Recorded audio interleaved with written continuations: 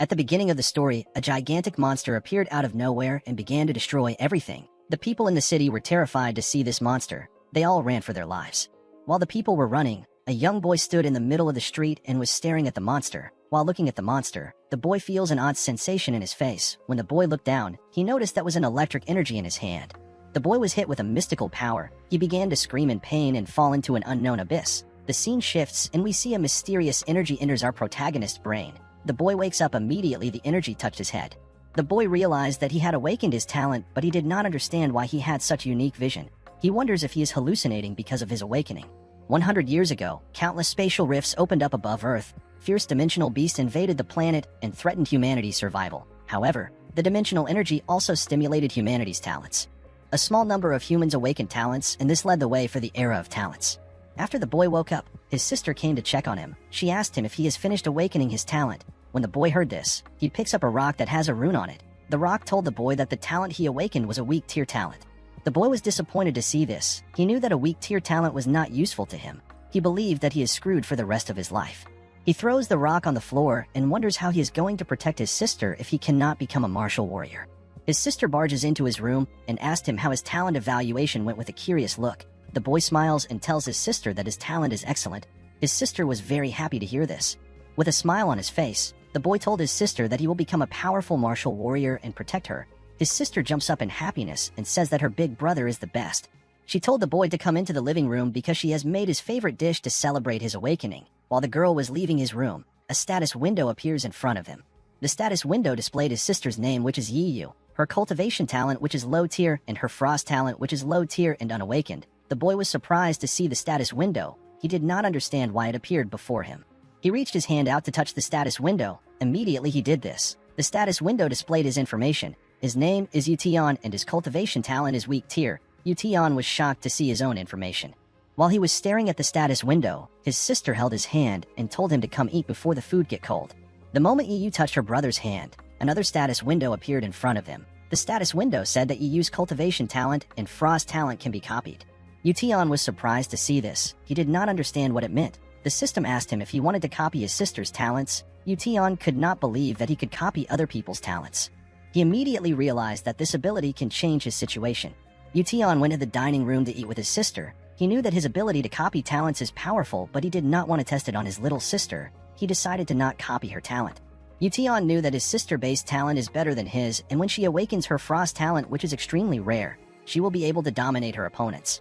After realizing that he and his sister are blessed with amazing abilities, he looks at a picture of their dead parents and tells them that they can be at ease now.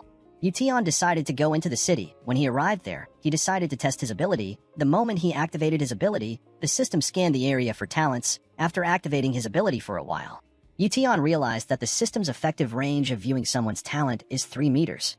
After searching for a while, Yution realized that the ability of the people here are all low tier. He wanted to copy a mid-tier talent. He decided to go to the academy to check for talents. He knew that he could enter the academy since he also awakened a talent even though the talent is a weak tier talent. Yution knew that copying someone's talent might also cause his talent to change, so he cannot apply to an academy that requires a talent evaluation. He decided to go to the Linhai Base 5th Academy. Yution knew that there will be a lot of people at this academy who have mid-tier talent. He smiles when he realized that he will be stronger than all the people at this academy thanks to his copy talent. 10 days later, Yution went to the 3rd Martial Stadium of the Linhai Base 5th Academy. He is now a student of the academy. In class, an instructor tells the students that if they want to become martial warriors, they must first be martial apprentices, and in order to become a martial apprentice, one must first learn the body training technique. The instructor decided that he will teach them the body training technique today. He told the students that they have succeeded in learning the technique once they managed to create an air vortex in front of their chest. Yution and his fellow students began to practice the technique. After some time, some students started fainting. A chubby boy next to Yution informs the instructor that some students are passing out. The instructor tells the boy to ignore the useless pieces of trash and focus on himself. Yution was surprised that he was not able to create an air vortex. He wondered if his talent is too low to help him cultivate. After all the students fainted and Yution was the only one left practicing, the instructor tells them that the class is over. He reveals to the students that they are the worst students he has ever taught in his life. With a terrifying look on his face, the instructor tells the students that they should follow in the example of Qindong and keep their motivations a bit higher. After the class was over, Yution asked his chubby friend Zhang Bao who Qindong is. Zhang Bao told Yution that Qindong is not an ordinary student. He told him that Qindong became a martial apprentice in half a month, and the principal took him in as his disciple. Zhang Bao brought out a paper with a signature on it. He told Yu Tian that once Qindong becomes as strong as their principal, his signature will probably sell for a lot of money. Yu Tian was surprised to see how calculative Zhang Bao was. While walking in the school, Yu Tian noticed that a lot of students were excited. The students were happy to see Qindong. The moment Qindong came outside, students began to ask for his autograph. Zhang Bao ran towards Qindong to get another autograph. Yu Tian smiled when he saw Qindong. He quickly activated his ability to check his talent. Qindong's cultivation talent was mid-tier. After seeing his talent level, Yu Tian decided to greet him. With an arrogant look on his face, Qindong told the students to chill out. He told them that he came to encourage everyone on behalf of the teachers. He asked them to stop asking for his autograph because he will become a laughingstock if his friends found out. After hearing what Qindong said, Yu Tian asked him to shake them if they cannot get his autograph. Qindong accepted this idea. He began to shake hands with different students and give them encouraging words. When it was finally Yu Tian's turn, he smiled in a sinister way. The moment he touched Qindong's hand, their hands began to glow. Qindong told Yu Tian to work hard. After shaking everyone, Qindong decided to leave. As Qindong was leaving, Yu Tian smiled because he had gotten his talent. At night, Yu Tian went to a cave in the mountains. In the cave, he looks at his status window. The status window told him that he has successfully copied the talent. It asked him if he would like to fuse the talent. Yu Tian wondered if the talent will be good or bad after the fusion. He was also curious about the scene he saw before he got his talent. Because he does not understand what it means, he decided to stop being curious and fuse the talent. The moment he accepted the fusion, tiny balls of light appeared around him. He began to feel pain in his chest. He grabbed his chest and started screaming. While crawling on the floor, he says that he never expected the talent fusion to be so painful. After a while, the pain began to slowly leave his body and his cultivation talent changed to mid-tier. After seeing the change in his talent, he realized that the pain he went through was worth it. A status window appeared in front of him and told him that the cool-down time for his talent is 30 days. Yu Tian immediately understood that he can copy a talent every 30 days. He could not believe how overpowered his talent was. He decided to try the body training technique that the teacher taught them. Immediately he got into position. An air vortex appeared in front of his chest. Yu Tian could not believe how easy it was for him to reach this stage. He immediately realized that his talent can make him surpass a martial warrior and become a great martial warrior. 1 month later, a monster entered the city. The scene shifts and we see a young girl and her father pass by Yu Tian. The girl asked her father what they will have for dinner. Her father said that they will eat whatever she wants. As the father and daughter walked further away from Yu Tian thinks about how he has become a martial apprentice and how he still has a long way to go before he becomes a martial warrior. The scene shifts and we see blood in the air and a lamp falls down. The monster bit the father's head off. Yu Tian turned around when he felt an odd sensation. He saw blood in the air. The little girl called out for her father while Yu Tian was completely frozen in fear. The people on the street began to run when they saw the giant wolf. Yu Tian was very surprised to see a monster for the first time. The monster grit its teeth and rushed to attack the little girl. Yu Tian noticed this, so he grabbed the girl and ran. Unfortunately, the monster was very fast. Yu Tian knew that he could not outrun it. Suddenly, a man comes from the sky while swinging a huge sword. The man aimed to behead the monster, but it was able to dodge the man's attack. The huge man wearing a red cape apologized for coming late. Yu Tian asked the man for his identity. The man told Yu Tian that people call him Captain Galewolf. He told Yu Tian that he will deal with the Silver Moon Wolf, but he wants him to take care of the little girl. Yu Tian accepted the man's offer. Immediately, Yu Tian accepted the deal. Captain Galewolf rushed to attack the monster. Captain Galewolf attacked the Silver Moon Wolf with his sword, but the monster was blocking his attack with its claws. Yu Tian covered the little girl's eyes to stop her from witnessing any violence. While fighting, Captain Galewolf was surprised by how strong the monster is. He successfully pushed it back, but the monster rushed to attack him again. Captain Galewolf already knew that the Silver Moon Wolf is a very fast monster, but he never expected it to be able to dodge his attacks. Fortunately for Captain Galewolf, his teammates arrived to help him. When the Silver Moon Wolf saw Galewolf's teammate, it tried to run away. Galewolf's teammate noticed that the wolf wanted to run away, so they signaled their captain. The Silver Moon Wolf ran towards Captain Galewolf. Thanks to this, Galewolf was able to trap and stab the monster. Galewolf's teammate asked him if the monster is dead. Galewolf was about to reply when he noticed something odd about the monster. The monster turned red and began to scream. Galewolf told his teammates that the monster is going into blood-burst mode, so they all have to be careful. When his teammates heard this, they moved away from the monster. When the monster entered blood-burst mode, it began to run away. Yu Tian informed Galewolf that the monster is getting away. Galewolf smiles and tells Yu Tian not to worry about it. As the monster got to the top of a building, it sees an archer who tells it that she has been waiting for it. The archer released her arrow, and it hit the Silver Moon Wolf in midair.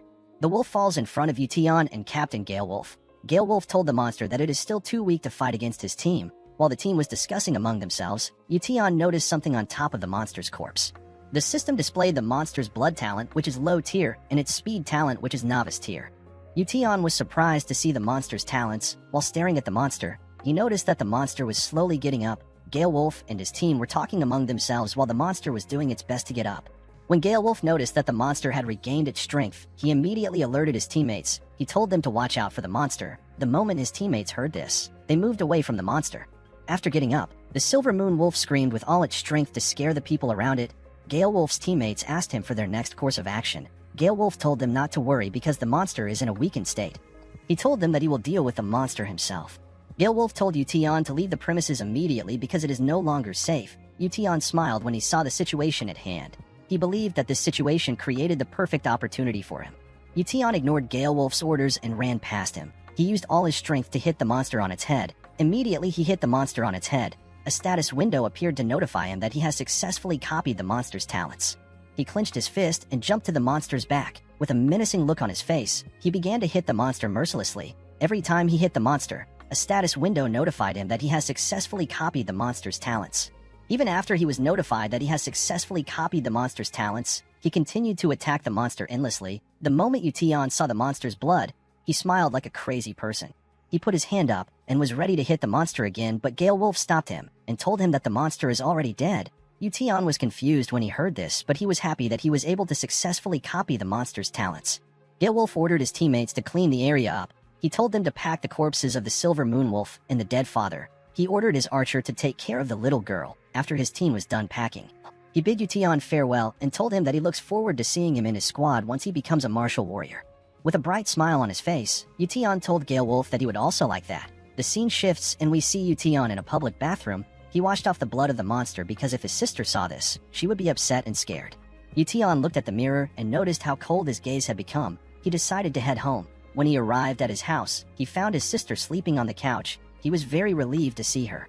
He reflects on how today is his first time seeing a monster and how it was 100 times more terrifying than what he heard in the stories. He gets Yu a blanket to cover her. When he looked at his sister's face, he realized that he has to become a martial warrior as soon as possible in order to protect her. He steps into his room with a rag in his hand. He opened his status window and sat on his bed. He wondered if the talents of a monster can be fused into the body of a human. He looks at the talents of the Silver Moon Wolf with determination in his eyes. He knows that fusing the talents of a monster can be more painful than his previous fusion, and it might even be life-threatening, but he decided to do it anyway because he wants to become stronger in order to protect the people who are important to him. He puts the rag in his mouth and prepares to fuse the talent. The moment Yution began to fuse the speed talent, his bones began to break apart. Yution's legs shattered and broke into pieces. The rag fell out of his mouth and he screamed in pain. When Yution looked at his legs, all he could see was blood on the floor. He thought that his talent copying failed. He slowly closed his eyes and began to lose consciousness. He thought that he was going to die. He could not believe that he was going to leave his sister in this horrible world. The scene shifts and we see Yution wake up the next morning. He was surprised that he was still alive. He wondered about what happened to him. He looks at his legs and noticed that it is completely healed. He decided to test his leg out by standing up, but instead, he made a clean, fast kick. He was surprised by how light his body had become. When he looked at his status window, he realized that he has successfully copied the speed talent.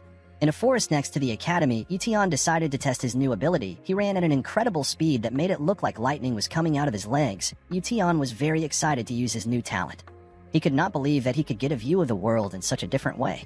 After running for a while, he jumps down from a mountain and lands on his feet. He was convinced that the talent of the Silver Moon Wolf is very amazing. After testing his new ability to his satisfaction, he sits on a boulder and began to practice. He reflects on how his speed is now comparable to that of a martial warrior, but his overall power is still severely lacking. He wishes that he can find a way to increase the speed of his cultivation. While he was cultivating, Zhang Bao came to greet him. He told Yution that he has looked all over the academy for him. When Zhang Bao saw Yution's body, he was surprised. He immediately knew that Yution had broken through to the martial apprentice stage. He moves close to Yution and asked him if he wants to get stronger in a much faster way. Yution asked Zhang Bao if he knows a method that can help him. Zhang Bao asked Yution if he has ever drank monster blood. Yution thought that Zhang Bao was crazy when he heard this. He told Zhang Bao that he has never drank any monster's blood. With a smug look on his face, Zhang Bao told Yution that the only reason he improved faster than anyone else was because he drank monster's blood. Yution was surprised when he heard this. He could not believe that monster's blood could improve one's cultivation speed. He felt bad when he realized that he could have gotten a lot of blood from the Silver Moon Wolf. Zhang Bao revealed to Yu Tian that he has a way of getting their hands on some monster's blood. He asked Yu Tian if he is interested. With a curious look on his face, Yu Tian asked Zhang Bao to tell him the method. Zhang Bao revealed to Yu Tian that the higher-ups of the Linhai base have opened up a new wild zone outside the city, and they have designated it as an exam area for their 5 major academies. The prize for the exam is monster blood. Yu Tian asked Zhang Bao for the level of the new wild zone. Zhang Bao told him that the wild zone is a low-level one, and most of the monsters have already been cleared out. All that is left are the beasts, which are descendants of the monsters. After hearing out Zhang Bao, Yu Tian believed that the opportunity was worth a try. Zhang Bao asked Yu Tian if he wants to join his squad in order for them to get the monster blood together. Yu Tian had a look of displeasure on his face when he heard Zhang Bao's offer. Zhang Bao was surprised to see the look of Yu Tian's face. He told Yu Tian that he revealed this secret to him because he considers Yu Tian a good friend. Yu Tian smiles and tells Zhang Bao that he will join his squad next time. Immediately he said this. He decided to leave. Zhang Bao was sad to hear this. He told Yu Tian that he never expected him to be so cold-hearted. While walking, Yu Tian contemplates on how teaming up with others can be dangerous, especially if people find out about his special ability. He decides that he has to go on this mission alone. He assures himself that he will definitely get the monster blood and break through to the martial warrior realm. A month later, Yu Tian went to his instructor's office. His instructor asked him for the reason he came to sign up if he had not received the exam invitation. He asked Yu Tian if somebody leaked the information about the exam to him. Yu Tian told the instructor that he has already become a martial apprentice, so he is qualified to attend the exam. With a villainous smile on his face, the instructor told Yu Tian that he wanted the students to live longer, but it seems that they are eager to die. He threw a paper at Yu Tian's face. When Yu Tian picked up the paper, he saw that a contract was written on it. This contract is called the Life Responsibility Agreement. The instructor told Yu Tian that he has to sign this contract if he wants to take this exam. Yu Tian became silent when he heard this. The instructor took Yu Tian's silence as him being scared. He shouted at Yu Tian and told him to piss off if he is afraid to die. The scene shifts, and we see Yu Tian leaving the instructor's office with a smile on his face. Yu Tian signed the contract. After Yu Tian left, the instructor smiles and says that this exam was not made for poor students like them. He said that the students will regret their decision. The scene shifts, and we see Yu wake up in the morning. She was about to head into Yu Tian's room to wake him up when she noticed that there was a lot of food on the table. She was surprised to see the different dishes that Yu Tian cooked. She wondered what occasion Yu Tian was celebrating for him to cook so much food. While looking at the different dishes, she sees a yellow paper on the table. The paper contained a message written by Yu Tian. Yu Tian wrote that his school has an event, and he will be back in 3 days' time. Yu was surprised to see the message. She wondered what kind of school event takes 3 days. She hoped that her brother won't be in danger. The scene shifts, and we see an abandoned ruined area. Countless martial artists gathered in this area. At the 5th Academy section, Yu Tian and Zhang Bao stood together. Yu Tian was very surprised to see so much martial artists in one place. Zhang Bao told Yu Tian that everyone here is from the 5 major academies. A young boy standing next to a huge man smiles when he sees the people from the 5th Academy. He says that he did not expect trash from a garbage academy to attend the exam. The huge man, who happens to be the boy's bodyguard, smiles in a sinister way and tells the boy that people are allowed to hunt beasts and other humans during the exam. The boy was happy to hear this. He says that the weak should feel blessed that they are hunted by the strong. Zhang Bao points at the rude boy and tells Yu Tian that the boy's name is Imo Xiaobei, and he is a genius from the 1st Academy. He told Yu Tian that Xiaobei is the strongest of the younger generation of the Imo family. When Yu Tian heard that Xiaobei was from the Imo family, he understood why he is arrogant. While Yu Tian and Zhang Bao were talking, a young boy enters the 1st Academy's camp with his sword. The people of the 1st Academy were annoyed to see this. They began to yell at the boy. The boy walked up to Xiaobei and told him to stand in front of him because he wants to chop Xiaobei into pieces. Xiaobei smiled and asked the boy if he wants to lose to him again. When Yu Tian saw how the boy behaved to Xiaobei, he asked Zhang Bao for the boy's identity. Zhang Bao told Yu Tian that the boy's name is Li Yunxing, and he is a genius swordsman from the 2nd Academy. Yunxing has been defeated by Xiaobei in the past. When Yu Tian's instructor saw Yunxing, he got angry. He believed that Yunxing was another ignorant peasant who did not know his place. He told his students to focus on themselves and stop messing around. Yu Tian was angry to hear this. He could not believe that his instructor was so stupid. He began to cheer for Yunxing. He told Yunxing to do his best. Yunxing was surprised to see someone cheering for him. He wondered if Yu Tian was not afraid of Xiaobei. As Yunxing and Xiaobei's fight was getting heated, someone used a microphone to tell the students that fighting outside the wild zone is prohibited. Anyone who disobeys this rule will be disqualified from the exam. Yunxing was angry to hear the announcement. He told Xiaobei that he will let him live longer. He put his sword away and told Xiaobei that he will beat him senseless once they step into the wild zone. Xiaobei smiled and called Yunxing an undisciplined mutt. Yunxing walked up to Yu Tian and told him that he has a lot of courage to be cheering him on. He asked Yu Tian for his name. Yu Tian introduced himself to Yunxing and told him that he is from the 5th Academy. Yutian activated his ability and was able to see Yunqing's talent. Yunqing had a low-tier cultivation talent and a mid-tier sword talent. Yutian was surprised to see a decent sword talent. He reached his hand out to shake Yunqing. He told Yunqing that he should make sure that he surpasses Xiaobei in the exam. Yunqing was happy to hear this. He shook Yutian's hand and told him that he should also do well in the exam. The moment Yunqing shook Yutian's hand, a status window appeared in front of Yutian to notify him that he has successfully copied the talent. After a while, an announcer used a microphone to tell people that the exam has begun. Two large men opened the gates of the wild zone, and the announcer told the first academy students to enter first. Immediately he said this. Xiaobei and his fellow students rushed into the wild zone. Zhang Bao was very excited to see that the exams had begun. He told Yutian that he has to find his teammates. He told him that he will meet him in the wild zone later. Yutian told him to be careful in the wild zone. While stretching his body, Yunqing told Yutian that the first academy gets to enter the wild zone first. After that, the second academy which he belongs to will enter, and the fifth academy will go in last. Yunqing told Yutian that the world is such a cruel and unfair place. After saying this, he bid Yutian farewell. Immediately Yunqing left. Yutian ran into a forest. After running for a while, Yutian stopped when he felt that he had completely escaped the eyes of people. He put his weapons down and opened his status window. The system asked him if he would like to fuse the mid-tier sword talent. Yutian accepted this offer. Immediately he did this, he began to feel pain all over his body. After already going through this pain twice before, Yutian was slowly getting used to it. He fell on his knees and grit his teeth. He says that he must become stronger. After a while, a bright light shined and Yutian's pain slowly left his body. He stood up and brought out a sword to test his new power. The moment he started using his sword, he began to cut down the trees around him at a shocking speed. After Yutian had tested his new talent, he decided to head back to the camp. The moment he reached the camp, the 5th Academy students were asked to enter the wild zone. The moment Yutian stepped into the wild zone, a giant snake began to stalk him. After walking for a while, Yutian sensed the presence of an entity at his back. As the beast got ready to devour Yutian, he brought out his sword and got in position. He attacked the beast head-on. Thanks to his sword talent, he cut the beast into two. After killing the monster, he stood on its neck and removed its eyes. After gouging out the beast's eyes, Yutian said that the beasts in this place are unexpectedly weak. He knows that he has to continue to kill this weak beast because of the rules which states that the more beasts you kill, the higher your rank will be. Yutian wonders about how many points he will need to achieve first place.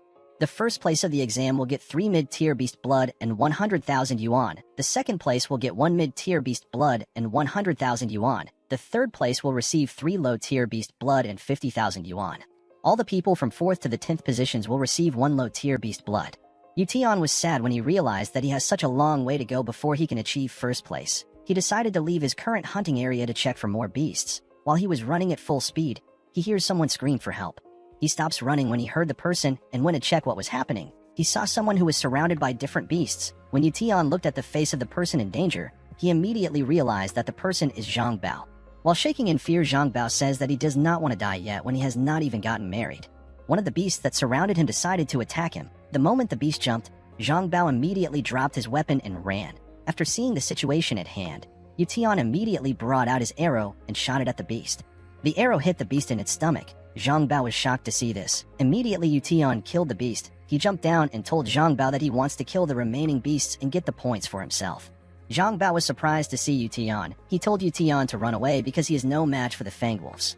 Yutian activated his speed talent and ran into the middle of the Fang Wolves. The wolves decided to attack Yutian together.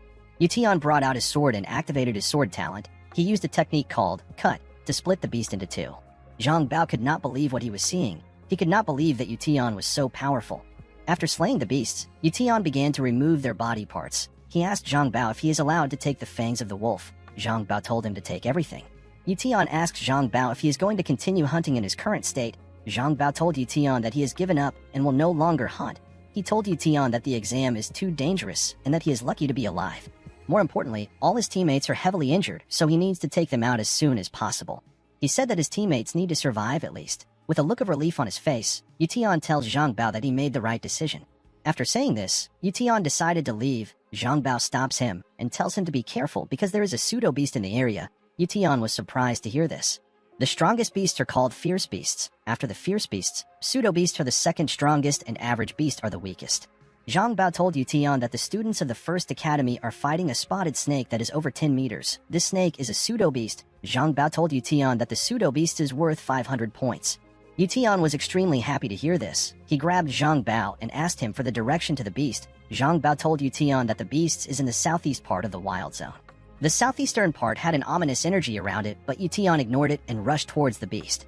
He believed that he will be first place if he gets 500 points. After running for a while, he immediately stopped himself when he saw something unusual. He saw the dead bodies of different students on the ground. Thanks to their uniform, he could tell that the students belonged to the First Academy. While looking at the students, he hears an explosion from a place close to him. He could immediately tell that this was the location he was looking for. He ran towards the site of the explosion. When he arrived there, he was surprised to see how huge a pseudo-beast was.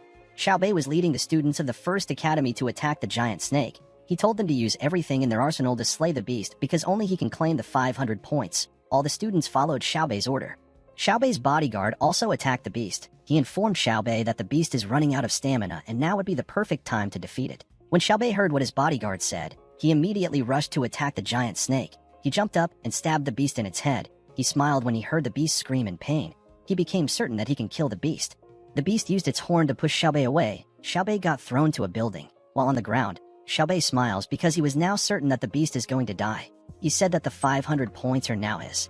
The beast rolled around in pain until it finally gave up and fell down. Yution was annoyed to see this. He could not believe that the beast actually got killed. He regretted the fact that he came late. Xiaobei moved the boulders around him and went to meet his classmates. His bodyguard and classmates congratulated him for killing the snake. Xiaobei laughs and says that he will be getting first place just as he deserves. Immediately Xiaobei said this. The snake opened its eyes and got up. Its body became purple and it released a frightening roar. It beat up all the students that were close to it. When Xiaobei saw how the snake behaved, he immediately knew that the beast had entered its blood burst mode. After pushing the students that were around it, the beast ran away. Xiaobei told the beaten students to get up and chase after the beast. He informed them that the beast is no longer a pseudo-beast. It is now a full-fledged monster. The students of the First Academy were terrified to hear this. They asked Xiaobei if it is smart for them to be chasing after a monster. Xiaobei told the students that they have to chase the monster because it is now worth 1,000 points. The students were shocked to hear this. They immediately ran after monster because they did not want anyone to steal the opportunity from them. Xiaobei knows that the attacks and the beatings the monster received from the students of his academy has made the monster weak and vulnerable. He was certain that he and his classmates have to reach the monster first before anyone else. Otherwise, all their efforts would be in vain. Yution was very happy with the current situation. He could not believe that the monster was still alive, and it is now worth 1,000 points. Fortunately for him, he has a speed talent which makes him faster than anyone else. He got into position and activated his talent's maximum power. Immediately he did this. He ran at an insane speed. After running for a while, he began to slow down when he realized that he was ahead of the First Academy students. He saw a trail of purple blood on the floor. After following the trail of blood, Yution arrived at an abandoned store. He smiled when he realized that he was the first person to arrive here. He became certain that he will be getting the 1,000 points. When Yution stepped into the store, the first thing he noticed was that the snake's stench is very strong. This made him certain that the snake was here. While looking around, he saw something very shocking. He saw the snake taking some drops of water. He did not know what kind of water this was, but he was certain that it is not a normal liquid. He brought out his sword and decided to worry about the water after he has killed the monster and obtained his 1,000 points.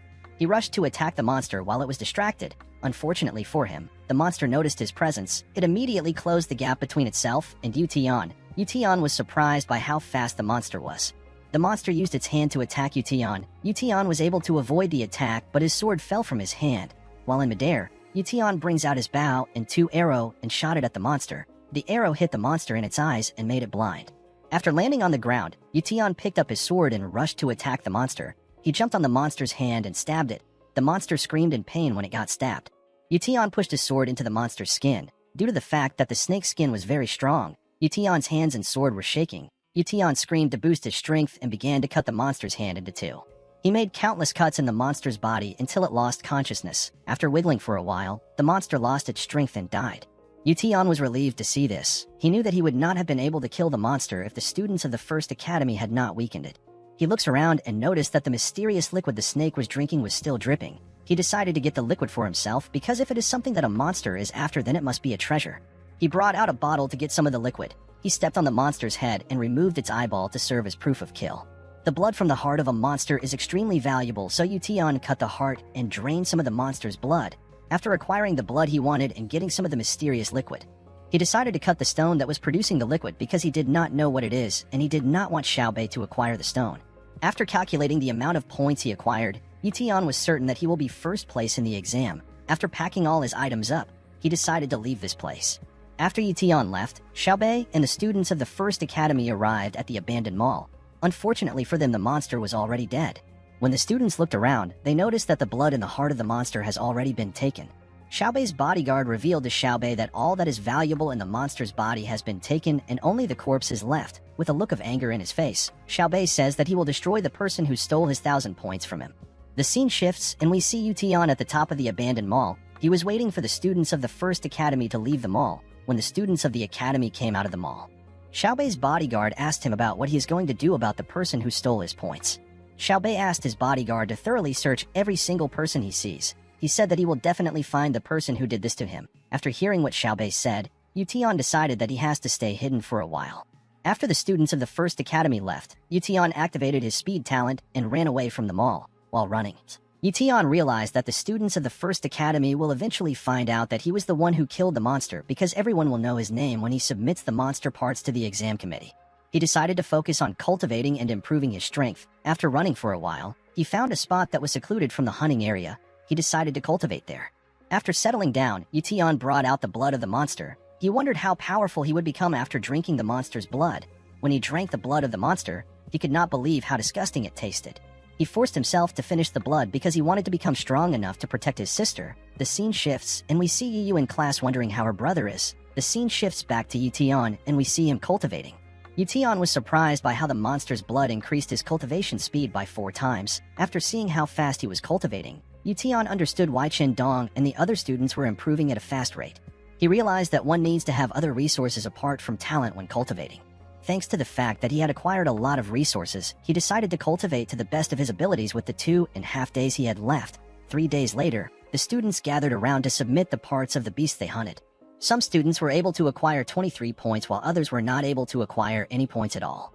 Li Yunqing arrived at the location with a green bag that contained a lot of beast body parts. He told the teacher to calculate the points for him. The teacher told Yunqing that he has acquired 195 points. The other students were amazed when they heard this. Immediately, Yunqing submitted his beast parts. Xiaobei arrived with his bodyguard and 2 girls by his side. He said that people should not be impressed with just 195 points. He told Yunqing that he overestimated him. He told him that he cannot challenge him when he does not even have up to 200 points. Yunqing was annoyed to hear this. Xiaobei walked up to the teacher and poured the materials he acquired on her table. He asked the teacher to calculate the points for him. The teacher was very surprised to see the amount of materials Xiaobei acquired. She said that Xiaobei had 427 points. The other students were shocked to hear this. They could not believe that it was possible for someone to get 427 points. Yunqing told Xiaobei that he must have stolen the points from other people. Xiaobei did not deny this claim. He told Yunqing that he stole from those people with his abilities. When Yunqing heard this, he called Xiaobei a scum. The 2 girls next to Xiaobei congratulated him on acquiring 427 points. They told him that he will definitely be first place. Xiaobei told them that he cannot be first place because the first place will have over 1,000 points. The students were shocked when they heard this. They did not believe that it was possible for someone to acquire over 1,000 points. Yution's instructor walked up to the exam attendant and told her that all the students who are still alive are already out of the wild zone. The attendant accepted this fact. She said that anyone who has not come out of the wild zone is probably already dead. With a sinister smile on his face, Yution's instructor told the attendant that Xiaobei is the first place in this exam. Immediately he said this, the students noticed that one more student was returning from the wild zone. They informed Yution's instructor. The instructor was shocked to hear this. Unsurprisingly, the student is Yution.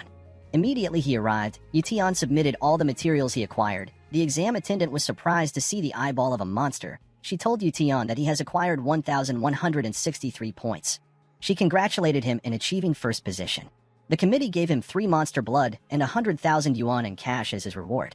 Zhang Bao began to cheer for Yution when he saw him win first place. Yunqing was surprised to see this. He wondered how Yution was able to reach first place. Xiaobei was happy to see the thief who stole his prize from him. He ordered his bodyguard to run a background check on Yution and find out everything about him. Zhang Bao told his friends that Yution has proved that the 5th Academy is one of the best by taking first place. The other students of the academy were surprised that Yution was actually first place. They wondered how he was able to do such a thing. Zhang Bao saw his instructor's expression and asked him about why he does not look happy. He told the instructor that Yution has brought glory to their academy. The instructor called Zhang Bao an ignorant brat when he heard this. With a villainous smile on his face, he told Zhang Bao that Yution has angered and offended the powerful Mo family. He revealed to Zhang Bao that Yution will soon be dead. Zhang Bao became worried when he heard what the instructor said. He wondered about what was going to happen to Yi. After all the winners had received their awards, the top 3 participants were asked to take a picture together. Xiaobei told Yi that he has a lot of courage for him to steal his prey. Yi smiled and ignored him. Yunqing told Xiaobei to not forget what he told him earlier. Xiaobei asked Yunqing to tell him what he said earlier. Yunqing reminded Xiaobei that Yi is just like him, and he stole the points with his own skill. Xiaobei laughed when he heard this. He asked Yunqing for who he thinks is stronger between him and Yi. Yi walked up to Xiaobei and told him that they have to fight to decide who is stronger between them. Xiaobei was surprised to see someone challenge him. He found it interesting. Yi stood up to Xiaobei because he knew that once people like Xiaobei target others, they will never let the person go. He decided that he has to become much stronger so Xiaobei will not dream of challenging him after the practical exam was over. The students were sent home. When Yi arrived at his house, Yi ran into his arms. She told him that she missed him. She asked him why the school trip took so long. She checked his entire body to see if he sustained any injury. Yi told her that he is fine. With a smile on his face, he told her that he brought some gifts for her. Yi showed her the money and the prizes he received. Yi was very excited to see the money. She told Yi that he finally has enough money for him to get married. Yi told her to stop saying nonsense. He told her that the money is for her tuition and their daily expenses. Yi was very happy to hear this. She believed that they can now eat meat every day. She picked up the bottle that contained the mysterious liquid and asked Yi for its contents. Yi told her that he does not know what it is. He told her that he bought a book called the Illustrated Book of Treasures to find out what it is. Yi was curious about the information contained in the book. She moved near her brother to read it. After scanning the book, Yi finally found the name of the stone. The stone that produced the mysterious liquid is called the Terracore Elixir. The liquid from the Terracore Elixir can improve the cultivation talent of an individual upon consumption. The liquid can only improve the cultivation talent of those with mid-tier cultivation talent and below, while the stone can be used to increase high cultivation talents and above. Yi realized that the giant snake was able to regain some of its strength thanks to the elixir. He could not believe that he found such an amazing item. Yi gave her brother the elixir after understanding its value. She told him that the elixir will be more useful to him. Yi told his sister that the elixir is not useful to him because he already has a mid-tier cultivation talent. With a smile on his face, he told his sister that she will be the one to drink the elixir. Yi was shocked to hear this. Yi could not believe that her brother wanted to give her the elixir. She reminded her brother that she has not awakened her talent. She told her brother that the elixir would be wasted on her. While Yi was staring at the elixir, Yi looked at her status window. According to Yi's status window, Yi had a low cultivation talent and a frost talent that was of a novice tier. Yi's frost talent was unawakened. Yi was certain that the Terracore Elixir would improve his sister's cultivation talent if she drinks it. Unfortunately, Yi did not know how much of an improvement his sister would have. While Yi was thinking, Yi advised her brother to sell the elixir. She told her brother that they will receive a lot of money if they sell it because the elixir is an amazing item. Yi told his sister that the Terracore Elixir is produced from the Terra Mordile stone. He told his sister that he has destroyed the stone. Yi revealed to his sister that the buyer will also ask for the Terra Mordile stone. He told his sister that the buyer will not believe him if he says that he has destroyed the stone. Yi told his sister that selling the stone can cause unwanted problems for them. With a smile on his face, Yi told his sister that the buyers will try to kill him in order to get the stone. Yi was sad to hear this. She told her brother that he messed up by destroying the stone. Yi took the elixir from his sister and told her that it will be a waste if she does not drink it. Yi grabbed his sister's mouth and began to pour the elixir down her throat. Yi told her brother that he is squeezing her mouth too hard. After feeding his sister the elixir, Yi asked her to tell him how she is feeling. She told her brother that she is feeling warm and comfortable. Yi was surprised to hear this. When he looked at his sister's status window, her cultivation talent was still the same. Yi was surprised to see this. He wondered if the book described the wrong thing to him. Yi moved up to the chair. She told her brother that she is feeling quite sleepy. She told Yi that she will make dinner after taking a nap. Yi told his sister to enjoy her nap. Yi did not understand what was going on. He decided to check on his sister later. He believed that the elixir had not yet taken its effects. 1 hour later, we see Yi cultivating in the house.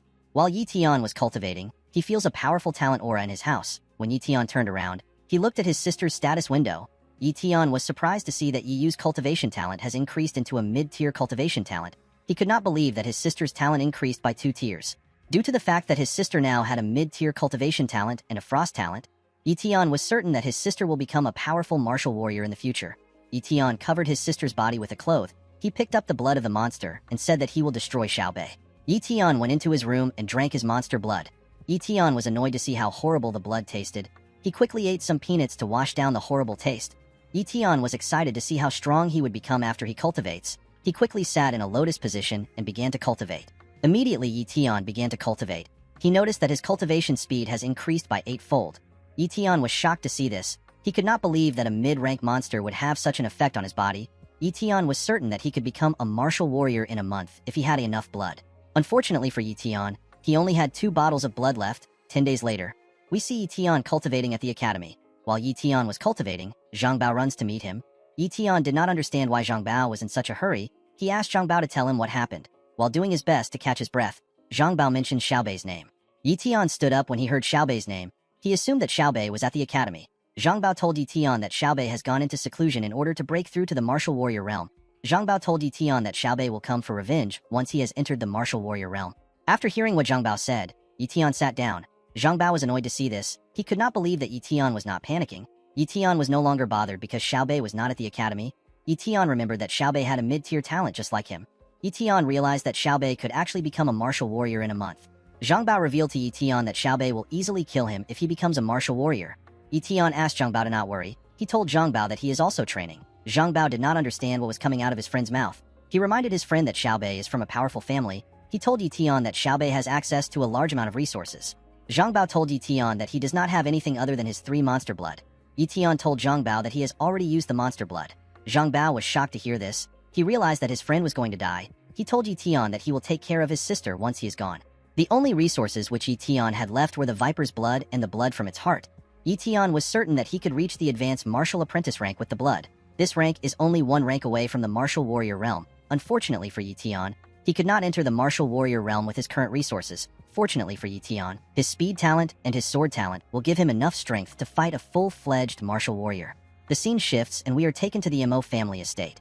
At the estate we see a man guarding a vault. While the man was standing in front of the vault began to crack. When the vault finally breaks, we see someone step out of it. This person turns out to be Xiaobei. Xiaobei's guard comes to greet him.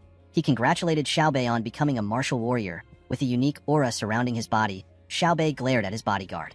After stepping out of the vault, Xiaobei went to his room. Inside his room, 2 maids come to clothe him. While Xiaobei was getting dressed, his father and a guard step into his room. Xiaobei was surprised to see his father. Xiaobei's father was happy to see that his son had entered the martial warrior realm. Xiaobei's father name is Mon. He is an elite martial warrior who is in the mid-stage. He is one of the 10 elders of the Presbyterian Church. And grabbed his son by his shoulder. He congratulated him on his success.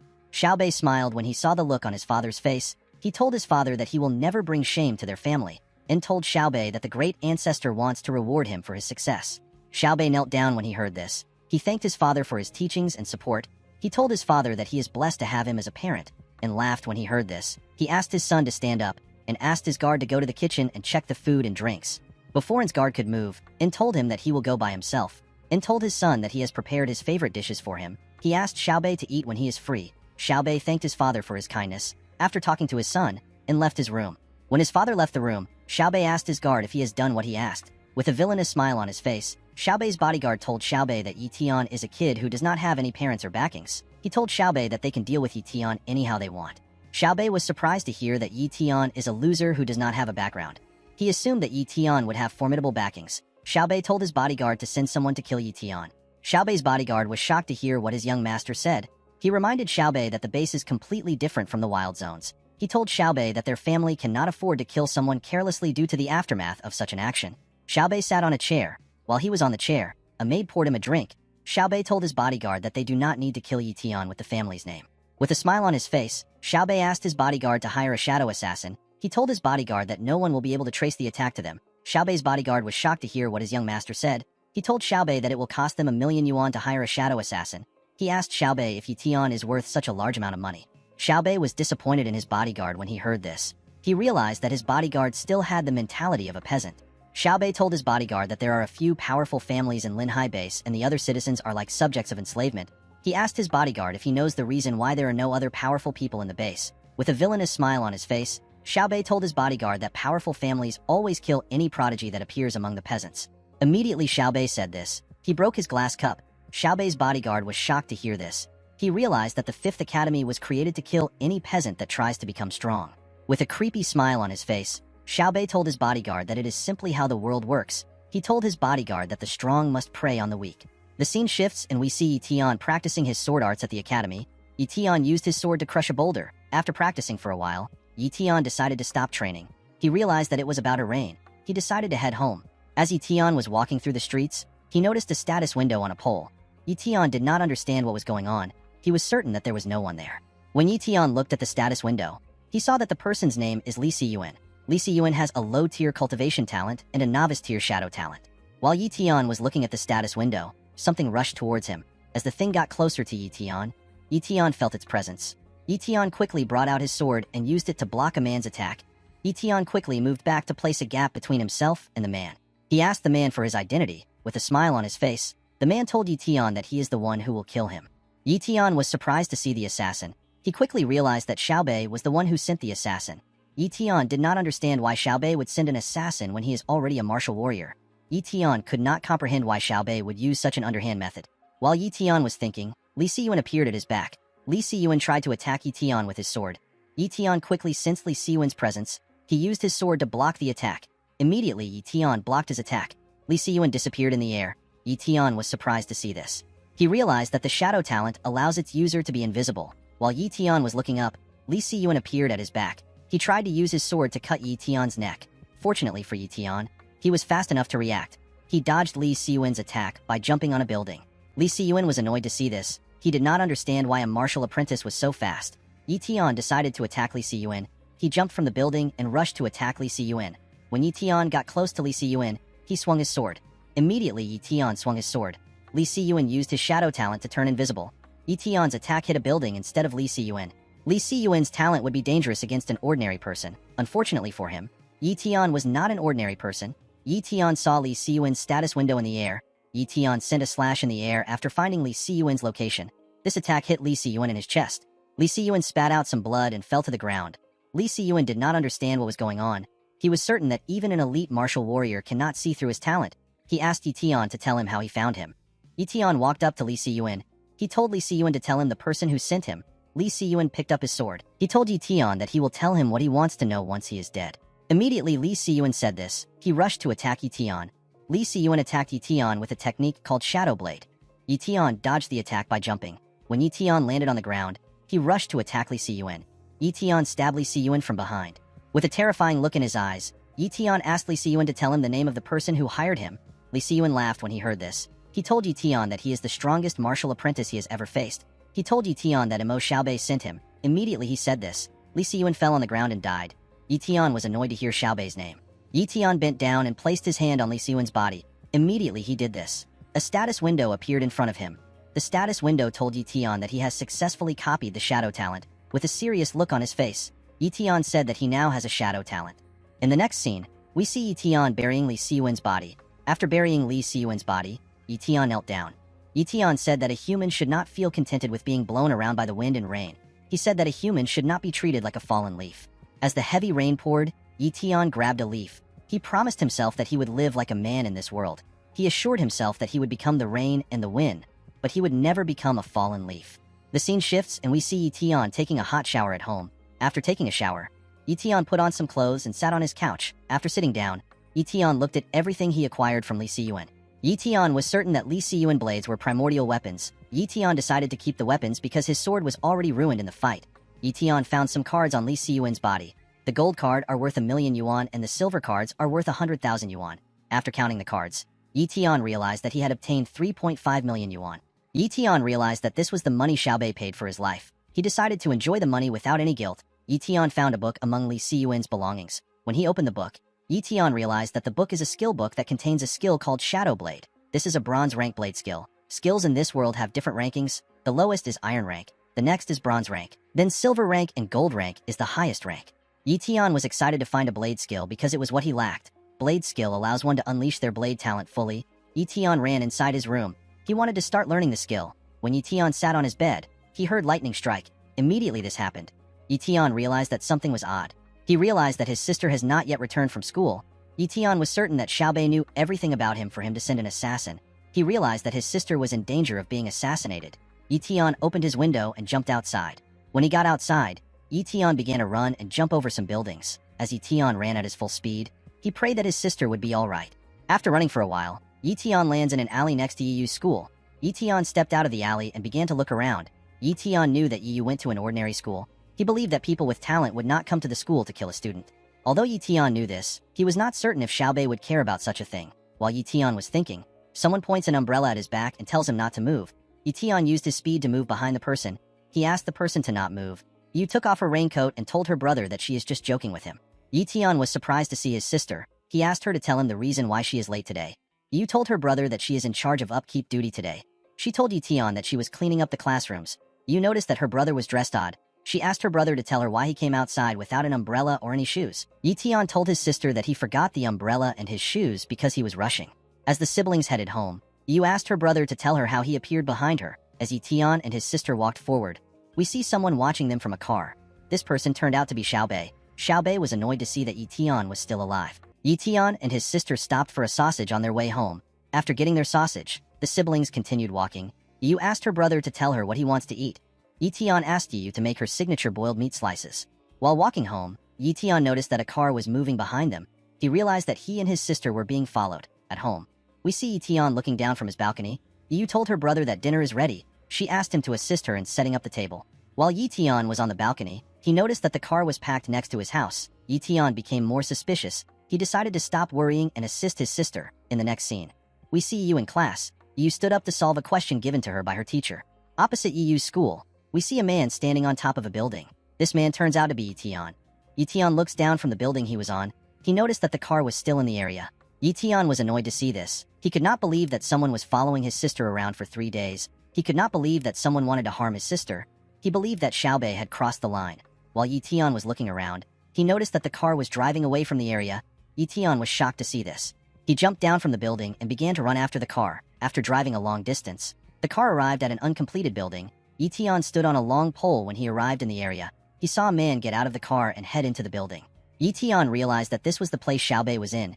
Yi Tian was eager to see Xiaobei. He activated his shadow talent and headed into the building. Inside the building, we see a man getting beat up by 2 guys. While on the floor, the man begged Xiaobei for forgiveness. He told Xiaobei that he does not have any money. The man assured Xiaobei that he would pay him the money once he has enough. He begged Xiaobei to let him go. Inside the building, we see Xiaobei sitting on some iron rods. Xiaobei told the man that his money will be doubled if he pays tomorrow. He told the man that money is not easy to get. The man got on his knees and begged Xiaobei. He told Xiaobei that his interest rate are too high. The man tried to appeal to Xiaobei. He told Xiaobei that he has elderly parents and young children to take care of. He begged Xiaobei to let him go. While the man was begging Xiaobei, his bodyguard entered the building. Xiaobei asked his bodyguard if he has gotten any news from Li Siyuan. While Xiaobei was questioning his bodyguard, we see that Yi Tian has entered the building. Yi Tian hid in a dark part of the building. Xiaobei's bodyguard told Xiaobei that he has not heard from the shadow assassin. He told Xiaobei that he will try to contact Li Siyuan through someone else. Upon hearing what Xiaobei's bodyguard said, Yi Tian became certain that Xiaobei was the one who sent Li Siyuan to him. Xiaobei walked up to the man who was begging him. He told his bodyguard that people always try to scam descendants of rich families like himself. Immediately he said this, Xiaobei began to hit the man with his leg. Xiaobei's bodyguard was terrified to see what his young master was doing. He told Xiaobei that he will never try to scam him. He told him that he has always served him faithfully. After Xiaobei crushed the man, one of the men in the building checked the man's condition. The man told Xiaobei that his debtor is dead. Xiaobei asked the men to get rid of the man's body. He asked his bodyguard if he knows how to take care of Yi Tian's sister. Xiaobei's bodyguard told Xiaobei that he will take care of Yu by himself. He assured Xiaobei that nothing will go wrong. He told Xiaobei that he does not need to worry. Xiaobei smiled when he heard this. He gathered his energy in his hand and attacked his bodyguard. The bodyguard spat out some blood and fell to the ground. He asked his young master to tell him why he hurt him. With a smile on his face, Xiaobei told his bodyguard that he is suffering the consequences of failing the first job. While Xiaobei was talking to his bodyguard, Yi Tian brings out his weapon and jumps down from his hiding spot. Xiaobei quickly sensed the presence of someone above him. Unfortunately for him, Yi Tian killed him before he could do anything. Yi Tian smiled as he cut Xiaobei's body. The men in the room were shocked to see what happened. They could not believe that their young master was dead. Xiaobei's bodyguard was shocked to see that his young master was killed by someone using a shadow talent. He believed that only one person would have such a talent to kill Xiaobei. He assumed that the killer was Li Siyuan. To his surprise, Yi Tian was the one who came out of the shadows. Yi Tian smiled as he looked the bodyguard in the eye. Xiaobei's bodyguard did not understand what was going on.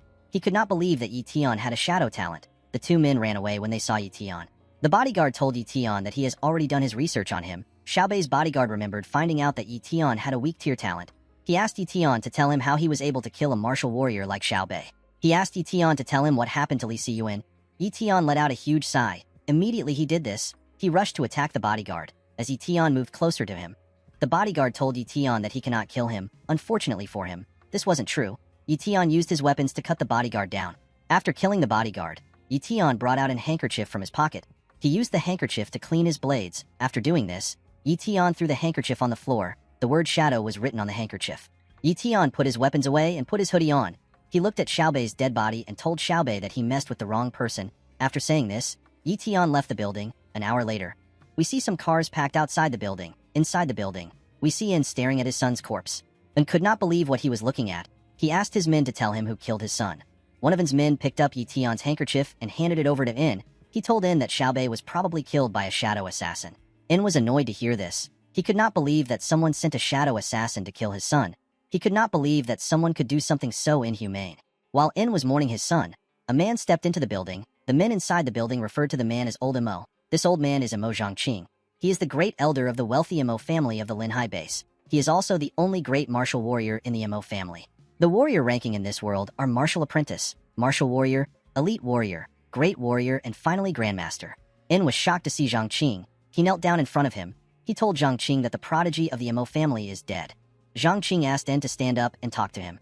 In told Zhongqing that Xiaobei just became a martial warrior and he just finished his celebration banquet.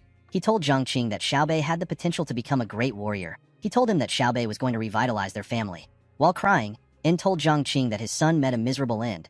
Zhongqing acknowledged the fact that Xiaobei was a genius. He knew that Xiaobei was the Imo family's hope. He told In that their family's position would have become stronger if they were able to produce another great martial warrior. In told Zhongqing that his son must not die in vain. He presented the handkerchief to Zhongqing and asked him to avenge his son. Zhongqing took the handkerchief. When he saw the logo on the handkerchief, he believed that Xiaobei was killed by a shadow assassin. While thinking, Zhongqing realizes something.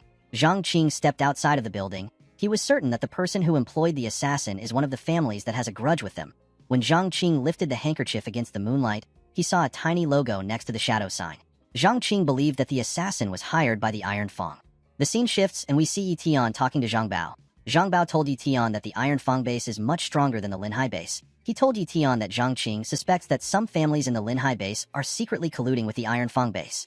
Zhang Bao revealed to Yetion that the Iron base is trying to kill off the younger generations of elites and swallow the Linhai base. He told Yetion that Xiaobei was killed after breaking into the martial warrior realm. He told Yetion that Xiaobei's head was cut off.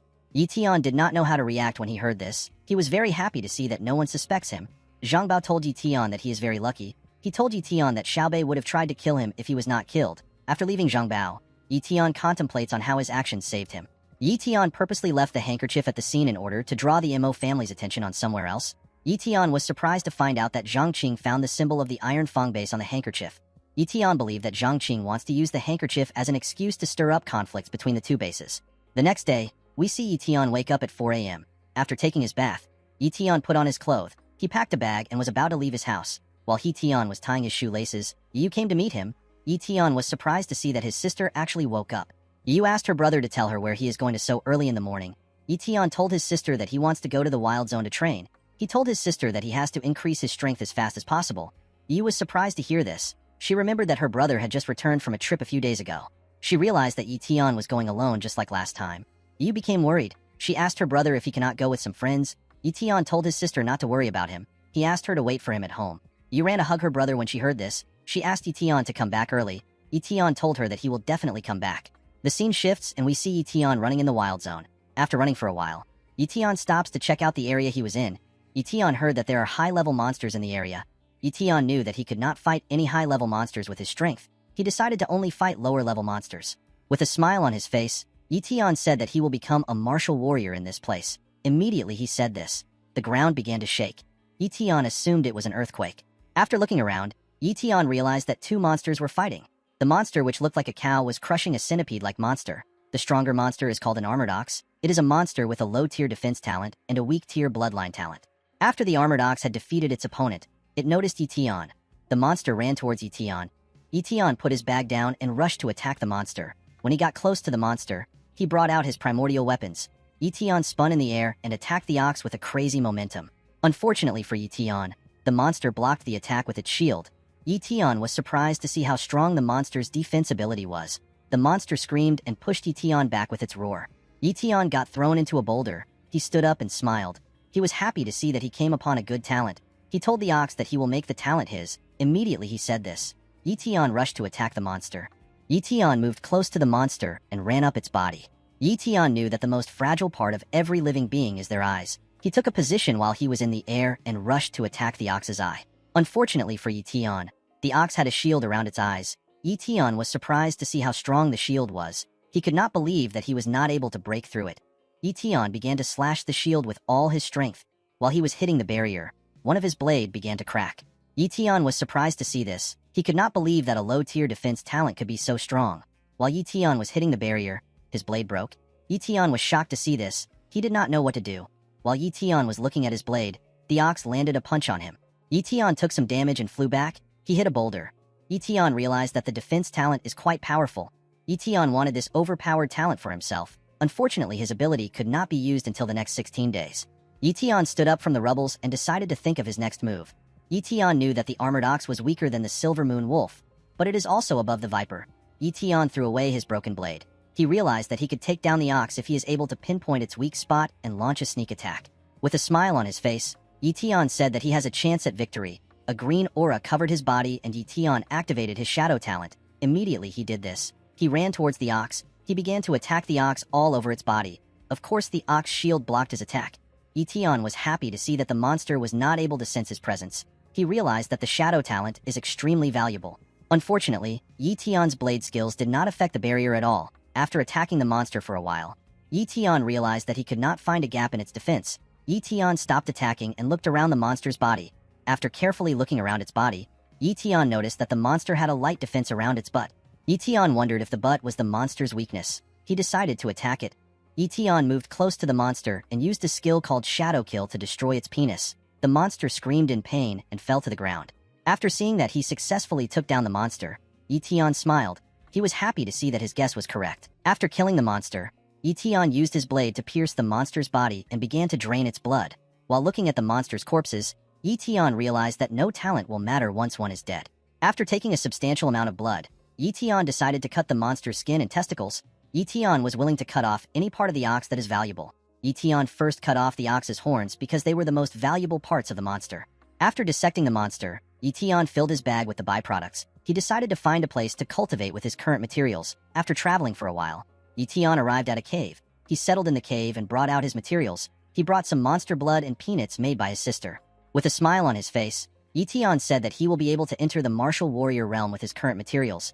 Yi Tian drank some blood and immediately ate some peanuts to wash down the horrible taste of the blood. After drinking the blood, Yi Tian sat in a lotus position and began to cultivate. 20 days later, we see that Yi Tian has drank a lot of monster blood. Yi Tian let out a huge sigh and opened his eyes. The moment he opened his eyes, it began to glow. As a large amount of energy gathered around his body, Yi Tian began to scream. The energy which gathered above the cave was quite large and bright. Two girls passing the area saw the bright light. A blonde girl who appears to be a servant tells her young miss that someone is trying to enter the martial warrior realm. The young miss smiles when she saw the light. We see that the two girls are wearing a hoodie that has a logo of the martial pavilion on it. After experiencing pain for some time, Yi Tian entered the martial warrior realm. Yi Tian was quite impressed to see his new power. After becoming a martial warrior, Yi Tian looked around him and saw the empty bottles that used to contain the ox's blood. He realized that he could now use his copy talent. He picked up his bag and began to run. Yi Tian wanted to copy the ox's defense talent. When he arrived at the place which he defeated the ox, he saw the monster's bones. Yi Tian placed his hands on the bones and tried to copy the monster's talent. Unfortunately for Yi Tian, a status window appeared in front of him and told him that he could not copy the talent of his target.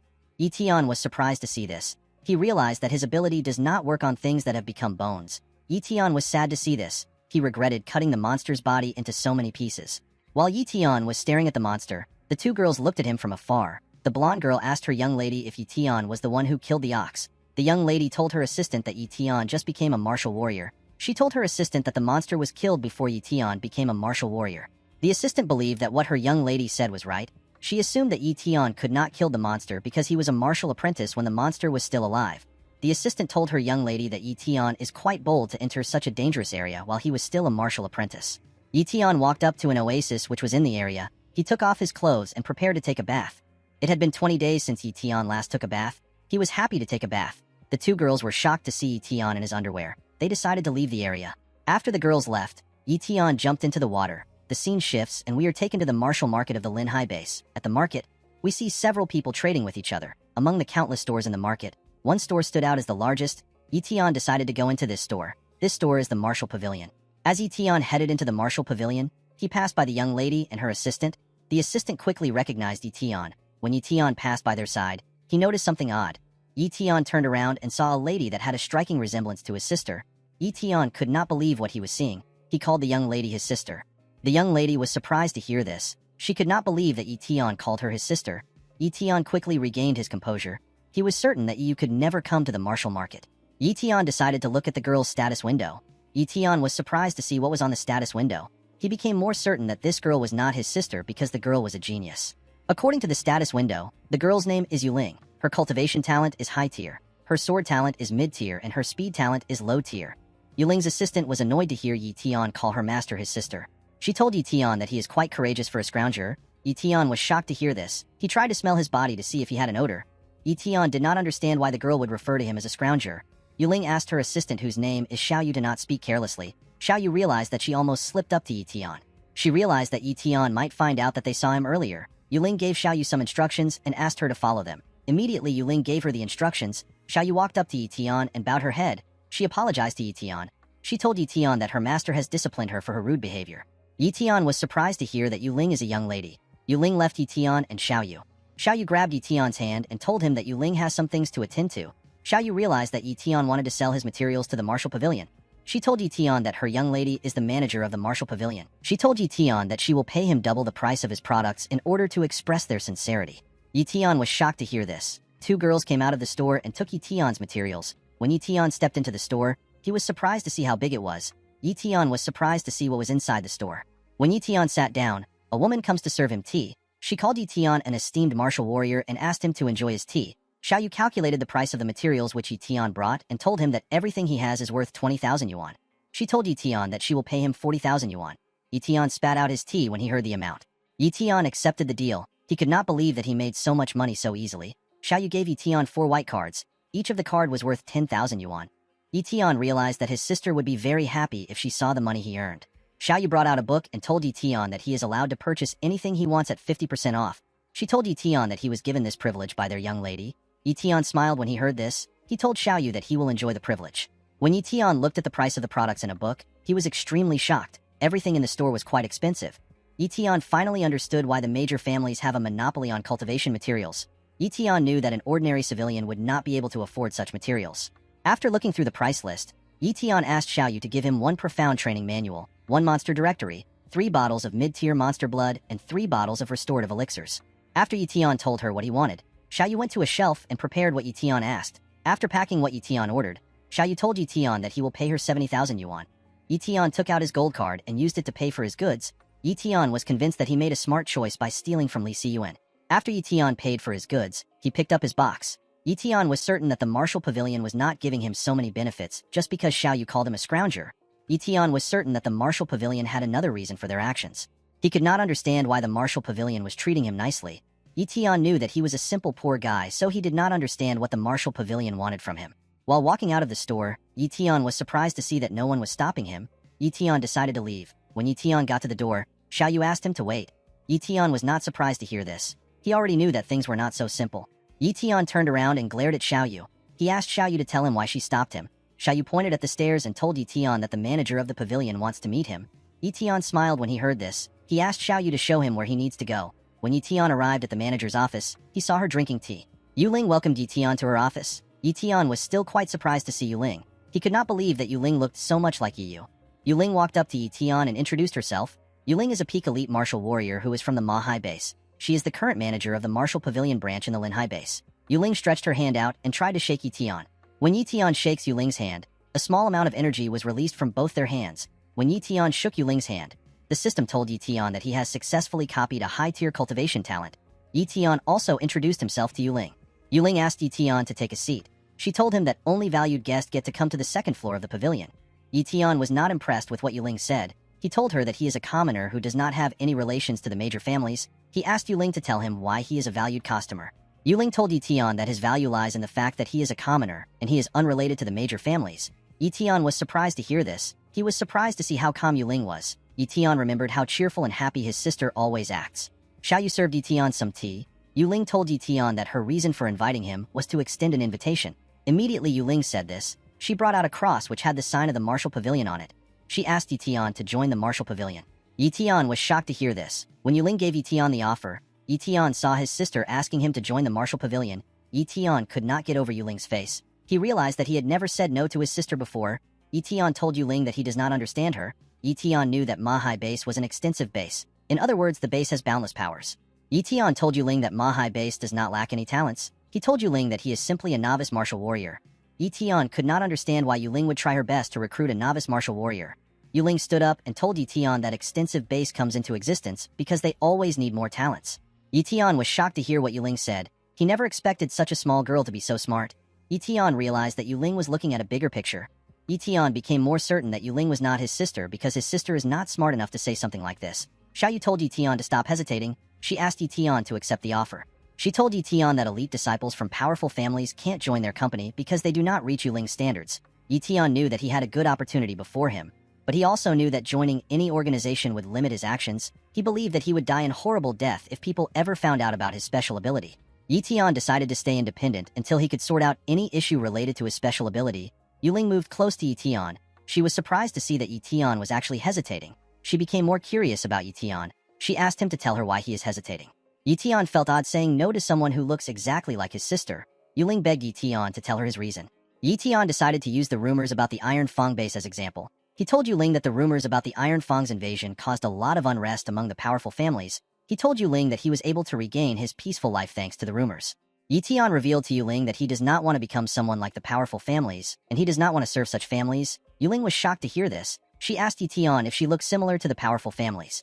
Yi told her that she does. Yuling decided to change her strategy. She told Yi that he can observe her organization for a while. She told Yi that he does not need to respond to her immediately. She told him that she has enough patience. Yi was surprised to hear this. He could not comprehend why Yuling was so adamant about recruiting him. After Yi left the store, he decided to leave the market. On his way out, Yi contemplates about what it means to be a martial warrior. While looking at his hand, Yi asked himself about what talent means to him. Yi wondered if the current martial warriors still remember the founding mission of martial warriors. Yi believed that martial warriors exist to protect the people. While walking, Yi sees some kids playing football. The kids hit their ball towards the gatekeepers in the area. The kids asked the gatekeepers to pass their ball. A man used his leg to crush the kid's ball. Yi did not understand why people had to tolerate oppression from martial warriors even though they already had to live in fear of monsters. The kids cried when they saw what happened to their ball. The two gatekeepers smiled when they saw the look on the kid's face. On his way home, we see Yi standing on top of a building. While looking at the heavy rain, Yi said that his standing is not high enough. Yi believed that he must become stronger and reach higher levels. Yi system appeared before him and asked him if he wants to fuse his high-tier cultivation talent. Yi decided to fuse the talent. The scene shifts and we see Yi step into his house. Yi was shocked to see her brother. She quickly ran into his arms. After letting go of her brother, Yi noticed that Yi had become tougher. Yi took off his hoodie and told his sister that he has become a martial warrior. Yi was shocked to hear this. She was very happy to hear that the Yi family finally had a martial warrior among them. Yi was very happy to hear this. Yi believed that his sister was dramatic.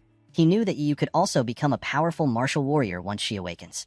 Yi planned to continue increasing his sister's talent with more compatible items. After calming down, Yi brought out a scissors and told her brother that she wants to give him a haircut.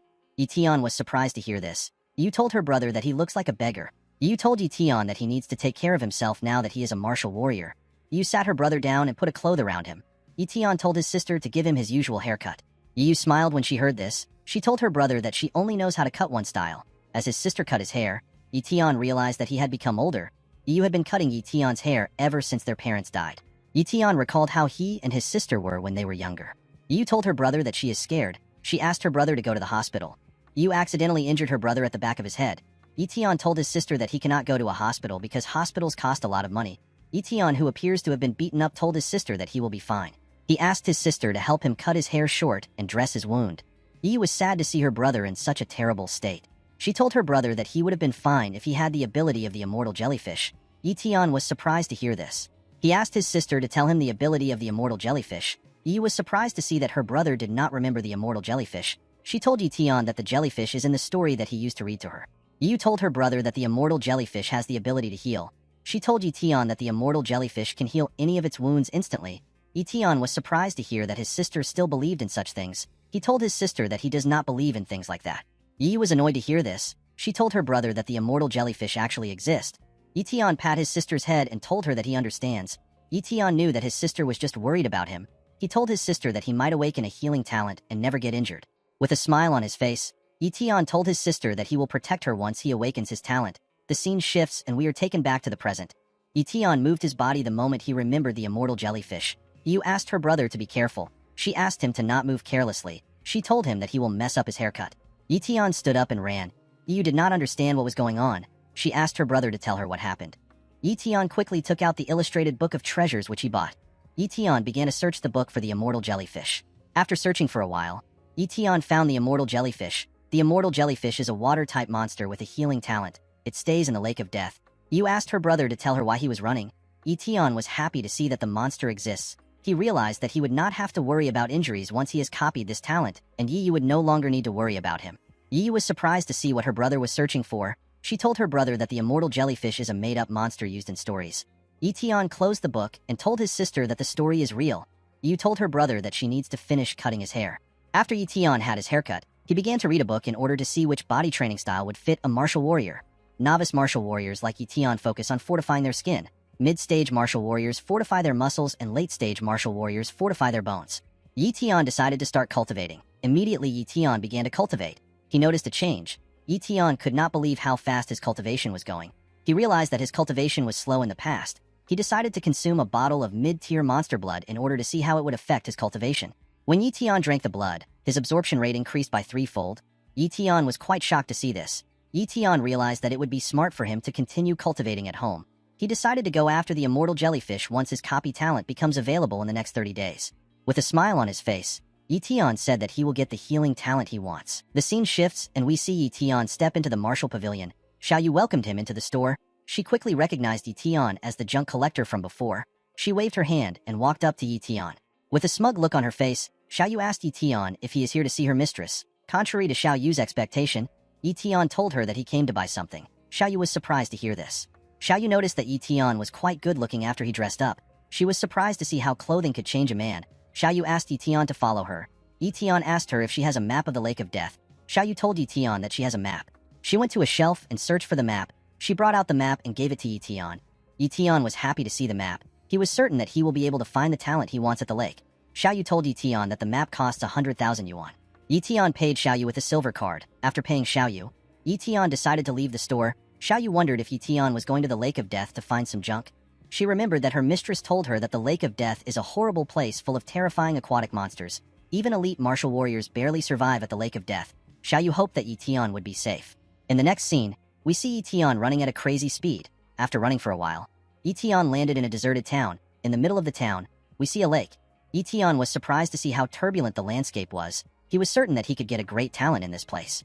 When Yi looked around, he realized that nobody had come to the town in years. The strange atmosphere of the town made Yi feel like something dangerous was going to pop out. While Yi was looking around the area, he saw something shocking. The water from the lake began to spin very fast. It turned into a cyclone. Yi quickly realized that the monsters were about to come out. He decided to use his shadow talent to turn invisible. After becoming invisible, Yi ran to the top of a cliff. He wanted to observe what was happening. When the water stopped spinning, Yi saw a huge bright energy ball. When the energy ball got released, we see an old man holding an umbrella and a girl carrying a box. The girl turns out to be Yuling. The old man told Yuling that they need to run. Yi was surprised to see Yuling in the lake. Before Yuling and the old man could land on the ground, a gigantic monster came out of the lake and tried to eat them. The old man realized that he and Yuling would not make it to land. Luckily, the man was able to push himself and Yuling out of harm's way. When the two got to land, the monster came out of the lake. The old man and Yuling were terrified to see the size of the monster. The old man told Yuling that the monster is a top-tier beast. Yi was shocked to see the monster. It was his first time seeing such a powerful monster. The old man realized that he and Yuling could not face the monster. He pushed Yuling away with his hand. He told her that he will stall the monster. Yuling fell on the ground. She quickly stood up. She wanted to help the old man. Before she could take another step, she felt the presence of multiple monsters behind her. Yuling immediately began to run for her life. The old man was shocked to see that there was more monsters behind them. Seeing that Yuling's life was in danger, Yi decided to help her.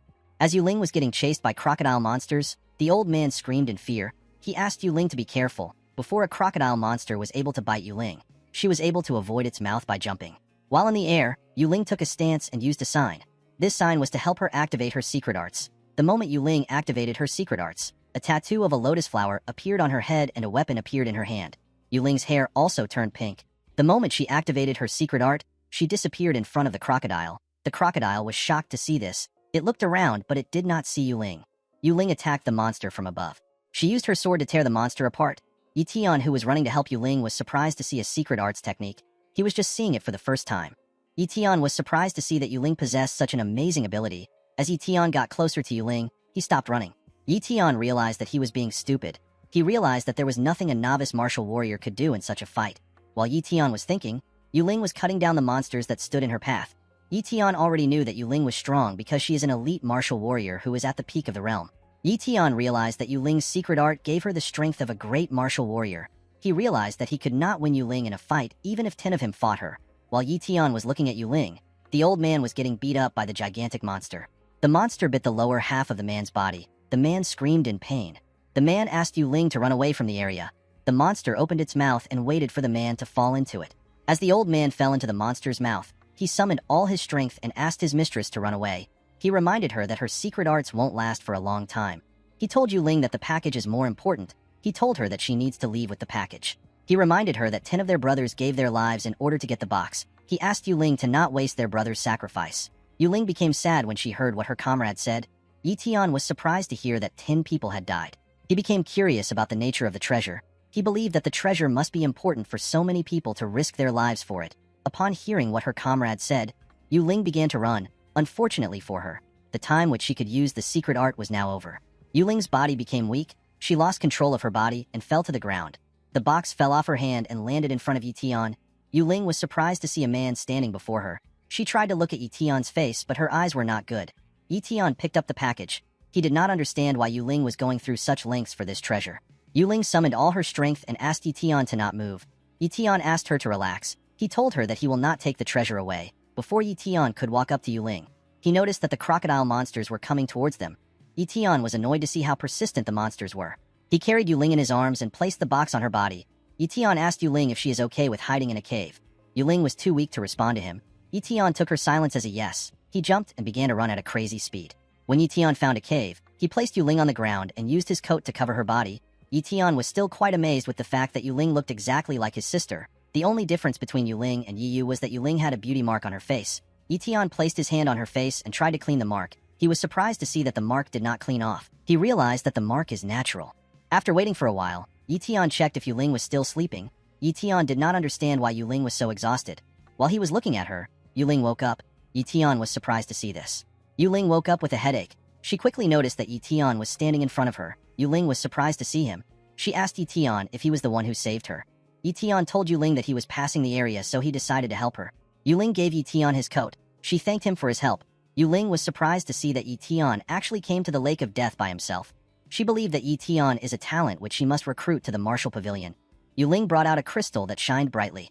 Yi-Tian was shocked to see the light from the crystal. He told Yuling that the light is blinding. He asked Yuling to tell him what she is doing. Yuling laughed when she saw Yi-Tian's reaction. She told Yi-Tian that the crystal is called a light stone. It can store and radiate light. She told Yi-Tian that the crystal is like a lamp. The light stone rose up to the ceiling and brightened the room. Yi-Tian asked Yuling to tell him how she was able to create the light stone. Yuling told Yi-Tian that she will explain it to him after she drinks a healing potion. As Yuling focused on her healing, Yi-Tian began to think about how she was able to create such a thing. Yi-Tian wondered if Yuling used a space talent. He quickly realized that this was impossible. Yi-Tian remembered that Yuling did not have any space talent. After Yuling was done with her healing, she walked up to Yi-Tian and tapped him with her leg. She told him that she is done. She asked him if he still wanted to know about how she made the light stone. Yi-Tian told her that he does. Yuling picked up her bronze treasure chest and brought out a pouch. She moved the chest close to the pouch and the pouch swallowed it. Yi-Tian was surprised to see this. He realized that Yuling brought out the light stone from her pouch, which is a space-type treasure. Yuling asked Yi-Tian if he likes the pouch. With a smile on her face, Yuling told him that she will teach him how to use the pouch if he joins the martial pavilion. Yi-Tian ignored her and told her that he wants to sleep. Yuling was shocked to hear this. She clenched her fist out of anger and promised herself that she will recruit Yi-Tian at all cost. Yi-Tian was not impressed with the space pouch and the healing potion because he could have them once he copies a space talent and a healing talent. He did not see a reason to join the martial pavilion over some items. Yi-Tian knew that he could not enter the Lake of Death because Yuling and her comrades have caused a commotion there. He decided to wait in the cave for some time. When Yi-Tian woke up the next day, he noticed that Yuling was no longer in the cave. He realized that she left. When he looked around, he saw a red box. Yi-Tian did not know where the box came from. He was certain that the box was not in the cave yesterday. When he opened the box, he saw so many materials. The box contained a mid-tier profound training manual, 10 high-tier monster blood, and 10 gold cards. Each of the gold cards are worth 1,000,000 yuan. Yi Tian realized that Yu Ling left these things for him. He was very grateful to her. He realized that he could enter the elite martial warrior realm with his current materials. Yi Tian decided to change his plans. He decided to go after the immortal jellyfish after he becomes an elite martial warrior. He drank a bottle of monster blood and began to cultivate. For months later, we see Yi Tian cultivating in the cave. He had drank all his monster blood. Yi Tian has let his hair grow out. As Yi Tian was cultivating, we see him open his eyes. When Yi Tian opened his eyes, a heavy lightning hit his cave multiple times. After the lightning was done, the dust in the cave cleared up. We see Yi Tian holding lightning in his hands. Yi Tian had finally entered the elite martial warrior realm. Yi Tian was fascinated by his new power. With a smile on his face, Yi Tian said that it is time for him to hunt. On Yi Tian's way to the lake, he saw 11 newly constructed graves. Yi Tian immediately realized that Yu Ling was the one who made the graves for her comrades. Yi Tian knew that Yu Ling was not able to get all her comrades' bodies because of the amount of monsters in the lake. He was surprised to see that Yu Ling could do something so kind for her comrades. Yi Tian noticed something odd on one of the graves. He saw an umbrella on the grave. Yi Tian quickly remembered that this was the umbrella which the old man used. Yi Tian picked up the umbrella and opened it. He wondered if the umbrella was still useful. While Yi Tian was looking at the umbrella, he noticed that the rain stopped touching him. Yi Tian was surprised to see that the umbrella created a waterproof bubble. Yi Tian was very happy with this item. He realized that he could now enter the water without any issues. Yi Tian jumped into the lake and began to swim. As he swam deeper into the lake, he noticed that the umbrella increased his speed. He activated his shadow talent and went in deeper. As Yi Tian was swimming, he saw a status window. Yi Tian could not see the monster clearly because everywhere was dark. According to the status window, the monster is a tiger clawfish and it is a mid-tier monster. While Yi Tian was looking at the status window, the monster came out of the dark. Yi Tian was terrified to see the monster. He could not believe that such a monster was a mid-tier beast. Yi Tian realized that the monster almost sensed his presence. He began to swim deeper into the lake. When Yi Tian arrived at the deepest part of the lake, he wondered if the immortal jellyfish actually stayed there. While Yi Tian was looking around, a monster snuck up on him from behind. The monster used its tentacles to attack Yi Tian. Fortunately for Yi Tian, he was able to sense the monster's presence. He quickly dodged the attack. Yi Tian moved back in order to get a look at his enemy. When Yi Tian looked up, he saw the monster's status window. The monster happened to be an immortal jellyfish. This monster possesses an apex tier healing talent. The monster used its tentacles to attack Yi Tian again. Yi Tian brought out his blade and used it to cut off the tentacles. The monster screamed in pain when Yi Tian did this. Unfortunately for Yi Tian, the monster possesses an apex tier healing talent. The jellyfish easily regenerated its tentacles. Yi Tian was surprised to see this. He realized that apex tier healing talent is overpowered. The jellyfish attacked Yi Tian again with its tentacle. As the tentacle came closer to him, Yi Tian let his guard down. When the tentacle touched his hand, a small spark came out of it. The system told Yi Tian that he has successfully copied the healing talent. Yi Tian got pushed back immediately he copied the talent. He smashed his back on a wall and fell to the ground. Yi Tian stood up and smiled. He was happy to see that he had copied the talent he wanted. Immediately Yi Tian stood up. The jellyfish spat its acidic venom at him. Yi Tian was surprised to see the acidic venom. He quickly used the umbrella as a shield.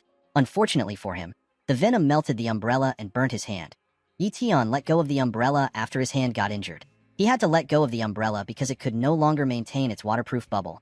Yi Tian immediately held his breath the moment he let go of the umbrella. When Yi Tian looked behind the jellyfish, he saw hundreds of status windows. Each of the status windows belonged to immortal jellyfishes. Yi Tian realized that there was a swarm of immortal jellyfishes in the area. Yi Tian had already gotten the talent he wanted.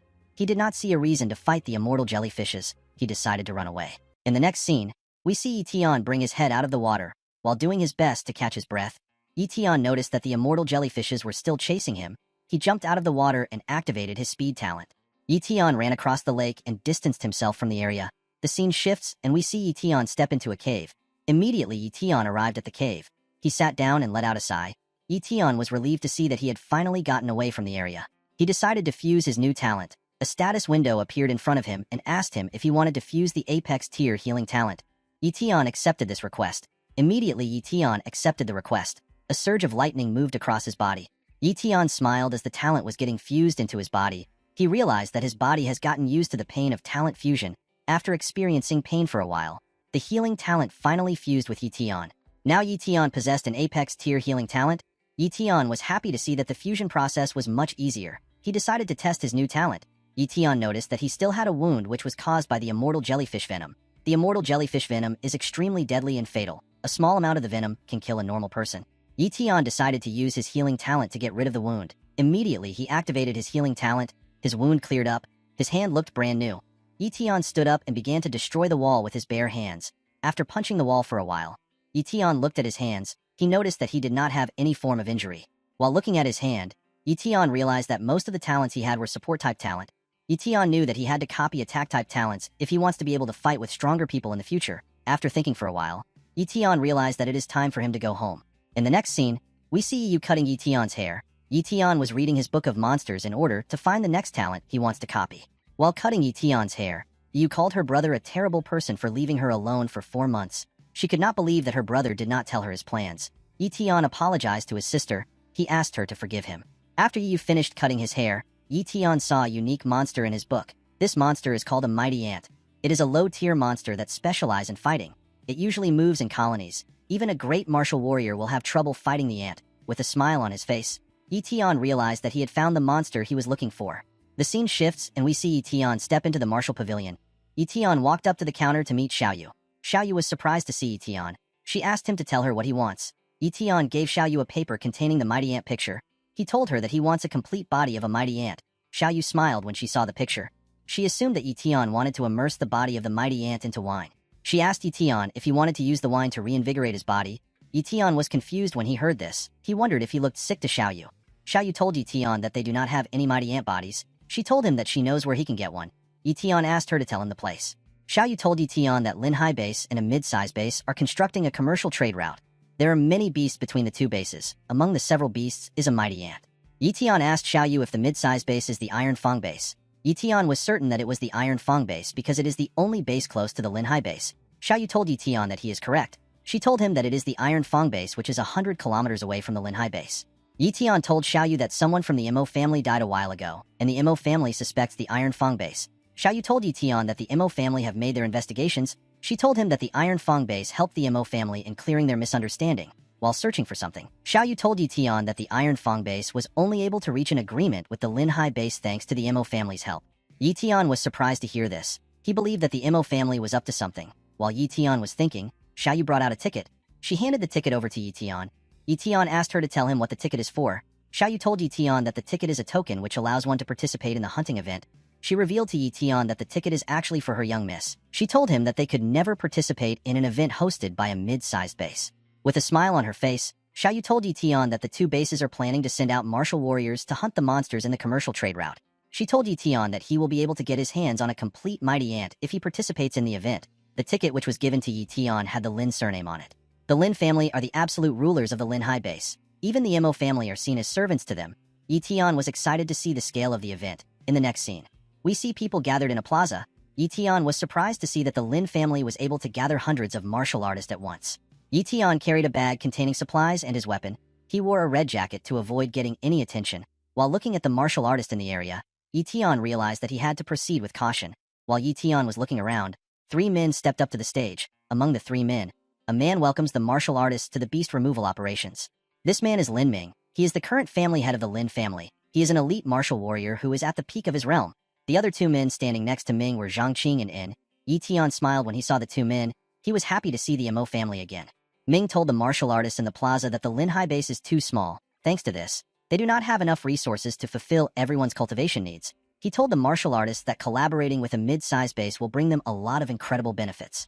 He told them that the operation is very important, of course. Ming knew that fighting monsters will be very dangerous. With a smile on his face, Ming told the martial artists that the prizes for the operation will be much better than that of previous hunts.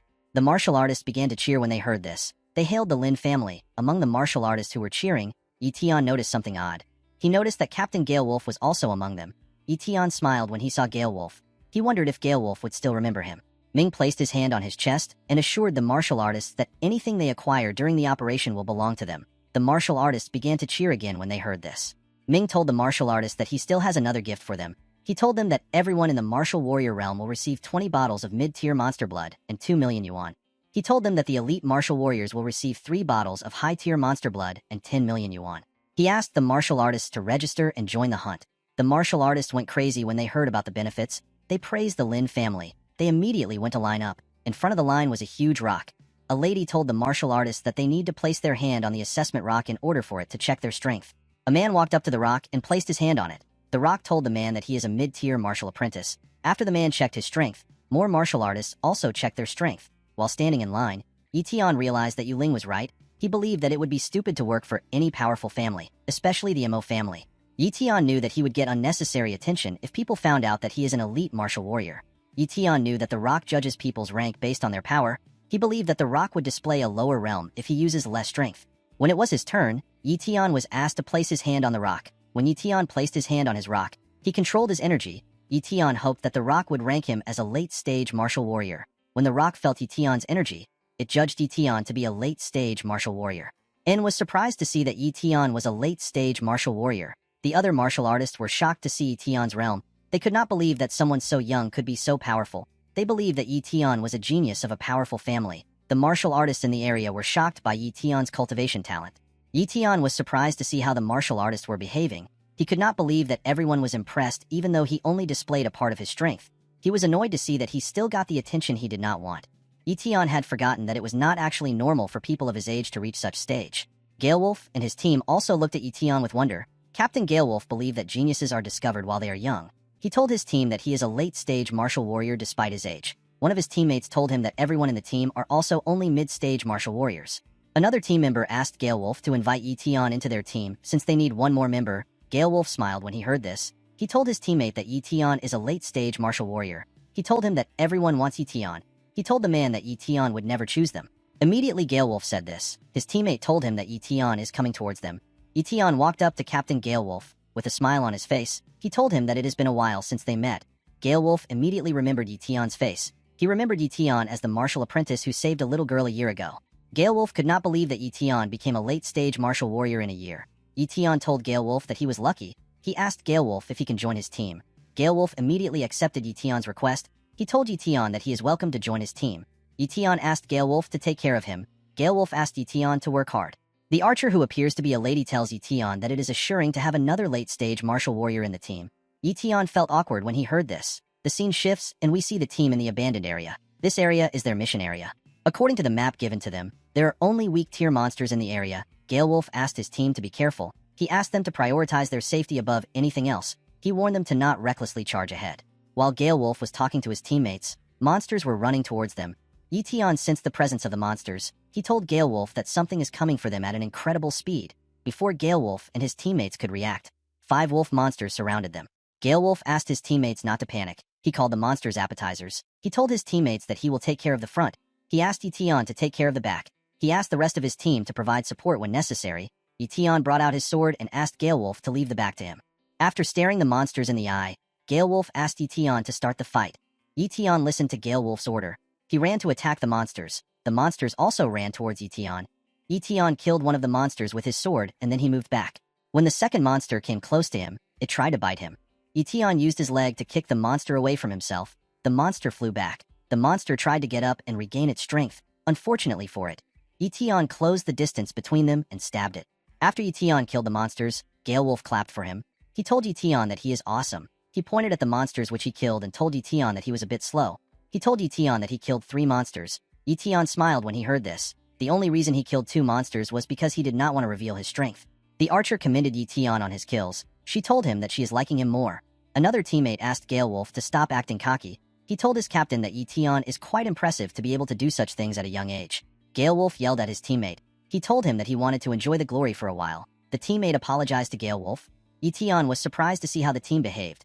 While looking at the monsters' corpses, a team member told the rest if the team that the wolves would have had a better chance against them if they had attacked them in the valley.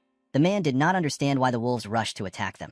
Etion told the man that the wolves must have been forced to attack. The man did not understand what Etion was saying. With a serious look on his face, Galewolf told his teammate that there are stronger monsters in this area. The wolves had no choice but to run. The man became terrified when he heard this. He believed that they could not survive in this area. Another teammate placed his hand on the shoulder and asked him not to worry. He told the man that they have 2 late-stage martial warriors, and there are 3 mid-stage martial warriors. In order to calm his teammate, Galewolf brought out a walkie-talkie. The man was shocked to see this. He realized this was the Lin family's property. Galewolf told his teammates that the Lin family gave it to each captain. He told his teammates that he can use the walkie-talkie to call for support when they are in danger.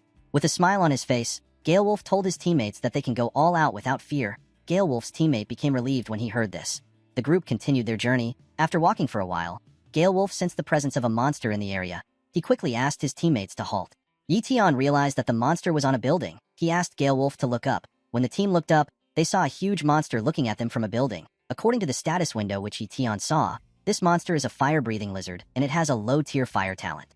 While the group was looking at the monster, the lizard gathered energy in its mouth. Yi-Tian immediately realized that the monster was about to use its fire talent.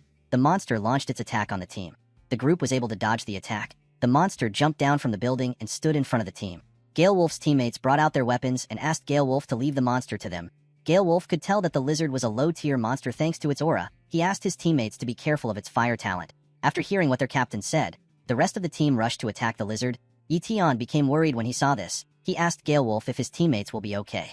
Gale Wolf told Yi-Tian that the lizard is just a low-tier monster. He asked Yi-Tian not to worry about his teammates. After fighting for a while, we see that Gale Wolf's teammates have defeated the monster. Gale Wolf congratulated them on their victory. The archer told Gale Wolf that they were only able to defeat the lizard because the two men were quite capable. The teammate which the archer was holding told her that they could not have one if she did not distract the lizard with her arrows. The other man said that a low-tier monster is too weak. He said that it was easy for them to kill the monster. He told Gale Wolf that he would not mind fighting a few more monsters. Immediately he said this, something launched an attack on him. Before the attack could hit him, Yi-Tian grabbed his leg and moved him out of the way. Gale Wolf was surprised to see that there were more monsters in the area. He realized that the monsters must be fire-breathing lizards thanks to the attack. Yi-Tian glared at the monsters. He was surprised to see their number. The man who was almost attacked was terrified to see more monsters. He could not believe that there was 3 more lizards. Gale Wolf picked up his walkie-talkie and tried to call teams near Zone C. He requested for backup through his walkie-talkie, but unfortunately no one replied. Gale Wolf was annoyed to see this. He could not believe that the martial artists ignored him. One of the team members tells Gale Wolf that they overestimated the Lin family. He told his captain that the Lin family does not care about their lives. Gale Wolf called the Lin family bastards. Gale Wolf believed that the Lin family was the right family that would help him and his team. He never expected the Lin family to be so heartless. Gale Wolf realized that the Lin high base is rotten to the core. He used his hand to crush his useless walkie-talkie. Gale Wolf took out his sword and asked his team to run away. He told them that he will hold the monsters off. Gale Wolf's teammate was shocked to hear this. He reminded their captain that he is their brother. He told Gale Wolf that he must leave with them. Gale Wolf turned around and glared at his teammates. He asked them to obey his order. His teammates were shocked to see how he behaved. The teammate who was scared quickly started running. As he ran forward, he called the rest of them idiots for waiting. He told them that they are going to die. The other members of the team were shocked to see this. The other man in the team was annoyed to see the newcomer running. He told Gale Wolf that newcomers are always unreliable. The man said that he will kill the deserter if he survives. Gale Wolf placed his hand on Yi-Tian's shoulder. He asked Yi-Tian to run away. Gale Wolf believed that it would be a shame for someone as talented as Yi-Tian to die in such a place. He asked Yi-Tian to run away with his teammates. The other man asked Yi-Tian to run away. He told Yi-Tian that he is still new to their team, so he does not need to sacrifice himself. The archer asked Yi-Tian to not waste his bright future. Yi-Tian smiled when he saw how worried the team was. He told them that he will run, but he will only run forward. Immediately Yi-Tian said this. He walked towards the monsters. As he walked towards them, he released his energy. Gale Wolf was shocked to see this. He could not believe that Yi-Tian had the aura of an elite martial warrior. He realized that Yi-Tian was hiding his strength. The other teammates could not believe what they were seeing. When Yi-Tian got close to the monsters, one of them launched a fireball at Yi-Tian. Yi-Tian used his sword to cut the fireball into 2. Yi-Tian did not want to reveal his true strength, but Gale Wolf's team would have been wiped out if he did not. Yi-Tian knew that Gale Wolf could easily escape with his strength, and yet he decided to stay back and fight. Yi-Tian jumped and rushed to attack the first lizard. The lizard opened its mouth and tried to bite Yi-Tian. Yi-Tian dodged its mouth and used his sword to behead the lizard. The other 2 lizards surrounded Yi-Tian. Immediately he killed one of them. As Yi-Tian fought the monsters, he realized that he would have been a horrible person if he did not help Gale Wolf and his team. Yi-Tian wondered if there is any difference between him and the Mo family. Yi-Tian did not want to be a ruthless person who did not value human life. The 2 lizards decided to attack Yi-Tian with a fireball. As the fireballs came closer to him, Yi-Tian used his sword to cut a building in half. The building fell and helped him to block the attack. Yi-Tian was not bothered with the fact that he revealed his true strength. He believed that Captain Gale Wolf would not get him in trouble. The archer was amazed with Yi-Tian's strength. She could not believe that an elite martial warrior would be so powerful. After blocking the attack, Yi-Tian quickly closed the gap between himself and the lizards. When he got close to the lizards, he used a technique called Shadow Blade to attack them. The attack made hundreds of cuts on the lizards' bodies. The lizards screamed in pain as they were receiving the cuts. After screaming for a while, the lizards fell to the ground and died. Gale Wolf was shocked to see what happened. He realized that Yi-Tian is strong enough to be among the top people of the Lin High base. Gale Wolf could not believe someone so young could have such strength. The deserter who ran away from the area got attacked by wolves. The man screamed for help. The other man in the team hears the deserter screaming. He told Gale Wolf that the newcomer is in danger. Gale Wolf asked the man to ignore him. He told the man that the newcomer was foolish to think that he could escape from the area alone. Yetion picked up his bag and told Gale Wolf that the road is clear. He told Gale Wolf that he plans to continue going forward, with a terrifying aura surrounding him. Yetion asked Gale Wolf if he is going to stop here, or he will continue to move forward. Gale Wolf and his teammates were surprised to see the aura around Yetion. Gale Wolf told Yetion that his team always sticks together no matter what. Yetion smiled when he heard this. In the next scene, we see the archer tying the bald man's hand. The man told the archer that she tied the cloth too hard. The archer asked the man to stop complaining. She told him that he is not supposed to be injured when it was Yetion that did everything. While Yetion was standing on top of a building, Gale Wolf thanked him for taking his team far into the area. Yetion smiled when he heard Gale Wolf. He jumped down from the building in order to meet Gale Wolf. He told Gale Wolf that they will need to go their separate ways now. Gale Wolf was surprised to hear this. He asked Yetion if he wants to continue going into the area. Yetion told Gale Wolf that he has to go further in. The bald man told Gale Wolf that it will not be smart for them to continue their mission. He told Gale Wolf that things are already difficult for them in their current zone. Yetion told the team that it will be better for them to return to the base first. He told them that he will go alone. Gale Wolf was confident in Yetion's abilities. He knew that Yetion could survive in this place, but he still tried to stop him.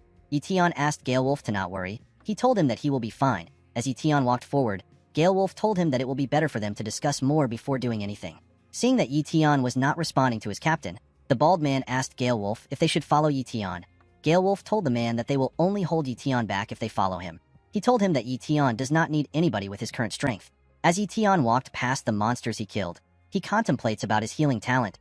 Yetion wanted to test how strong his healing talent is before he met stronger opponents from different families. The scene shifts and we see Yetion arrive at an area where the buildings were covered with fire. Yetion noticed that the area was smelling bad. He immediately blocked his nose with his hand. This place is the nest of the fire-breathing lizards. While Yetion was looking around, he noticed that the ground was trembling. Yetion did not know what was going on. He quickly jumped. The moment Yetion jumped, something came out of the ground. A gigantic hand came out of the ground and attacked Yetion. Yetion flew back when he received a punch to the face. He quickly put himself together and rushed to attack the hand. As Yetion came close to the hand, he brought out his sword. The gigantic hand tried to squash Yetion when he came close to it. Yetion dodged this attack and moved back. The monster which the hand belonged to jumped out of the ground and landed in front of Yetion. Yetion became excited when he saw the monster. He believed that it was a perfect monster that could help him test his healing talent. The monster's eyes glowed. The monster opened its mouth and gathered energy in it. Yetion was surprised to see this. Before Yetion could do anything, the monster attacked him with a large fireball. Yetion flew back and crashed into a building. Captain Gale Wolf and his teammates saw the explosion that occurred in the area which Yetion was fighting in. Gale Wolf became worried about Yetion. The area was covered in smoke after the lizard attacked Yetion. When the smoke cleared up, we see Yetion smiling even though his clothes were torn. Yetion was happy to see that the king of the fire-breathing lizards was so powerful. As Yetion walked up to the monster, he told the lizard to fight with all its strength. As if the lizard understood Yetion, it attacked him with another intense fireball. Yetion's body got pressed to the ground. As Yetion slowly stood up, he became curious. Yetion wanted to see if he could kill the lizard before it burns him to death. Yetion picked up his sword and took a stance. He rushed to attack the monster. The moment Yetion came face to face with the lizard, he used his sword to attack the lizard. The lizard also attacked Yetion with a fireball. The impact of the two attacks created a large explosion. The scene shifts and we see Gale Wolf and his teammates heading into the area. The bald man told Gale Wolf that the fire in the area has been burning for an hour. He asked his captain if Yetion will still be alive. Gale Wolf told the man that he does not know. He told the man that they cannot predict battles of such caliber. While Gale Wolf's team were doing their best to pass through the area, we see Yetion resting on the monster's body. While breathing heavily, Yetion said that he won the bet. Yetion felt exhausted after the fight ended. He noticed that his healing talent takes a lot of his stamina.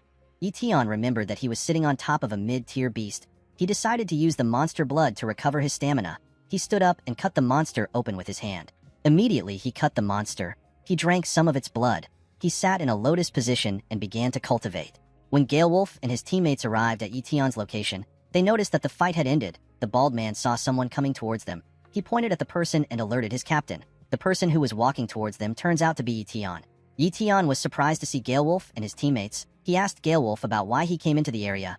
With a smile on his face, Gale Wolf told Yetion that he was worried about him. He told Yetion that he needed to see him even though he could not help him.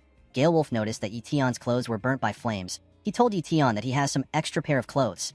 Gale Wolf gave Yetion the clothes. After Yetion put on the clothes, the archer apologized to him. She told him that they do not have any smaller clothes. Yi asked her not to worry. He thanked her for giving him some clothes. Yi was happy to see that some people were actually worried about him. After checking out the bodies of the monsters which Yi killed, the bald man asked Gale Wolf about what they should do with the lizards.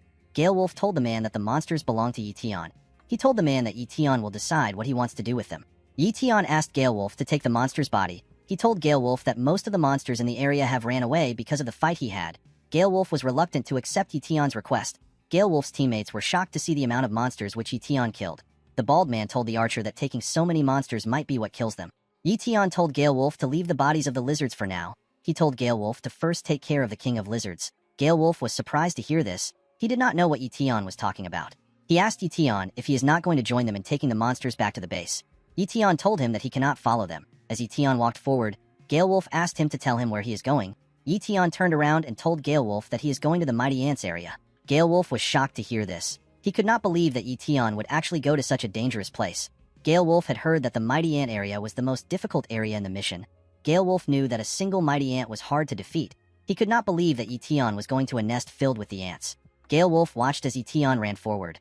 He knew that it was hard for a great martial warrior to escape a Mighty Ant's nest. He hoped that Yi would survive in the nest. After running for a while, Yi landed at the top of a building. When Yi looked down from the building, he noticed that all the big forces had gathered in the area. The people in the area were the Mo family, the Lin family, and another group led by an old man with an eye patch. Yi was surprised to see the old man. He did not know which family the man came from. This old man is Elder Qing. He is a great martial warrior from the Iron Fang base. Elder Qing quickly sensed Yi presence in the area. He asked Yi to come out of hiding. Yi was surprised to see how sharp the old man was. Elder Qing asked his men to capture Yi. Yi realized that it will be stupid for him to run away. He believed that it will be better for him to be captured because he wanted to join the armed forces. Elder Qing's men brought Yi in front of their master. Elder Qing was surprised to see that Yi was an elite martial warrior. He asked Yi about his identity and his purpose for spying on them. With a smile on his face, Yi told the elder that he is a martial artist from the Lin Hai base. He told the elder that he came to assist them with the big mission. Elder Qing asked his men to release Yi. He asked the people in the area to tell him which family Yi belongs to. He asked them to tell him why Yi is alone. The martial artists in the area told Elder Qing that they did not know Yi. Elder Qing found this odd. He believed that Yi would be popular since he is already an elite martial warrior at a young age. He asked Yi to tell him why no one recognizes him even though he is an elite martial warrior. Before Yi could answer the elder, Ming steps up to defend him. He told Elder Qing that he recognizes Yi. He placed his hand on Yi shoulder and told Elder Qing that Yi belongs to the Lin family. Yi was shocked to hear this. He realized that Ming accepted him into his family because he heard that he was an elite martial warrior. Yi believed that the Lin family was much smarter than the Mo family. Ming asked Yi to return to his group. Yi obeyed Ming's order. Ming was happy to see that he got an elite martial warrior for free. While Yi was standing with the Lin family, someone looks at him with a telescope. This person turns out to be Xiaoyu. Xiaoyu was annoyed to see that the Lin family was trying to take Yi as their own. She turned around and told her mistress that the Lin family is being silly. With a smile on her face, Yuling told Xiaoyu that Yi can only belong to the martial pavilion. In the next scene, we see the different groups moving towards the ant's nest. While everyone was walking forward, Yi contemplates on the fact that everyone now knows that he is an elite martial warrior. Yi realized that it will be hard for him to continue increasing his strength in secret. While Yi was saddened by this fact, he was certain that he had enough strength to defend himself. After walking for a while, Elder Qing asked everyone to stop moving. Immediately he said this. A ball of light appeared in front of him. A man came out of the light and told Elder Qing that he has finished setting up the formation. He told the elder that everything is ready. Elder Qing looked up and saw the mighty ant's nest. Yi became excited when he saw the nest. He was happy to see that he was getting closer to his goal. Elder Qing commended the man on his work. He asked the man to return to his position. Elder Qing walked forward and asked everyone to step back. The martial artists became curious about the old man's skill when they heard this. Elder Qing put his hand together and circulated energy around them. Immediately he did this. A huge magic circle appeared above the ant's nest. Elder Qing placed his hand on the ground and another magic circle appeared below him. Immediately the magic circle appeared. Elder Qing asked it to break. When Elder Qing said this, the magic circle which was above the ant's nest began to release a huge amount of fireballs on the nest. This spell is called Flame Shower. Ming was surprised to see what was happening. He realized that Elder Qing is a formation master. He could not believe that the Iron Fang base had such a master. Yi was surprised to see the scale of the attack. He assured himself that he would one day copy the talent of a formation master. Xiaoyu told her mistress that Elder Qing is crazy. She could not believe that Elder Qing would use such an expensive formation. Yuling told her assistant that the Iron Fang base has its own plans. Yuling told Xiaoyu that the Iron Fang base are trying to use a single flame shower to oppress the Linhai base. After a while, the anthill began to crumble. The soldiers were shocked to see this. They assumed that Elder Qing already destroyed all the monsters in the area. The area had different giant holes in the ground. The soldiers did not see any mighty ant bodies. They ran into the field to check. Yi Tian began to look around. He realized he could not find any mighty ants in the area. Yi Tian was annoyed to see this. He knew that he had to find a complete ant before he can copy its talent. Yuling looked at the situation from afar. She believed that the formation which Elder Qing used was good, but it was unnecessary. Yuling knew that Elder Qing had disturbed something that he should have not disturbed. While the martial artist of each family was looking around, a man decided to look into one of the holes. The man saw something that terrified him. Before the man could do anything, the ant jumped out of the hole and attacked him. When the ant landed on the ground, it screamed and released a unique energy. Zhang Qing and En were shocked to see a mighty ant. They assumed that Elder Qing's attack already eliminated all the monsters in the area. While everyone was panicking, Yi Tian smiled. He was happy to see that his plans were still intact. More mighty ants came out of different holes. The soldiers were shocked to see this. Elder Qing asked his men to prepare for battle. Ming ordered his men to follow him into battle. Immediately he said this. The martial artists began their attack. Yi Tian wielded his sword and rushed to attack the monsters. As two martial artists were fighting a mighty ant, Yi Tian assisted them by helping them kill the monster with a slash. After killing the monster, the martial artist ran forward. Upon seeing that no one was paying attention to him, Yi Tian placed his hand on the body of the ant and copied its talent. A black energy surrounded his body the moment he copied the talent. The system asked Yi Tian if he wants to fuse his new talent right now. Immediately the system asked him this question. Some ants noticed that Yi Tian was alone. Yi Tian decided not to fuse the talent right now. He hoped to do it later in a safe place. Yi Tian picked up his sword and rushed to attack. He used a technique called Shadow Blade to cut the monsters into pieces. Immediately, Yi Tian was done with the monsters in front of him. A different monster woke up in the hole. When the monster opened its eyes, it emitted a powerful energy that suppressed the martial artists in the area. Elder Qing smiled when he felt this energy. He realized that the monster is a high-tier monster. The monster brought its leg out of the ground and fully climbed out of the hole. The martial artists in the area were shocked to see a high-tier beast. This monster looked much different from the other ants. Its body had a golden color. The martial artists quickly start running. Zhang Qing and En also followed the other soldiers. Ming was annoyed to see how fast the Mo family members could run. He told his soldiers that it is time for them to retreat.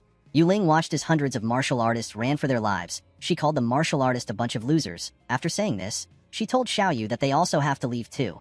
Xiaoyu reminded her mistress that Yi Tian was still on the battlefield. With a smile on her face, Yuling told her assistant that Yi Tian will make it out. While the martial artists were running, one of them asked the rest about the great martial warrior that came with them. The man told his colleagues that a great martial warrior should have been able to fight the high-tier beast. A martial artist told the man that a mighty ant has a strength talent. He told the other man that the combat power of a high-tier ant, which is enhanced by its strength talent, is par on with that of a grandmaster. The other martial artist told the man that Elder Qing was the first to run among the great warriors. When the martial artist looked in front of them, they saw Elder Qing. The martial artists could not believe that they were betrayed by their leaders. Yi Tian was not surprised to see this. He never trusted any of the big shots. As Yi Tian ran at the top of his speed, the golden ant began to suck the martial artists into its mouth. The martial artists screamed as they were eaten by the monster. The golden ant released a dark mist into the air. The moment it did this, the martial artists began to fall. They felt like the air had become heavy. The martial artists began to choke. When Yi Tian saw this, he increased his speed. Yi Tian realized that the dark mist is a suppressor. He knew that he had to get out of this place if he wanted to survive. Yi Tian ran with all his strength. He was fortunate enough to escape the ant's domain.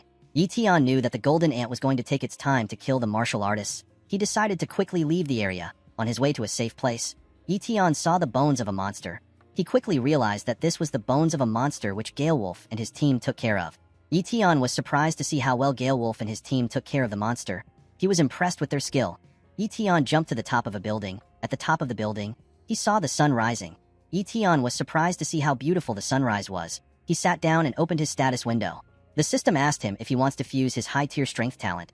Yi Tian decided to accept this deal. Immediately the fusion began. Yi Tian felt extreme pain all over his body. While fusing his new talent, Yi Tian thinks about the fact that absolute power is important. Yi Tian believed that absolute power is the only way for anyone to compete with the big shots. Hours later, we see Yi Tian get up and tear his clothes. With a large amount of energy circulating in his body, Yi Tian said that it is time for him to head home. The scene shifts and we see Yi Tian cultivating at home. Yi Tian was surprised to see the effects of his strength talent. His strength talent gave him 10 times of his normal strength. Yi Tian realized that with his current strength he could face a great martial warrior who just stepped into the realm. Yi was annoyed to see her brother cultivating. She told him that he always sits like a statue when he returns from a trip. Yi Tian did not respond to his sister. Yi was annoyed to see this. She assumed that Yi Tian was acting high and mighty. She asked Yi Tian to talk to her. Yi Tian did not say anything. Yi could not believe that her brother was ignoring her. She told Yi Tian to not blame her for her next action. Yi walked into the kitchen and picked up a salt jar. With a devious look on her face, she began to pour salt into the food she was cooking. After Yi Tian finished cultivating, Yi served him different dishes.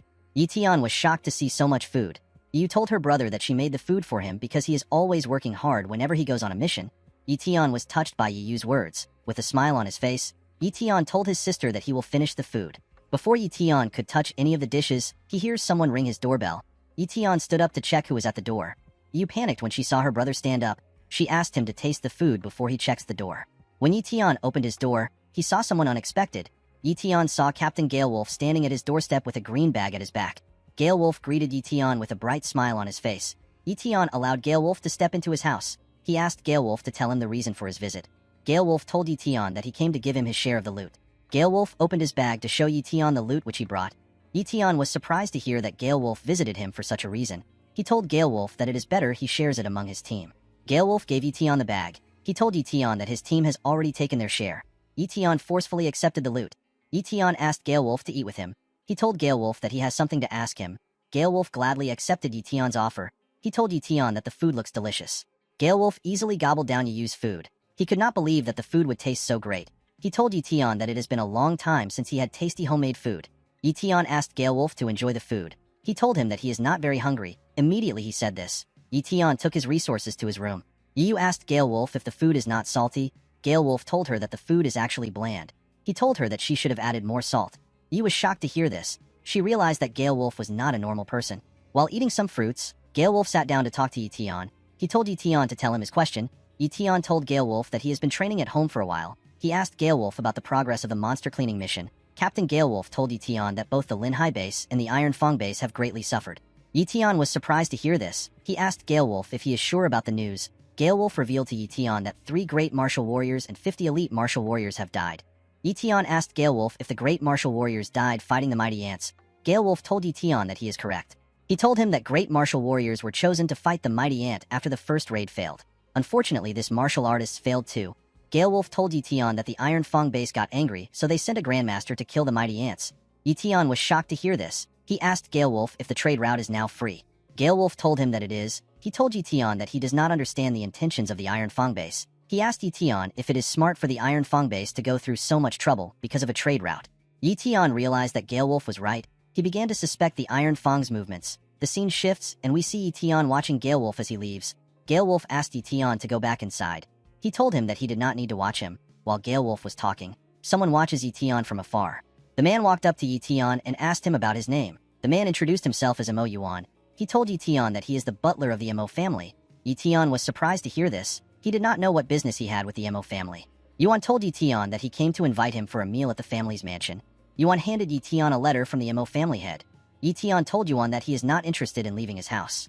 Yuan was surprised to hear this. He released his energy and told Yi Tian that no one has ever declined an invitation from the Mo family. Seeing that Yuan released his energy, Gale Wolf tried to calm him down. He told Yuan that they can discuss their issues nicely. Yuan walked up to Yi Tian and placed his hand on his shoulder. He asked Yi Tian to accept the invitation nicely. Yi Tian was annoyed to see Yuan's hand on his cloth. He moved his body and allowed Yuan to slip. Yi Tian used his hand to smash Yuan's head on the ground.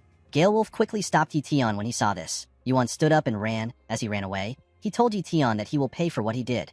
The 2 men watched Yuan as he ran away. Gale Wolf told Yi Tian that he should have not provoked Yuan. Yi Tian asked Gale Wolf not to worry. He told him that he will be fine. Yi Tian looked at his fist. He was surprised to see that he easily took care of Yuan without using a lot of his strength. Yi Tian realized that his strength talent was extraordinary.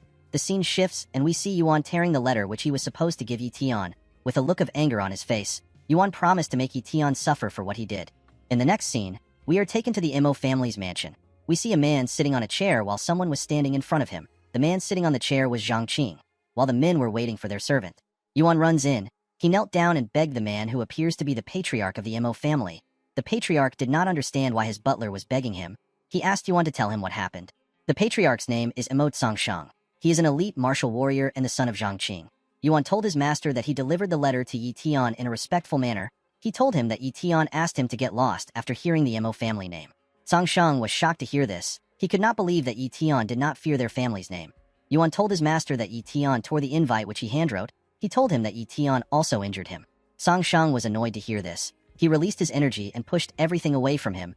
He could not believe that Yi Tian did not appreciate his kindness. While Song Shang was releasing his energy, he hears his father cough out loud. Song Shang quickly rushed to help his father. Zhang Qing told his son that he is fine. Song Shang asked Yuan to leave the room. Song Shang brought out a pill and handed it to his father. He asked his father to take his medication. Zhang Qing took the pill and drank some water. He told his son that he was forced to use his secret arts to escape when he fought the mighty ants. He told Song Shang that he accidentally damaged his core while he was trying to escape. He revealed to Song Shang that he will never be able to heal his core. Song Shang tried to encourage his father. He told him that things will get better. Zhang Qing stood up and told his son that he knows his body better than anyone. He told Song Shang that the Mo family will no longer have a great martial warrior once he dies. While looking outside his window, Zhang Qing told his son that it will be a devastating catastrophe if they do not have a great martial warrior. Song Shang told his father that Yi Tian might be waiting to get an invitation from the Lin family. Zhang Qing told his son that they must get Yi Tian no matter what. With a terrifying look on his face, Zhang Qing told Song Shang that they will have to capture him if they cannot invite him. Song Shang told his father that Yi Tian will always have the Yi surname even if he joins them. He told him that Yi Tian might not genuinely serve them. Zhang Qing brought out an elixir and told his son that the elixir will make Yi Tian serve them. Zhang Qing told Song Shang that the elixir has the ability to remove one's will. Zhang Qing wanted to use the elixir on Yi Tian when he visited their mansion. He told his son that they will need to use the elixir ahead of time. Zhang Qing gave the elixir to his son and asked him to store it well. Song Shang was surprised to see that such an elixir existed. Zhang Qing poured himself a bottle of wine. He told his son to give Yi Tian a brand new identity after brainwashing him. He told his son to tell Yi Tian that he is his illegitimate child. Song Shang was surprised to hear this. Zhang Qing told him that Yi Tian will be able to change his surname and join their family. Zhang Qing asked his son not to worry. He told Song Qing that Yi Tian cannot take his place as family head. He told Song Shang that he can also be Yi Tian's father if he wants to. Zhang Qing told his son that any method works as long as Yi Tian changes his surname. With a smile on his face, Song Shang told his father that he was not bothered. He told Zhang Qing that he was only worried about his reputation. Zhang Qing sat on his chair and ordered his son to execute the mission immediately. Song Shang knelt in front of his father and told him that he will give the mission to the 10 great elders. He told his father that Yi Tian will not be able to do anything in front of the elders. The scene shifts, and we see the 10 great elders running to Yi Tian's house. One of the elders stepped into Yi Tian's house and reported it through his earpiece. The leader of the elders ordered the man to simply capture Yi Tian's sister and force Yi Tian into surrendering. The man accepted the order. The leader told the man that he and the rest of the elders are standing outside and waiting to ambush anyone. He asked the man to report if he notices anything strange. The man went into a room and saw someone wrapped in a sheet on the bed. He told his leader that he has seen the target. His leader asked him to take Yu. The man stretched out his hand and tried to remove the sheet. Before the man could touch the sheet, the person sleeping threw it at him. The man quickly brings out his sword and cut the sheet in half. Immediately the man cuts the sheet. Someone grabs his neck and began to choke him. This person turns out to be Yi Tian. With a smile on his face, Yi Tian told the man that he has been waiting for him for a long time. While Yi Tian was choking the man, the leader asked the man if he has captured Yi. Yi Tian choked the man to death and dropped his body. While the man was on the floor, the leader tried to contact him. The leader asked the second elder to respond to him. Yi Tian picked up the earpiece and told the leader that he has captured the second elder. He told the man that he will return the second elder to them. The leader was shocked to hear Yi Tian's voice. He did not recognize it. He asked Yi Tian for his identity.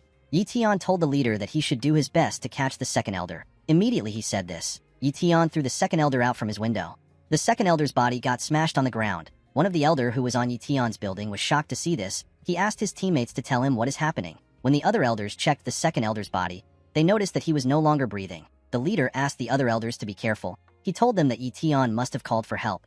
Yi Tian found this ironic. He told the elders that no one will defy the Mo family in the Linhai base other than him. The elders were shocked to hear Yi Tian's voice. They asked Yi Tian to come out of hiding. The elders looked around and noticed that there was no one in the open area. When the elders let their guard down, one of the elders saw a green light shine in front of him. Immediately the light shined. Yi Tian cut off his head. With a smile on his face, Yi Tian said that another one has gone down. The elders quickly realized that Yi Tian was using a shadow talent.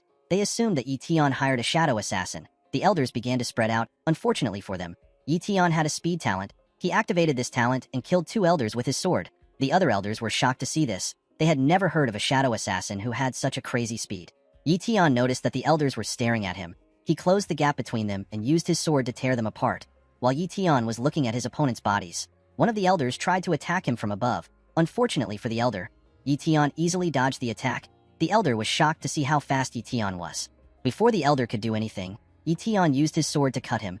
After killing the elder, Etion ran forward. When he got close to the rest of the elders, he used his shadow blade technique to tear them apart. While hearing his men scream in pain, the leader asked his subordinates to tell him what is happening. He begged them to respond to him. Etion jumped over his building and ran to meet the leader. When he landed in front of the elders, he quickly got in position. The leader and the other elders were shocked to see Etion. The leader ordered his men to capture Etion. The other elders quickly rushed to attack Etion. When the elders got close to him, Etion took away his sword and clenched his fist. He took a stance and activated his strength talent. Etion took on the attacks of the two elders. The elders did not understand what was going on.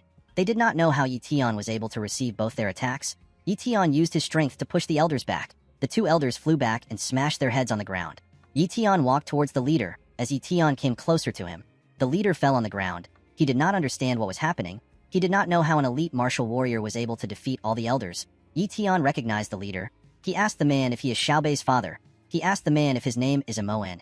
En quickly took off his mask when he heard Etion call out his name. He told Etion that they can sort their issues amicably. Etion told him that he was the one who killed Xiaobei. Instead of getting angry, En went on his knees and told Etion that Xiaobei got what he deserved. He told Etion that Xiaobei was stupid to offend him.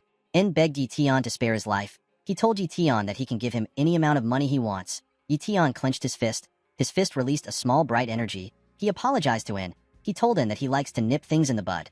Immediately he said this, he smashed En's head on the ground. Etion took off En's robe. He told En's body that he does not like to let his revenge last till the next day. He told the body that he made a mistake by trying to harm Yu. He told En that he will obliterate his entire family. Etion wore the robe and ran towards the Mo family mansion. The scene shifts and we are taken to the Mo family house. Zhang Qing asked his son to tell him why the 10 great elders have not returned. Zhang asked his father not to worry. With a smile on his face, Zhang told his father that nothing is impossible for the 10 great elders to achieve in the Linhai base. Immediately Zhang said this. Someone throws a weapon at them. Zhang Qing quickly sensed the weapon. He moved back and avoided it. The weapon crashed into the ground. Zhang Qing was shocked to see the attack. He asked the attacker to show his face. Immediately he said this. The attacker dragged the sword from the floor and brought it back to his hand. The attacker turns out to be Etion. Etion told Zhang Qing that he is funny. He told Zhang Qing that it is weird that he does not know him when he was the one who sent people after him. Zhang Shang was shocked to see Etion. He asked Etion about the 10 great elders. With a smile on his face, Etion told Zhang Shang that he will soon join the elders in hell. Zhang Shang was shocked to hear this. Etion rushed to attack Zhang Shang. He closed the gap between them and used his sword to slash Zhang Shang. Zhang Shang screamed in pain and fell to the ground. Zhang Qing quickly ran to his son. He held his child in his hands and screamed his name. Tears flowed from Zhang Qing's eyes and a different energy surrounded him. Zhang Qing called Etion a bastard. Etion quickly recognized the energy around Zhang Qing. He told Zhang Qing that he is using his secret art. Etion recognized the secret art because he saw Zhang Qing use it to escape the mighty ants. Zhang Qing grabbed his hair and told Etion that he will pay for what he did to his son. A lightning sign appeared on his forehead. Zhang Qing's body grew bigger and he ripped his robe apart. Zhang Qing entered his Super Saiyan mode. He told Etion that he will kill him. Zhang Qing rushed to attack Etion. Etion was surprised to see how fast Zhang Qing was. Zhang Qing clenched his fist and punched Etion. When Etion bent his head, Zhang Qing gave him an uppercut that sent him flying. Etion broke the wall and flew outside. He quickly got up and took a stance. Zhang Qing came outside, with lightning surrounding his body. Zhang Qing told Etion that he will not be satisfied even if he scatters his ashes. Upon hearing how loud it was, the guards quickly come to check on their patriarch. They were surprised to see an assassin in the mansion. They quickly surrounded Etion. Etion found it ironic that the guards came after he killed the patriarch. He took a stance and told Zhang Qing that the Mo family is filled with idiots. Zhang Qing asked his guards to kill Etion. Etion and the guards rushed to attack each other. Etion used his shadow blade to cut through the guards. Zhang Qing could not believe what he was seeing. He realized that Etion had the combat power of a great martial warrior. Etion told Zhang Qing that he wants to see how long his secret arts will last. Immediately he said this. He and Zhang Qing rushed to attack each other. As the two men got close to each other, Zhang Qing brought out a huge sword. He used the sword to attack Etion. Etion easily blocked the attack with his sword. While Etion and Zhang Qing were fighting, two men wearing a robe see the impact of the fight from a tree. Upon seeing the scale of the fight, one of the men asked if someone is fighting a great martial warrior. The man said that the great martial warrior is very strong. The man asked the other man, who appears to be his young master, if he should take a look at the fight. The young master smiled when he heard this. He asked the man whose name is Elder Zay to be patient. The man took off his hood and told Elder Zay that he wants to see how everything will unfold. The man turns out to be Ming, the current head of the Lin family. Etion used his sword to push Zhang Qing back. Zhang Qing quickly put himself together and rushed to attack Etion. The two men furiously attacked each other. Zhang Qing was shocked to see that Yi Tian was fast enough to block his attacks. Yi Tian took a stance and made a large cut on Zhang Qing's body. Zhang Qing spat out some blood when Yi Tian cut him. Instead of falling, Zhang Qing grit his teeth and stood his ground. He tried to attack Yi Tian with his sword. Before Zhang Qing's sword could touch him, Yi Tian moved back and avoided the attack. Zhang Qing was shocked to see this. He could not believe that Yi Tian was able to avoid such a close-range attack. Yi Tian moved back and took a stance. Zhang Qing realized that he was wasting his energy. He decided to run to the Lin family in order to get help. Zhang Qing believed that this was the best course of action because his secret art might run out any time. Yi Tian decided to taunt Zhang Qing. With a smile on his face, Yi Tian called Zhang Qing an old man and asked him not to give up yet. Zhang Qing materialized a can in his hand. With a smile on his face, Zhang Qing threw the can at Yi Tian. The can released smoke immediately he threw it. Yi Tian was surprised to see that Zhang Qing used a smoke bomb. When the smoke began to clear up, Yi Tian noticed that Zhang Qing was no longer in front of him. He realized that Zhang Qing was trying to escape. Yi Tian quickly activated his speed talent and ran after Zhang Qing. Zhang Qing was shocked to see that Yi Tian was getting closer to him. Yi Tian quickly closed the gap between himself and Zhang Qing. Yi Tian appeared in front of Zhang Qing and asked him to tell him where he is going. Zhang Qing was annoyed to see Yi Tian in front of him. He realized that Yi Tian has a speed talent. Zhang Qing decided to turn back around. Yi Tian smiled when he saw Zhang Qing turning around. He decided to play Zhang Qing's game with him. Yi Tian ran after Zhang Qing. As Zhang Qing ran forward, he began to have a headache. Zhang Qing realized that his secret arts is about to end. While doing his best to run forward, the lightning mark on his head disappeared and his secret arts ended. Zhang Qing crashed on the ground. Zhang Qing tried to stand up and put himself together, but his attempt failed. This is because the secret arts drained too much energy from him. Yi Tian walked up to Zhang Qing. He told him that the era of the Mo family is over. Yi Tian told Zhang Qing to enjoy his reunion with his family in hell. Zhang Qing began to tremble when he saw Yi Tian. He called Yi Tian young master. Yi Tian was surprised to hear this. Zhang Qing began to beg Yi Tian. He asked Yi Tian to spare his life. He told Yi Tian that he will give him his most valuable treasure. Yi Tian was surprised to see Zhang Qing begging. He remembered that Moen also begged him in a similar way. Yi Tian asked Zhang Qing to bring out the treasure. Zhang Qing gathered his energy and materialized a red ball. He asked Yi Tian to accept the ball. Zhang Qing smiled as he saw Yi Tian coming closer. Immediately he smiled. The ball released a large amount of blades. Yi Tian immediately jumped when he saw the blades. While he was in the air, Yi Tian used his sword to destroy the blades that came close to him. After taking care of the blades, Yi Tian landed on the ground. Yi Tian was surprised to see that Zhang Qing still had another attack hidden. He told Zhang Qing that all the Mo family members are despicable people who use lowly means to win. Immediately he said this, Yi Tian noticed that he had a cut on his face. Zhang Qing laughed when he saw the cut. He told Yi Tian that each of the blades have lethal poison on them. Zhang Qing believed that it was over for Yi Tian. Unfortunately for him, Yi Tian simply used his healing talent to remove the wound.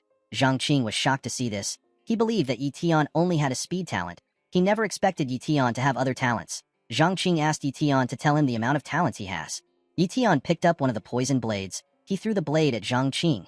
The blade pierced through Zhang Qing's heart as Zhang Qing was screaming in pain. Yi Tian told him that he can ask the devil his questions when he gets to hell. The scene shifts and we see Galewolf on top of a building. Galewolf did not understand why Yi Tian would be so late. Galewolf did not enjoy the fact that he had to watch over Yi Tian's sister.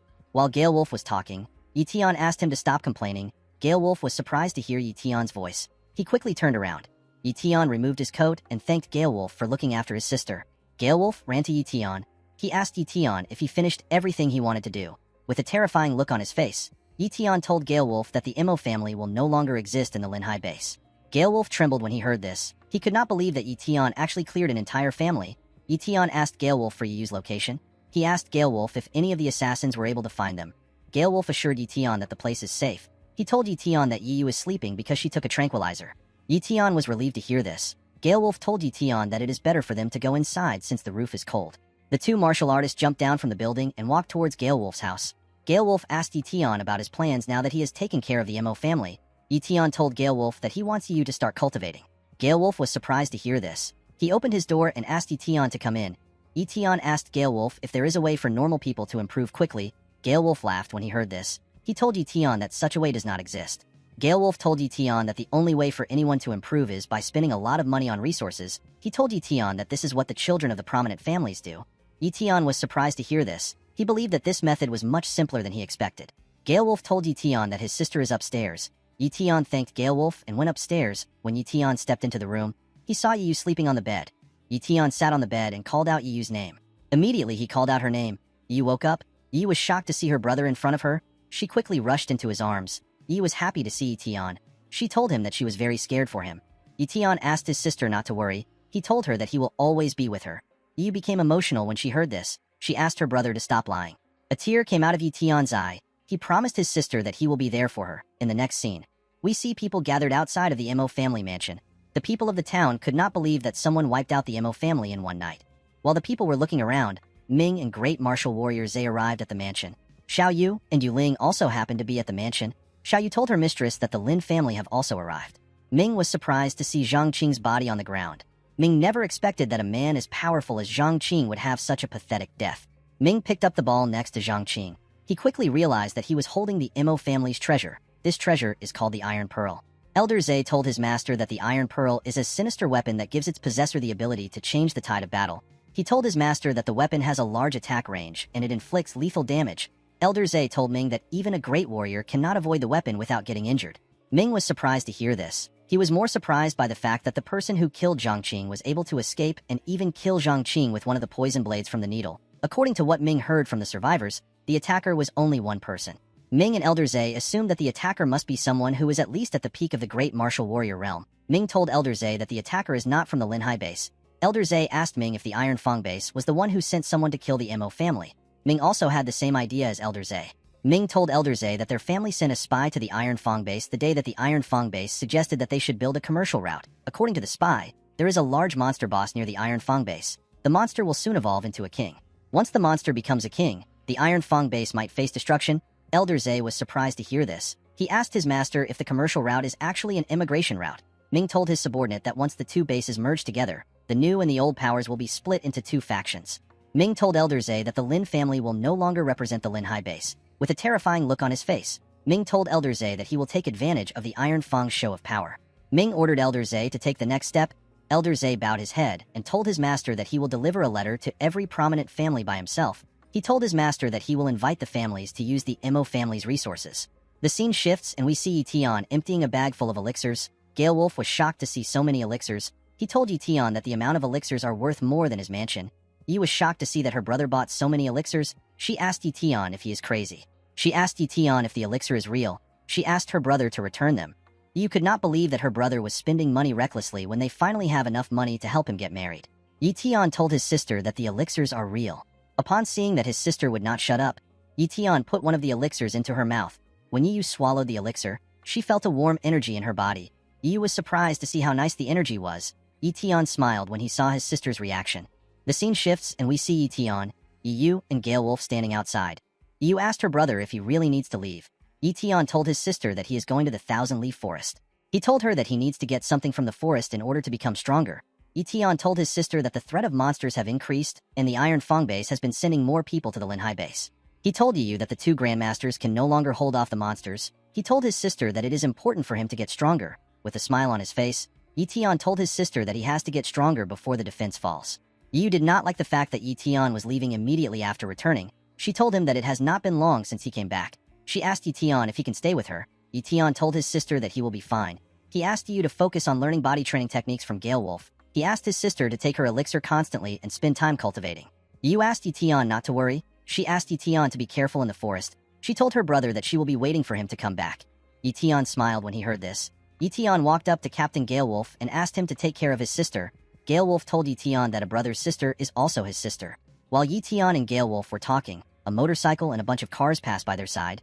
Gale Wolf immediately recognized the flag that was on the cars. He told Tian that the people in the car are from the Iron Fang base. Tian was surprised to see that the Iron Fang base came with such a large number. The man on the motorcycle screamed and said that he is at the Linhai base. This man's name is Sun Feng. He is one of the 4 great geniuses of the Iron Fang base younger generations. He is a mid-tier elite martial warrior. Gale Wolf told Tian that the cars are the Sun family's convoy. When Sun Feng drove past Tian saw something shocking. Tian saw Sun Feng's status. Sun Feng has a high cultivation talent and a mid-tier sword talent. Tian was surprised to see such high stats.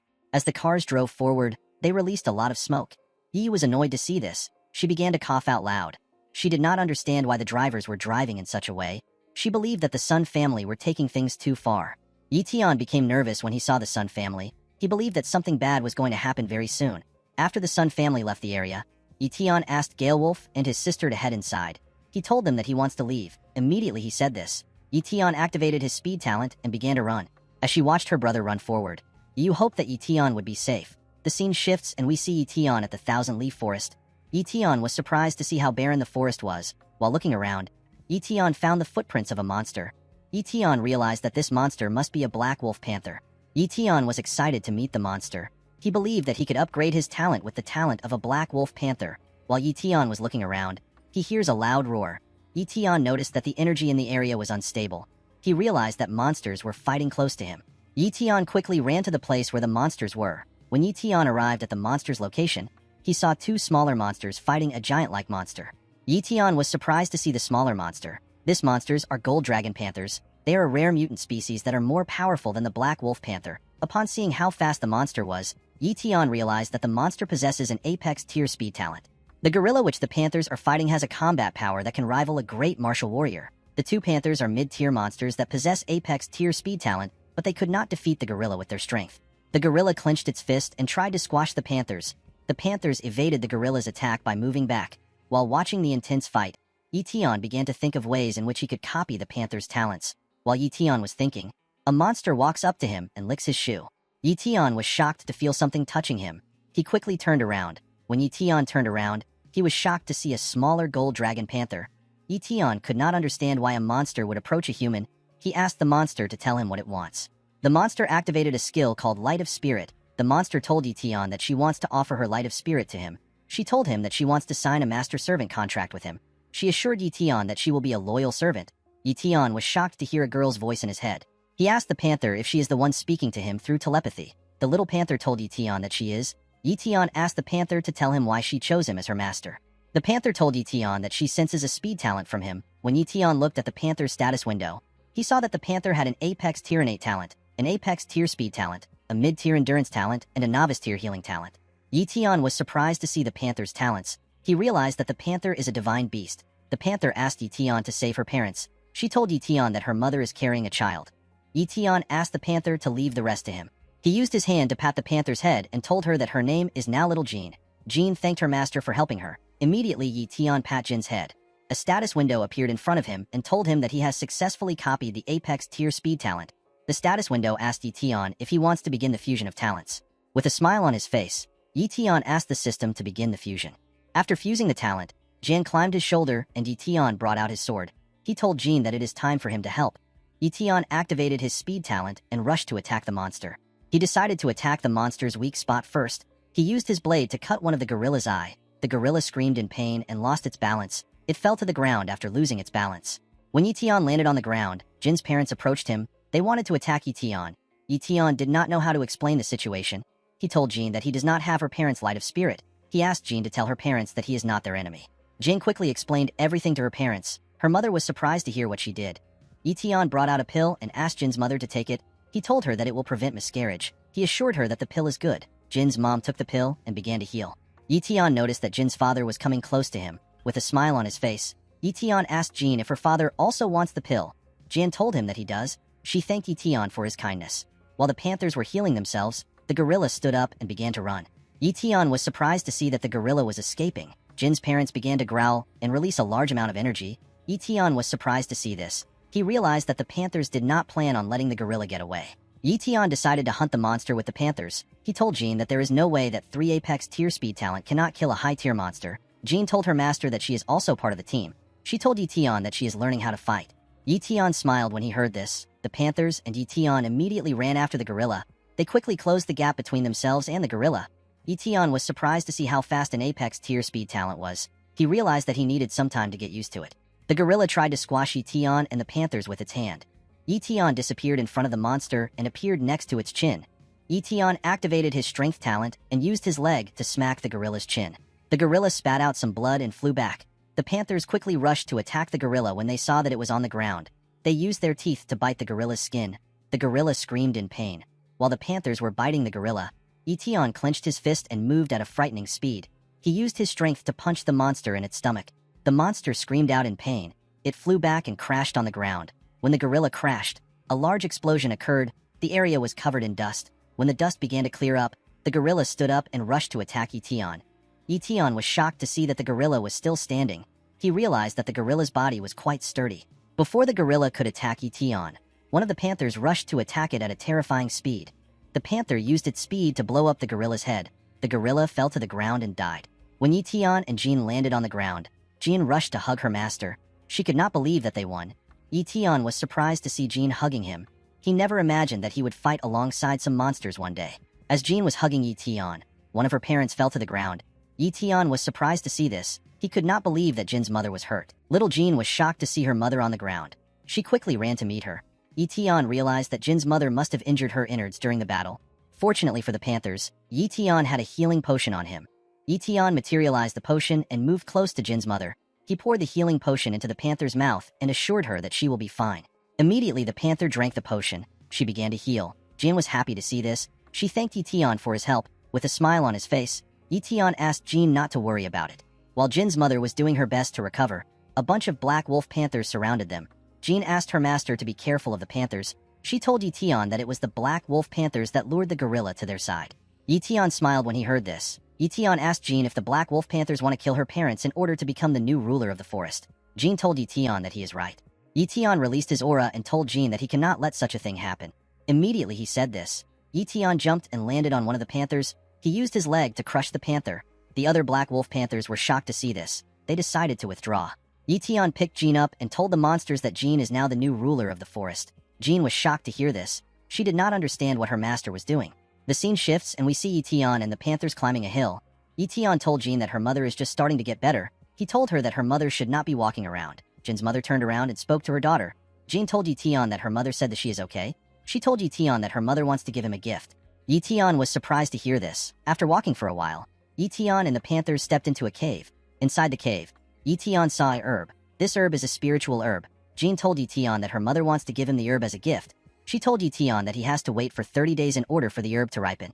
Yi Tian wondered if it was truly smart for him to wait 30 days for an herb. He was quite curious about its effects, so he decided to wait. A day later, we see Yi Tian assisting Jin's mother in giving birth. Yi Tian asked the panther to push well. After struggling for a while, the panther finally pushed out the baby. Yi Tian was happy to see the baby. He said that another ruler has been born. A month later, we see Yi Tian sniffing the herb. Yi Tian was happy to smell the fragrance which the herb was giving off. He realized that the herb had become ripe. Yi Tian took out the red fruit on top of the herb. Jin asked her master to eat the herb quickly. Yi Tian asked Jin to calm down. He ate and swallowed the herb. The moment Yi Tian did this, he spat out some blood. Immediately he spat the blood out. He began to feel excruciating pain in his chest. Yi Tian fell on the ground and passed out. Jin was shocked to see this. She did not expect the herb to have such an effect. Hours later, we see Yi Tian wake up. Yi Tian stood up and noticed that he was having a terrible headache. Yi Tian realized that he had gained a mental ability. Mental ability is a skill that can only be used by great martial warriors and above. Yi Tian could not believe that he could already use this skill even though he is only an elite martial warrior. Yi Tian noticed that he could now sense talents within 50 meters range. He was more surprised to see that he could now copy talents through the air. He quickly tested his new skill on the panthers. Without having to touch the panthers, the system asked Yi Tian if he wants to copy the mid-tier endurance talent of the panthers. Yi Tian declined this offer. He believed that endurance talent was not useful for him. Yi Tian believed that he needed to focus on improving his cultivation talent. He got up and decided to head home. He believed that he no longer had anything to do in the forest. The scene shifts, and we see Yi Tian thanking the panthers for their gift. Before Yi Tian could take a step, Jan ran to hug him. She told Yi Tian that she does not want to be separated from him. She begged him to take her along with him. Yi Tian smiled when he heard what Jin said. He told her that he has someone he wants to introduce her to. He told her that Yi will like her a lot. With tears in her eyes, Jin thanked her master. The scene shifts and we see Yi Tian running into the town. Jin was surprised to see the outside world. She told Yi Tian that the outside world is so interesting. Yi Tian called Jin silly when he heard this. He told her that the outside world is very dangerous. While Yi Tian was running, he saw something odd. He quickly stopped running and went to check out what he saw. Yi Tian was shocked to see students of the 5th Academy lying on the ground. Yi Tian did not understand what was going on. When he looked around, he saw someone he recognized among the bodies on the ground. Yi Tian saw Zhang Bao. Yi Tian quickly ran to help Zhang Bao. He picked Zhang Bao up and asked him to tell him what happened. Zhang Bao woke up when he heard Yi Tian's voice. Yi Tian was happy to see that Zhang Bao was still alive. He quickly brought out a bottle filled with blood. Yi Tian asked Zhang Bao to drink the high-tier monster blood in order to regain his strength. After drinking the blood, Zhang Bao told Yi Tian what happened. Yi Tian was surprised to hear that the 5th Academy students were robbed by warriors from the Iron Fang base. Zhang Bao revealed to Yi Tian that monsters have taken over the Iron Fang base. He told Yi Tian that thousands of people from the Iron Fang base have escaped to their base. Due to the commotion in the base, robbers are quite active and the base has become a mess. Yi Tian asked Zhang Bao to tell him who is in charge of the base. Zhang Bao told Yi Tian that the Lin family is still in charge, but they have now become figureheads. Yi Tian was not surprised to hear this. He already expected that the Iron Fang base would take over their base. The scene shifts, and we are taken to a dojo. We see Gale Wolf practicing sword arts with someone in the dojo. Gale Wolf used his sword to crush the person's sword. The person turns out to be Yi Yu. Yi Yu fell to the ground and complained about losing again. Gale Wolf told Yi Yu that she is doing well. He told her that she has talent. Yi Yu took off her headgear and told Gale Wolf that she is good because he is the one that taught her. Someone claps for Yi Yu when they heard what she said. Yi Yu turned around to see who was clapping. The person turns out to be Yi Tian. Yi Yu was happy to see her brother. She quickly ran to hug him. Yi Tian told his sister that she is too excited. While Yi Yu was holding her brother tightly, Jean showed herself to Yi Yu. Yi Yu was happy to see a kitten. She asked Yi Tian for her name. Yi Tian introduced Jean to Yi Yu. Yi Yu took Jean and ran off. Yi Tian was surprised to see this. Gale Wolf laughed when he saw this. He asked Yi Tian if he is surprised that Yi Yu chose a pet over him. Yi Tian was happy to hear Gale Wolf's voice. He thanked Gale Wolf for helping Yi Yu. Yi Tian realized that his sister was already a martial apprentice. The two men stepped outside. Gale Wolf asked Yi Tian if he has heard about the Iron Fang base. Yi Tian told him that he has. He asked Gale Wolf if anything happened at his house. Gale Wolf asked Yi Tian not to worry. He assured Yi Tian that his place is safe. Gale Wolf revealed to Yi Tian that Xiao Yu came to his place after he left. Xiao Yu gave Gale Wolf a cross and told him that no one from the Iron Fang base will think about harassing them after seeing the cross. Yi Tian smiled when he heard this. He could not believe that Xiao Yu did such a kind thing. Gale Wolf told Yi Tian that he was never in a situation where he had to use it. He told Yi Tian that he only encountered one problem during his leave.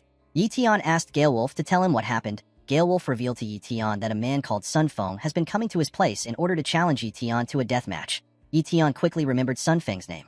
Gale Wolf told Yi Tian that Sun Feng is one of the 4 great geniuses of the Iron Fang base. He told him that Sun Feng has been challenging elite martial warriors since he came to the Linhai base. Gale Wolf told Yi Tian that Sun Feng has not lost a single challenge since he began. He asked Yi Tian to be careful. He told him that Sun Feng is not someone to be messed with. Gale Wolf noticed that Yi Tian was not responding. He turned around and asked Yi Tian if he is listening. When Gale Wolf turned around, he saw Yi Tian smiling like a crazy person. Yi Tian was excited to fight Sun Feng. While Gale Wolf was talking to Yi Tian, Sun Feng drove his bike to Yi Tian's front. He quickly stopped his bike when he got close to Yi Tian. Yi Tian was surprised to see Sun Feng. Sun Feng immediately recognized Yi Tian. He was happy to see that Yi Tian had finally returned. Sun Feng believed that Yi Tian should already know why he came. He told Yi Tian to meet him tomorrow at Manhwa Plaza at 10 a.m. He told Yi Tian that the wager for their duel will be a bronze rank blade skill. With a devious smile on his face, Sun Feng asked Yi Tian if he will dare to come. Yi Tian looked at Sun Feng's status window. He carefully released his aura and copied Sun Feng's high-tier cultivation talent. With a smile on his face, Yi Tian told Sun Feng that he will come to the plaza. Sun Feng told Yi Tian that he will be waiting for him. Immediately he said this, he drove off. After Sun Feng drove off, Gale Wolf told Yi Tian that he was too impulsive. He told him that Sun Feng's strength is unfathomable. He told Yi Tian that the current him will definitely lose to Sun Feng. Yi Tian clenched his fist when he heard this. He told Gale Wolf that he does not know the future. At night, we see Yi Tian looking at his status window. Yi Tian already had a high-tier cultivation talent. He decided to add Sun Feng's cultivation talent to his own. The system asked Yi Tian if he wants to fuse his cultivation talent. Yi Tian accepted this request. After the talents fused together, Yi Tian's cultivation talent reached the apex tier. Yi Tian walked up to his balcony and looked down. He was very excited to fight tomorrow. The next day, we see Sun Feng sitting on a chair at the plaza. Next to Sun Feng's chair is a monument set up by the Lin family. People gathered around the plaza to see who Sun Feng was going to duel with. One of the people in the plaza told the others that Sun Feng is dueling with a boy called Yi Tian. The people believe that Yi Tian was unlucky for him to be fighting Sun Feng. Sun Feng also plans to destroy the Lin family's merit monument after winning the duel. The people at the plaza realized that Sun Feng was destroying the monuments of each family of the Linhai base. Sun Feng destroys this monuments while dueling. The people realized that Sun Feng is doing this in order to crush the influence of the prominent families. They were surprised to see that Sun Feng wanted to destroy the monument of the Lin family. Among the people in the plaza were Yuling and Xiao Yu. Xiao Yu asked her mistress if Yi Tian will come. She told Yuling that she is a little worried about Yi Tian. Yuling asked Xiao Yu not to worry about Yi Tian. She told her that Yi Tian might not be able to defeat Sun Feng, but he will definitely survive the duel.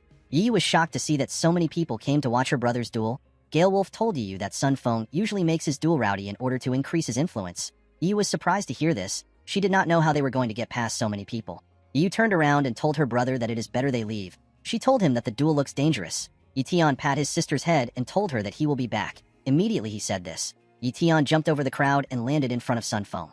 When Yi Tian stood up, we see him wearing a nice suit. Yi Tian thanked Sun Feng for waiting for him.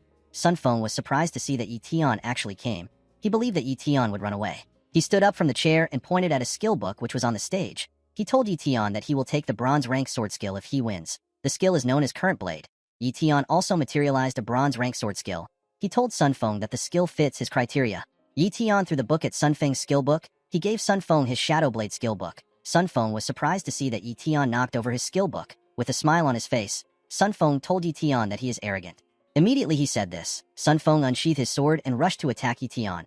Upon seeing Sun Feng rushing towards her brother, Yu screamed out Yetion's name and asked him to be careful. The people next to Yu were shocked to hear her call out Yetion's name. Yetion smiled when he saw Sun Feng coming closer to him. Sun Feng used his sword to attack Yetion when he got close to him. Our boy easily dodges the attack. Sun Feng was shocked to see how fast Yetion was. He began to attack Yetion more aggressively. Our boy was not even bothered by Sun Feng's slashes. Sun Feng asked Yetion if his zodiac sign is that of a rat. He told Yetion that he's simply dodging without fighting back. Sun Feng got angry and carefully swung his sword at our boy. Yetion dodged the attack by bending his head, but Sun Feng was able to cut part of his hair. Our boy clenched his fist and punched Sun Feng in his stomach. Sun Feng spat out some blood when he received the punch. Some bones in his body shattered and he got pushed back. The people at the plaza were shocked to see Sun Feng getting beat up. They could not believe that Sun Feng was taking blows from an unknown martial artist. With a smile on his face, Yetion asked Sun Feng if he still sees him as a rat. Sun Feng stood up and told Yetion that he is quite talented. He told him that he will no longer hold back. Immediately Sun Feng said this. He took a stance and gathered energy around him. He swung his sword and used a technique called Wind Slash. This technique sent multiple spinning slashes at Yetion. Our boy was surprised to see the technique. He quickly jumped and dodged the attack. One of the slashes cut the Lin family monument. The monument fell and shattered. We see Ming standing behind the monument. Ming was annoyed to see what happened. He could not believe that Sun Feng had the courage to destroy his family's merit monument. Yetion told Sun Feng that he has a remarkable sword skill. While doing his best to catch his breath, Sun Feng looked at Yetion with disbelief in his eyes. He could not believe that our boy was actually able to dodge his wind slash. Yetion told the loser that he enjoyed dragging their fight. Sun Feng could not believe what Yetion was saying. He asked Yetion if he prolonged the fight because he wanted to see the sword skill. Our boy smiled when he heard this. He told Sun Feng that he only fought him because he wanted to see the demonstration of his sword skill. He told him that he never saw him as an opponent because he is not worthy to be won. The sentence really got to Sun Feng. He jumped and tried to attack Yetion from above. The moment Sun Feng's sword came close to our boy, he used his bare knuckles to break the sword. Sun Feng was shocked to see this. He did not understand what was going on. Yetion grabbed the loser's face and smashed his head on the ground. The people were shocked to see this. They could not believe that a genius of the Iron Fang base has lost to an unknown martial artist. While looking at Sun Feng's body, Yetion smiled. He could not believe that he had to engage in such a boring fight. Xiaoyu was happy to see that Yetion actually won. She called Yetion an awesome individual. Yuling smiled when she saw that our boy overpowered Sun Feng. She assured herself that Yetion will belong to the martial pavilion. Yetion walked up to a table and raised it up. Underneath the table was the wind slash technique which Sun Feng promised Yetion. Our boy picked up the book and smiled. He thanked Sun Feng for his technique. While Yetion was looking at the skill book, Yu called out to him. Yetion turned around and smiled. Yu was shocked to see how strong her brother had become. She told Yetion that he is amazing. Our boy began to laugh when he heard this. Yu grabbed her brother's hand and asked him to help her become as strong as him. As Yetion and his sister walked away, Ming and Elder Zay watched them. Elder Zay told his master that Yetion actually won. Ming did not see this as a thing to celebrate because his family's merit monument fell. Elder Zay asked Ming for their next course of action. Ming told the elder that he does not need to guard him for a while. He asked Elder Zay to guard Yu instead. He told him that the Sun family will not let the incident slide. The scene shifts and we are taken to Gale Wolf's mansion. Yetion was reading the wind slash technique. He was surprised to see that the technique could increase his attack power by 6-fold. He realized that Sun Feng's attacks were strong because of his technique. Our boy placed the book down and stretched his body. He stood up and walked up to the window. While looking outside the window, Yetion opened his status window.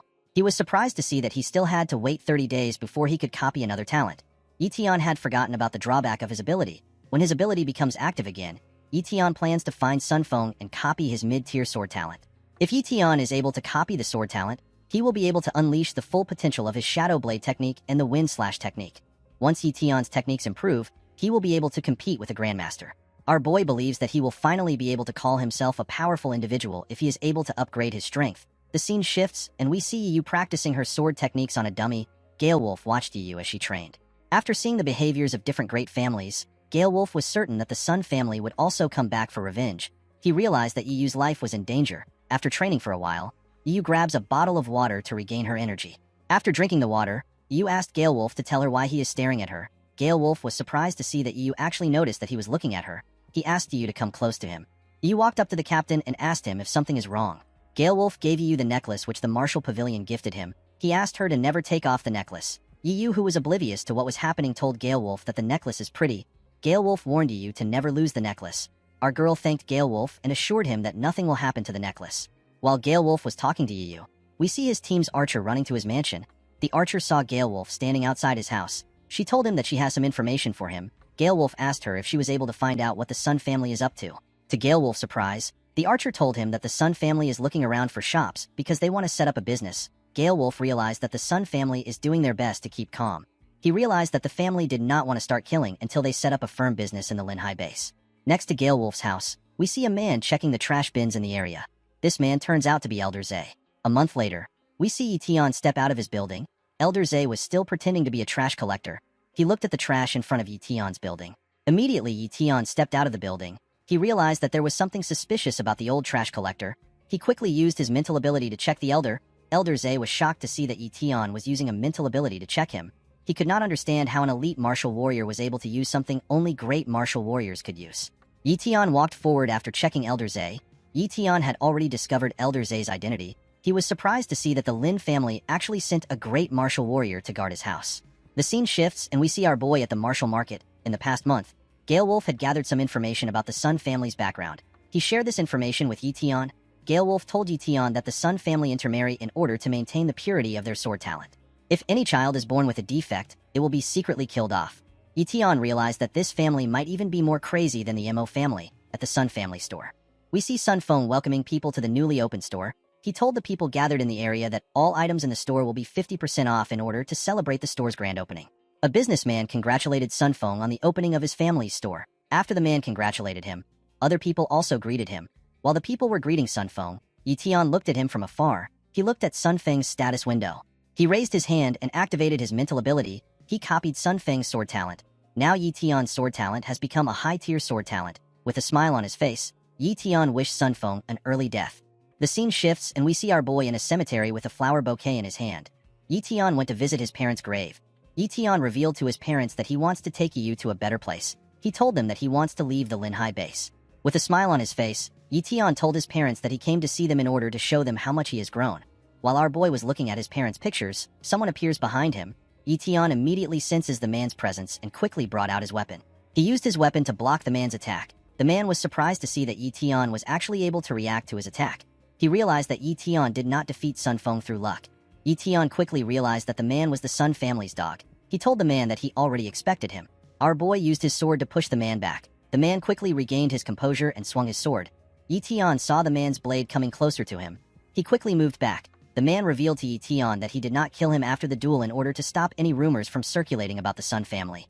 The man asked Yetion to thank him for allowing him to live for another month. Immediately the man said this. He and Yetion rushed to attack each other. The man and Yetion attacked each other aggressively. The two men matched each other's speed in the fight. Our boy carefully blocked the man's attacks. While the two were fighting, the man pushed Yetion past his parents' grave. The impact of the men's fight pushed the bouquet away. Our boy quickly pushes the assassin back when he noticed this. The man told Yetion that his name is Chimeng. He told him that he is Sun Feng's master. Chimeng explained to Yetion that Sun Feng is like a son to him. With a creepy smile on his face, Chimeng told our boy that he must die for injuring Sun Feng. Chimeng told Yetion that he came to a perfect place to die. Our boy simply ignores Chimeng and picks up the bouquet. He placed the bouquet in front of his parents' grave. Chimeng told Yetion that he will bury him alongside his parents if he gets on his knees and beg for forgiveness. With a smile on his face, Chimeng told Yetion that Yi will soon join him in hell. Our boy clenched his fist when he heard this. With a deadly look in his eyes, Yetion told Chimeng that he will die for what he said. Our boy activated his apex tier speed talent and disappeared in front of Chimeng. Chimeng was shocked to see this. Before he could comprehend what was happening, Yetion appeared in front of him and kicked him in the stomach. Chimeng screamed out in pain. He wanted to run away by jumping, but Yetion simply went higher than him. Our boy grabbed Chimeng's jacket and threw him with a crazy amount of energy. Chimeng crashed into a field. When the dust in the area cleared up, we see Chimeng lying on the ground. As Chimeng's eyes slowly closed up, he saw our boy walking towards him. Chimeng was terrified to see Yetion's strength. He believed that our boy was a grandmaster. After searching Chimeng's dead body, Yetion found a skill called Twilight Blade. Our boy was certain that the skill would be good. He also took Chimeng's blade because it was much better than his. Yetion was happy to see that he gained from the fight. When our boy looked up, he noticed that everywhere had gotten dark. Yetion began to run. He wanted to get home in order to avoid Yiyu's nagging.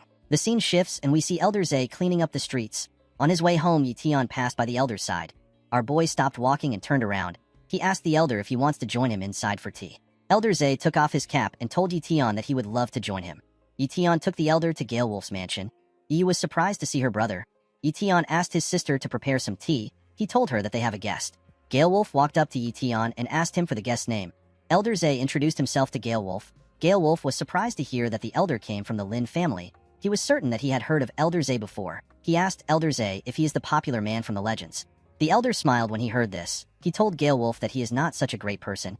Yu told her brother that the tea is ready. Gale Wolf turned around and went to get the tea from Yu. He told her that he will serve the tea himself. Gale Wolf smiled and carefully placed the tea on the table. Yu was surprised to see her master behaving courteous. She never assumed that he had such a nice side. Elder Zay knew that Yi invited him inside for something important. He asked Yi to tell him what he wants. Yi confirmed the elder's suspicion. He told the elder that he has something to talk about. He walked over to Yu and told the elder that he needs his help in transporting his sister to the martial pavilion. He told him that he wants to take his sister to Yuling. Yu was shocked to hear this. The elder was surprised to hear what Yi said. He could not believe that Yi actually had connections to the martial pavilion. He looked up and saw the token of the martial pavilion on our girl's neck. The elder placed his tea down and accepted Yi request. He told our boy that he will take Yu by himself.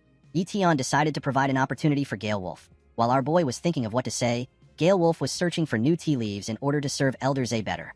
Our boy grabbed Gale Wolf and introduced him to the elder. He assured the elder that Gale Wolf would make a name for himself if he joins the Lin family. Gale Wolf was surprised to hear this. He could not believe that Yi was trying to let him join the Lin family.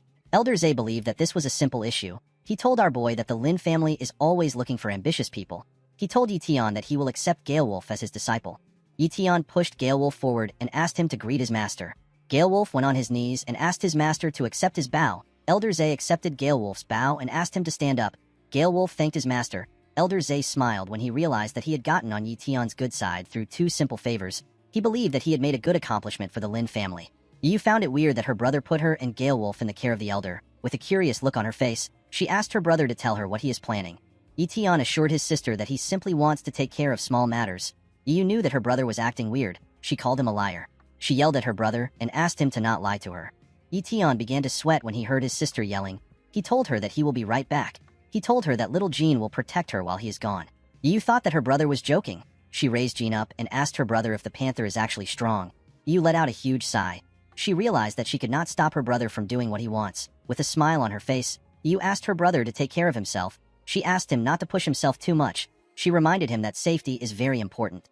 With a smile on his face, Yi told his sister that he will take care of himself. The scene shifts and we are taken to the Sun family's building. At the entrance of the building, we see two security guards discussing.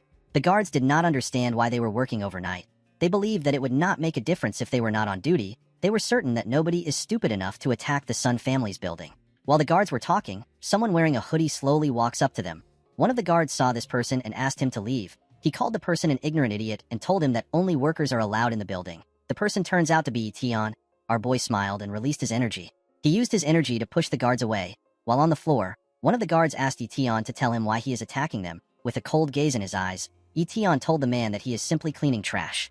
The alarm in the company rang. We see a man running to meet his boss. The man barged into the boss's office and told him that someone has broke into their company. The boss was surprised to hear this. He assumed that most people in the Lin High base were cowards. He could not believe that someone had the courage to attack them. The man smiled and said that someone has finally come to die. In the next scene, we see the guards rushing to attack our boy. Tion used his leg to kick the first guard that came close to him. He closed the gap between himself and the other guards. He used his strength to break the guard's bones. When the boss finally arrived, he was surprised to see that Tion had injured most of his men. With a smile on his face, the man asked Tion for his identity. This man's name is Sun Kong. He is the Sun family's patriarch and he is also Sun Feng's father. He is a great martial warrior at the peak of his realm. While holding one of the men he had beaten up, Tion pointed at Kong and told him his name. Kong was happy to see that our boy was courageous. He called out to the elders of the family. Immediately he called the elders. They jumped down from the roof. Our boy was shocked to see this. He could not believe that he was being ambushed. One of the elders landed behind our boy. Tion was surprised to see this. He quickly brought out his weapon. Before Tion could make a move, the elder activated his talent and used a technique called inescapable net to restrain him. Tion was surprised to see that the old man had a restraint talent. Our boy tripped and hit his face on the ground. The 5 elders landed in front of our boy. One of the elders could not believe that Tion came to fight them. The elders had been waiting for days. They were very disappointed to see that Etion was the one who came to fight them. Another elder with an eye patch told her fellow elders that they wasted their time. The old man among them walked up to Etion. He told our boy that he rarely makes a move. He asked Etion to consider it an honor for him to die in his inescapable net.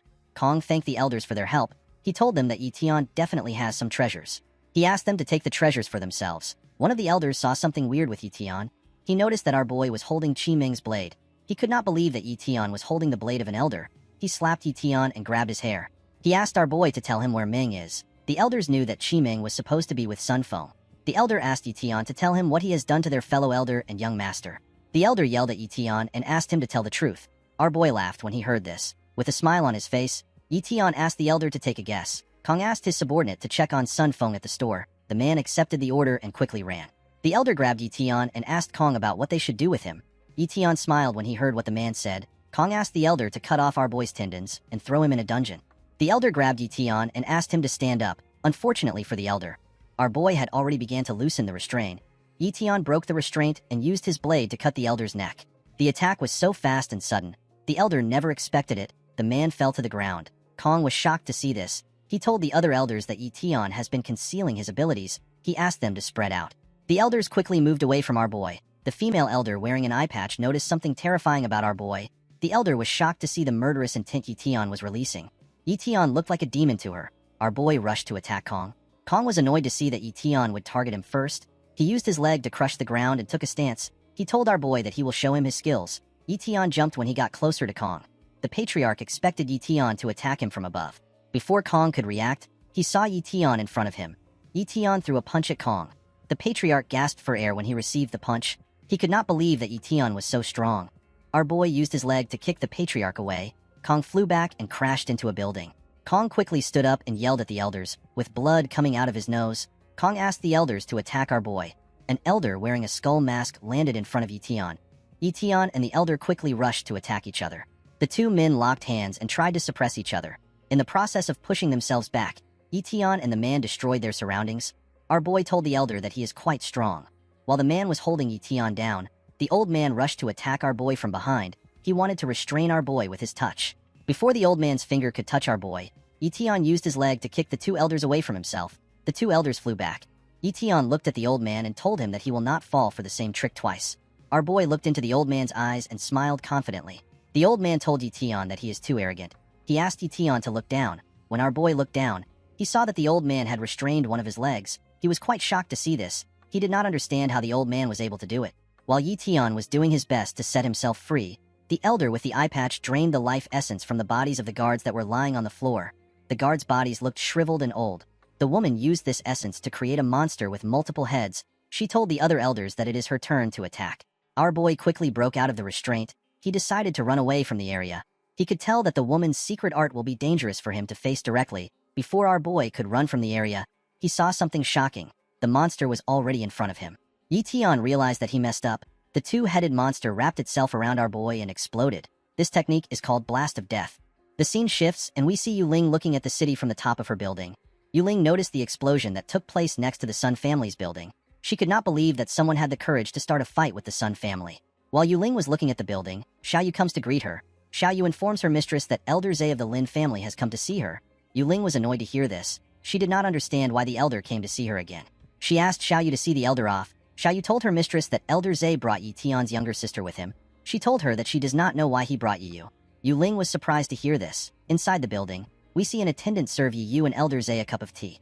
The elder thanked the attendant. Yu looked at the tea with concern in her eyes. She wondered if her brother was doing all right. The scene shifts and we are taken back to Etion. The explosion which occurred really damaged our boy. It made him lose his strength. Etion flew back and crashed on the ground. He made a giant hole in the ground when he crashed. Our boy screamed in pain when he was on the ground.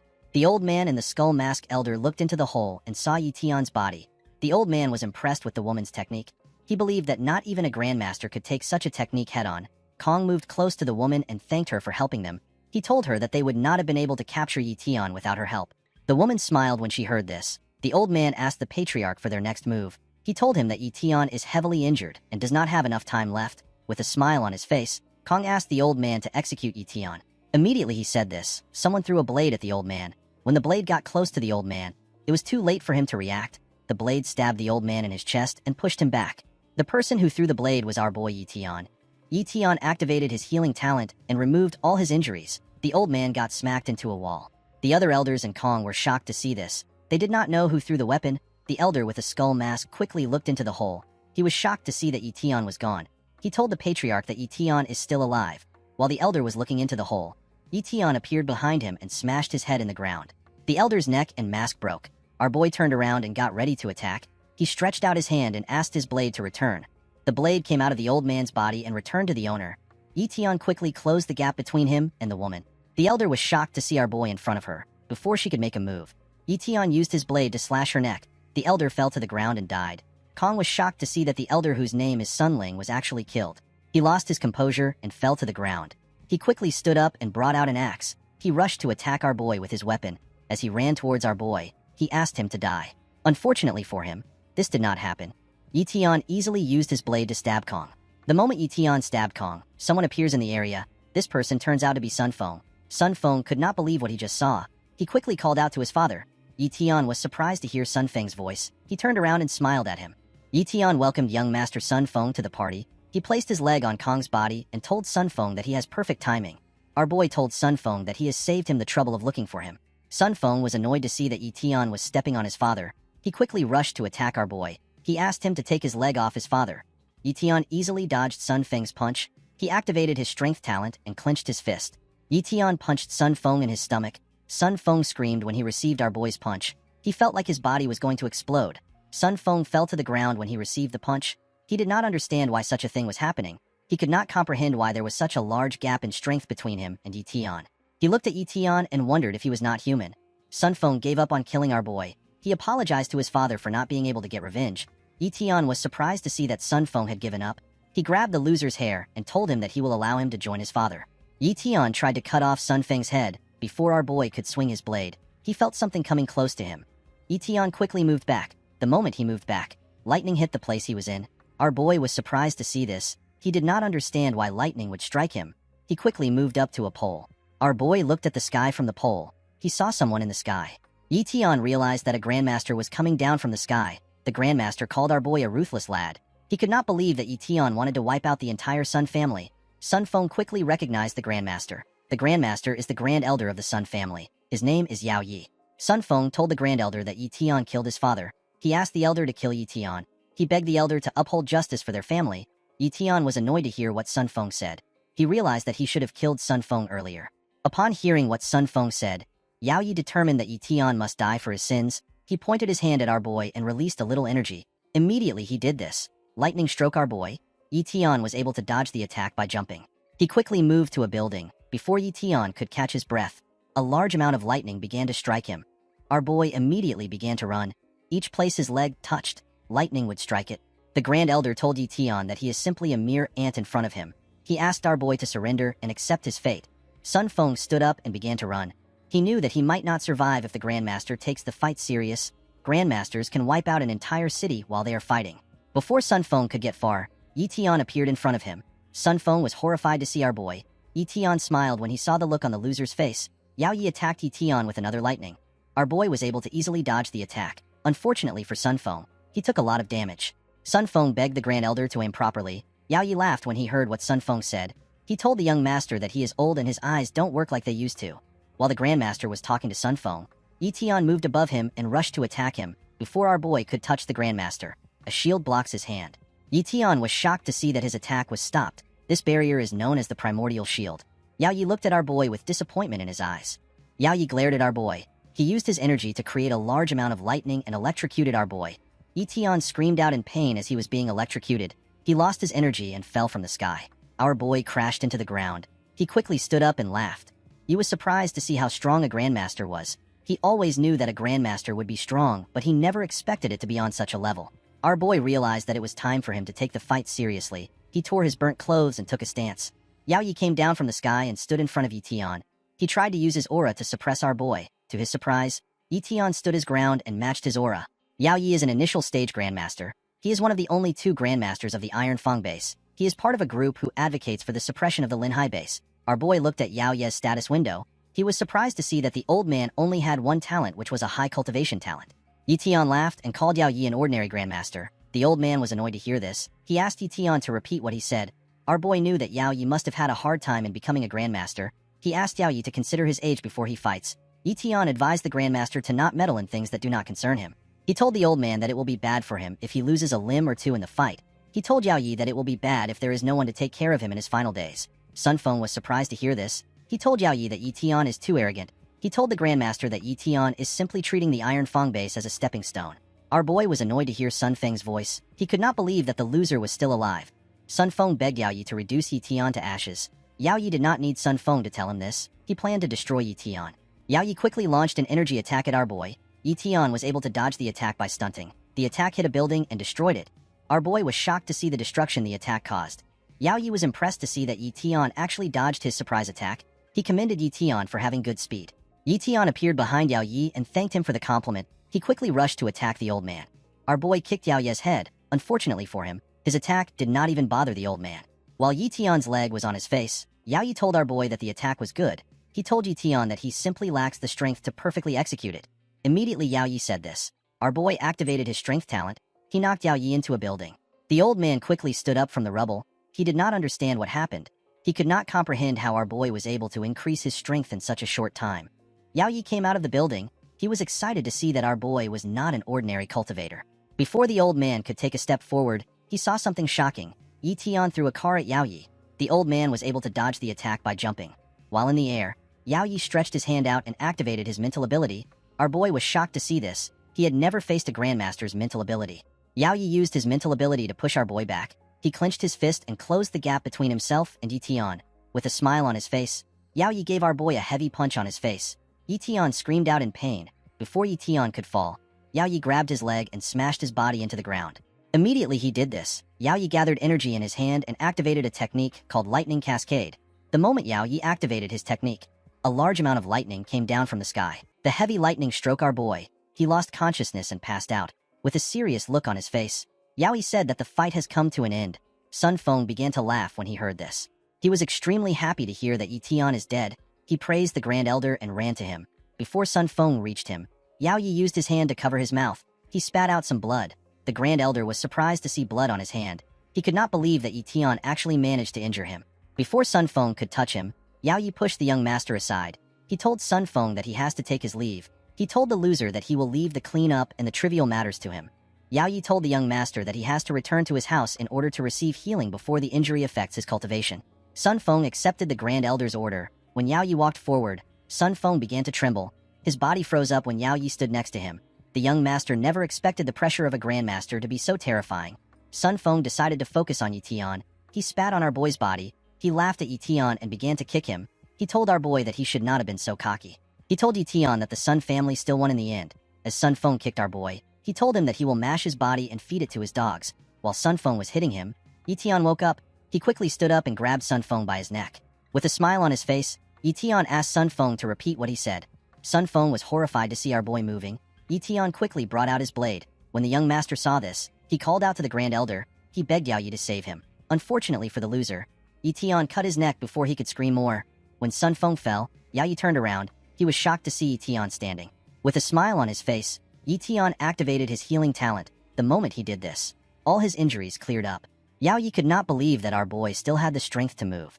He was more shocked to see that Yi had the same healing talent as an immortal jellyfish. The Grand Elder could not comprehend what was happening before him. He asked Yi to reveal his true identity. With a smile on his face, Yi told Yao Yi that he is simply a person who awakened a weak talent. Immediately he said this, he activated the wind slash technique. He sent a large amount of spinning energy blades at the Grand Elder. Yao Yi was shocked to see this. He did not understand how Yi was able to use the secret technique of the Sun family. Although Yi was using the Sun family's technique, he was actually able to create a larger number of blades. Yao Yi was shocked to see this. He realized that he could not dodge all the blades. The Grand Elder managed to dodge some of the blades. Unfortunately for him, he could not dodge them all. The blades cut and heavily injured Yao Yi. The old man's clothes turned to rags.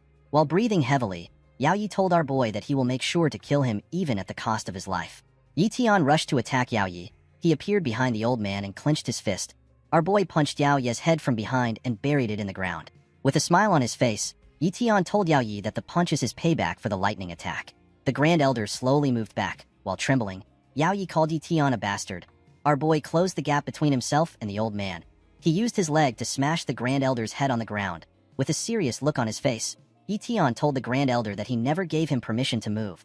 While Yi Tian's face was on his head, Yao Yi called out to someone known as Old Manly. Yao Yi asked Li if he is not going to interfere. Old Manly, who happened to be at the top of a building, told Yao Yi that he is at fault. The old man reminded Yao Yi that he warned him to not act recklessly in the Linhai base.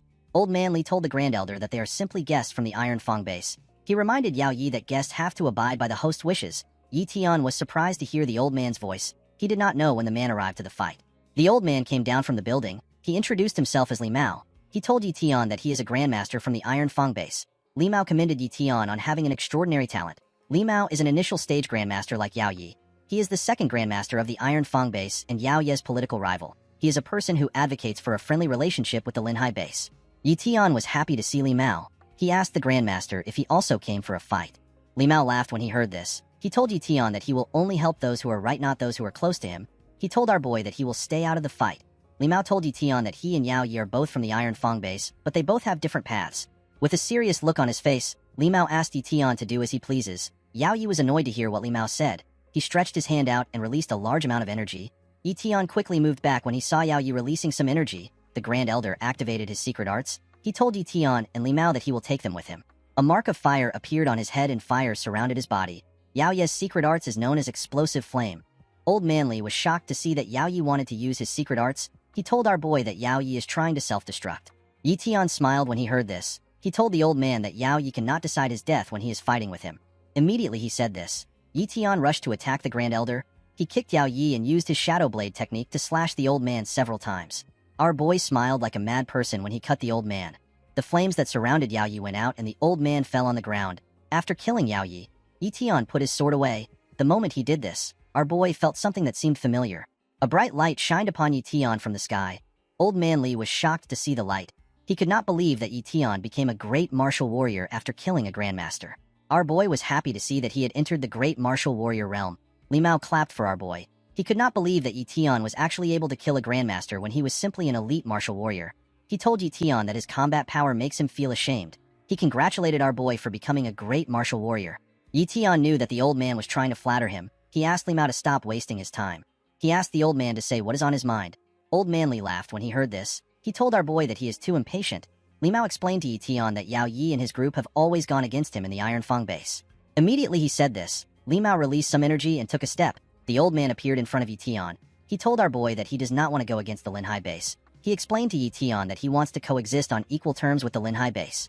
Yi Tian was very shocked to see how fast the old man was. Li Mao told our boy that he has already killed everyone in the Sun family. He begged Yi Tian to allow the other members of the Iron Fang base live in peace. He begged our boy to end his anger against the Iron Fang base. Old Man Li told Yi Tian that after the event that took place, the Iron Fang base and the Linhai base will unite as allies and they will forge a path to prosperity. He asked Yi Tian if he is okay with the terms. Our boy laughed when he heard this. He understood why Old Man Li was scared. He asked Li Mao to speak with the Lin family. He told him that the Lin family are the leaders of the Linhai base. Old Man Li was shocked to hear this. He asked Yi Tian if he does not want to rule an entire base. Yi Tian told the old man that he hates troublesome things a lot. After saying this, our boy told Li Mao that he has to leave. The old man was surprised to hear this. He told Yi Tian that they have things to discuss. Yi Tian ignored the old man and began to run. Old Man Li watched our boy as he ran. He realized that Yi Tian had a limitless future in front of him. The scene shifts and we are taken to the Lin family mansion. Inside the mansion, we see an old man trimming a plant with a pair of scissors. After carefully cutting the plant, the old man said that it looks perfect. This old man is the original patriarch of the Lin family. He is Lin Ming's father. His name is Lin Wanli, and he is a great martial warrior who is at the peak of his realm. While the old man was carefully positioning the plant, his son stepped into his room. Ming told his father that he has found the cause of last night's explosion. Wanli asked his son to speak. Ming told his father that the Sun family's building was attacked. Wanli was surprised to hear this. He believed that it is impossible for anyone to do this. He told his son that the Sun family has the support of a grandmaster. Ming asked Wanli if he still remembers the elite martial warrior he spoke about. This martial warrior is Yi Tian. Wanli told his son that he vaguely remembers Yi Tian. With a nervous look on his face, Ming told his father that Yi Tian has wiped out the entire Sun family and he has killed Yao Yi. Wanli dropped his scissors when he heard this. He could not believe that such a thing actually happened. Wanli could not believe that Yi Tian solved the issues of the hardline faction and the moderate faction of the Iron Fang base. The old man stood up and walked past his son. He told Ming that Yi Tian has allowed the Lin family and the Linhai base to be peaceful. Ming revealed to his father that Old Man Li wants to have a meeting with them right now. He told his father that Li Mao is already waiting for them in the tea room. Wanli was surprised to hear this. He realized that Old Man Lee did not want to give them time to think. He decided to meet the Grandmaster. While he ordered his son to tell all the factions in the Linhai base to protect Yition and his sister, he told Ming that all parties must help Yition if he decides to set up his own faction. With a serious look on his face, Wanli warned his son to never offend Yition. Ming became nervous when he heard this. He knew that his father's words were wise. The scene shifts and we are taken to the martial pavilion.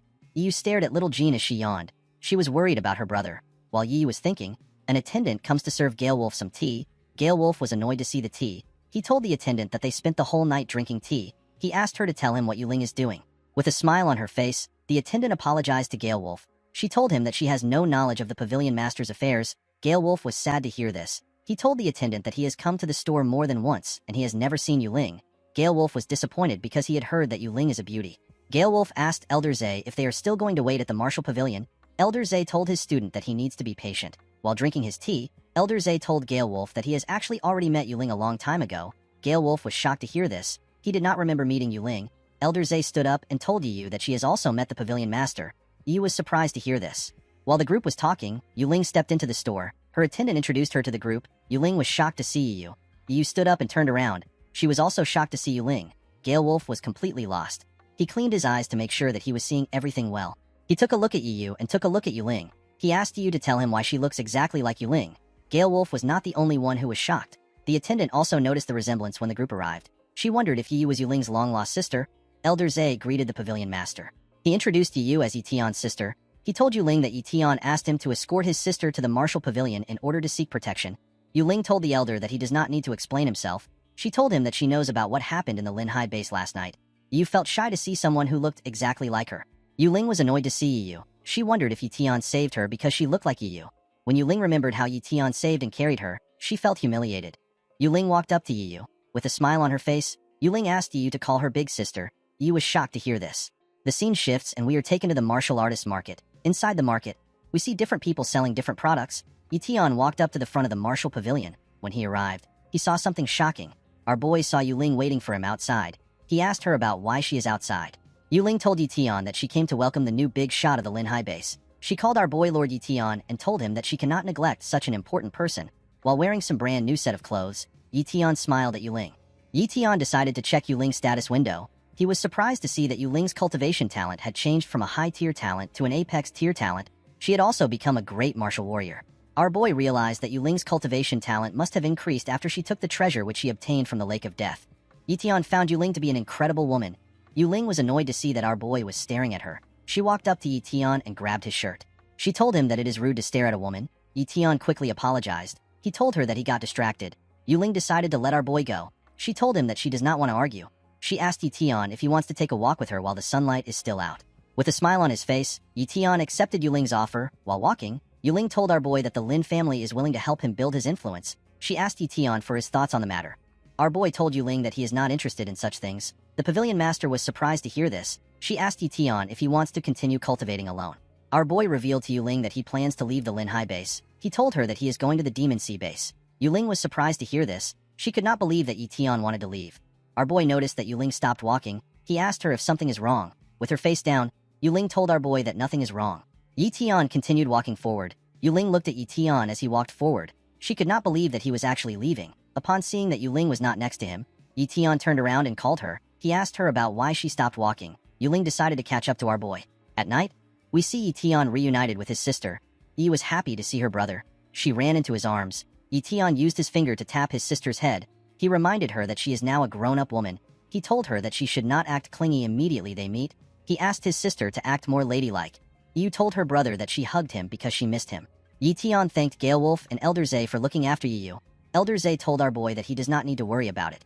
While Elder Zay and Yition were talking, Yuling and her assistant stepped into the room. When Yuling saw Yition talking to Elder Zay, she asked Xiaoyu to call a man known as Elder Yuzhong. She told Xiaoyu to tell the elder that she wants to see him in her office. She told her assistant that she has something important to discuss with the elder. Xiaoyu was surprised to hear that her mistress wanted to see Elder Yuzhong. In the next scene, we see Elder Yuzhong in Yuling's office. The elder asked Yuling if she has made her final choice. The pavilion master told the elder that she has. She asked the elder to handle the rest. The scene shifts and we see Yition preparing to leave.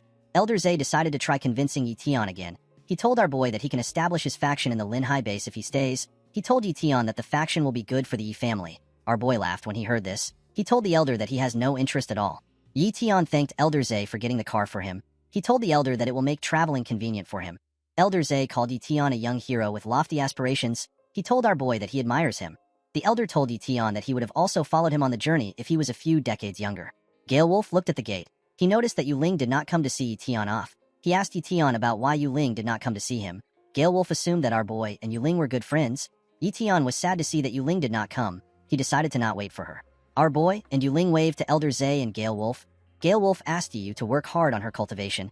He told her that she cannot slack off. Before our boy got into his car, Yu Ling asked him to wait. The pavilion master had changed her appearance into something different. Xiao Yu rushed to catch up to her mistress. Yu Ling opened the door of the car and sat down at the front seat. She asked Yi Tian to get in. Our boy was surprised to see this. He asked Yu Ling if she is also coming. The pavilion master believed that this was a stupid question. She told Yi Tian that she would not sit in the car if she did not plan to follow him.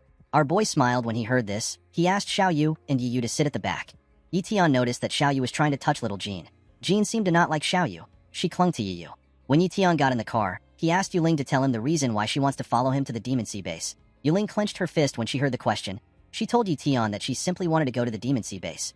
Yi Tian believed that Yu Ling was not being truthful to herself. He told her that she could have simply told him if she wanted to join him for an adventure. Our boy told Yu Ling that she does not need to behave in such a way. Yu Ling became annoyed when she heard this. She told Yi Tian that her trip to the Demon Sea base has nothing to do with him. She told our boy that she followed him because he has a car. With a smile on his face, Yi Tian told the girl that he understands her. While driving, Yi Tian waved his hand to Elder Zhe and Gale Wolf. As the car drove off, Elder Zhe told his student that Yi Tian's future is something to look forward to. When Yi Tian entered the main road, he bid the Linhai base farewell. While driving, Xiao Yu asked Yu to tell her why Jean would not allow her to touch her. She called Jean a disobedient animal.